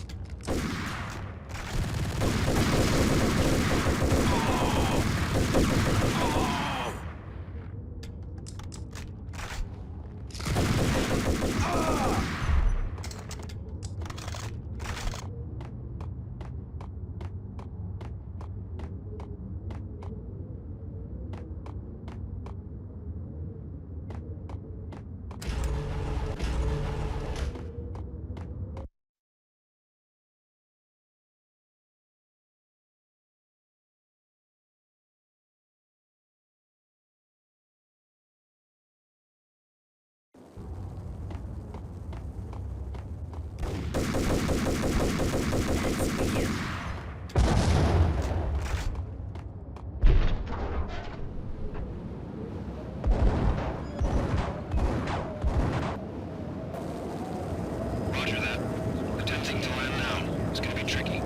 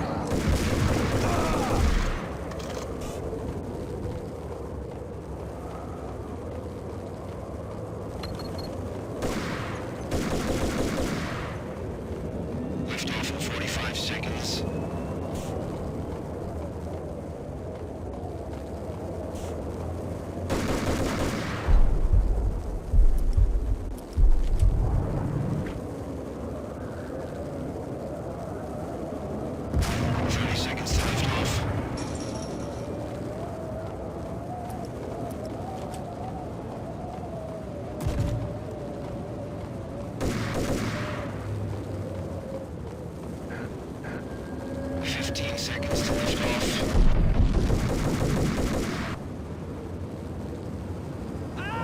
Okay, ready to lift off in 5, 4, 3.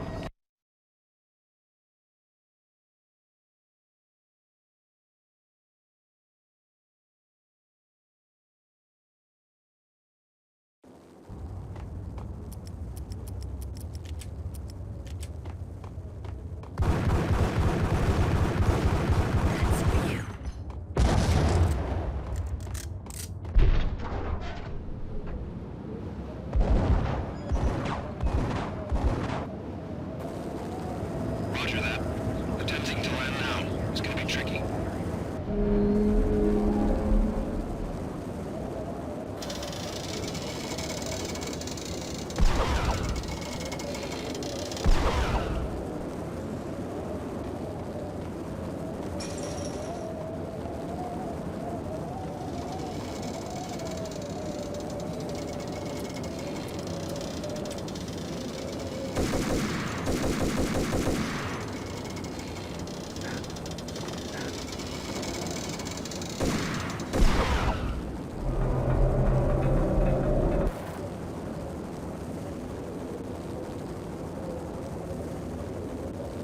She's on board. We're out here as soon as the wind dies down. Don't like the look of that mast.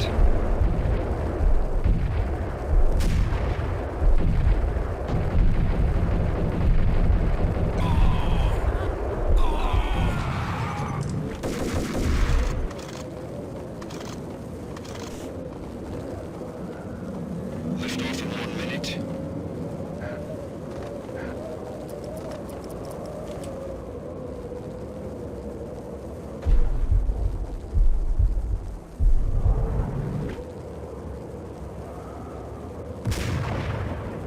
Lift off in 45 seconds.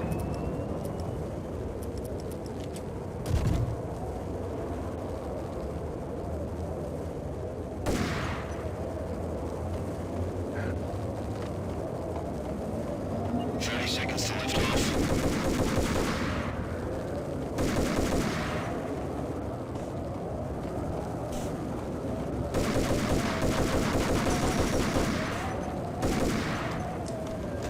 Fifteen seconds to lift off. Okay, ready to lift off in 5, 4, 3, 2, 1.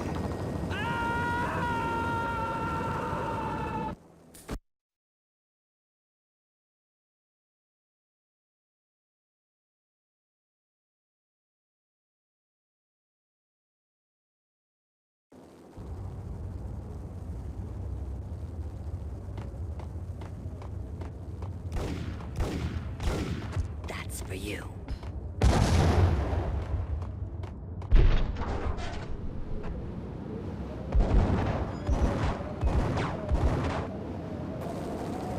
Roger that. Attempting to land now. It's gonna be tricky.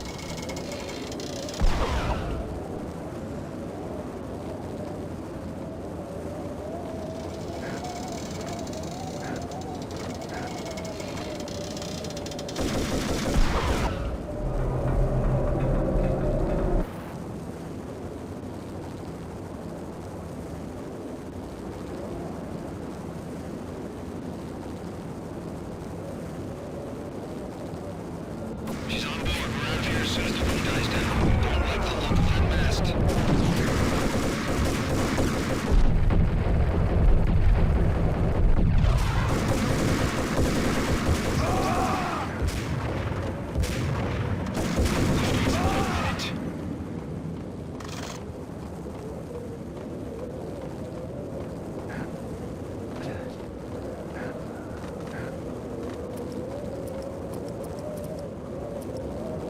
Lift off in 45 seconds.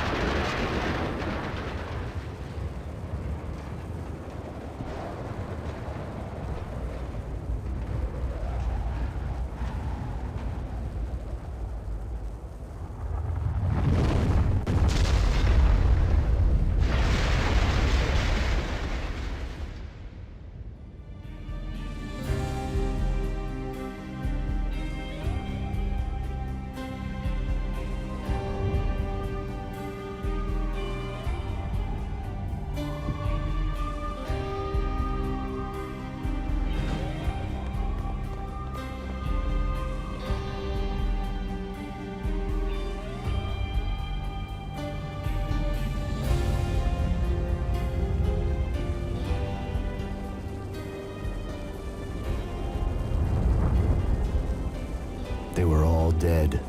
The final gunshot was an exclamation mark to everything that had led to this point. I released my finger from the trigger.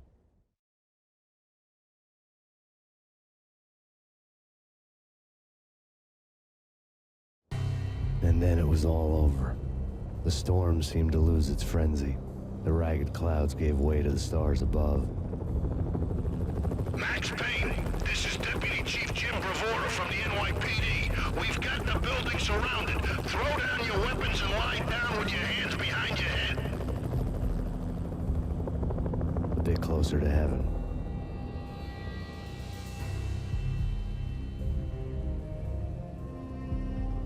The cops' voices were distant and muted. Freeze! NYPD! Hold it right there! My ghosts released me from their haunting. Down below, New York City glittered like diamonds on black velvet. You gave us one hell of a ride. Take him down to Central Booking. You heard the man. Woden was there in the crowd, standing by the sidelines. It wouldn't be over till the man with the patch would say so. He'd say the right words. I knew he would. He'd better. Woden grinned smugly. It was the grin of a winner. That made two of us.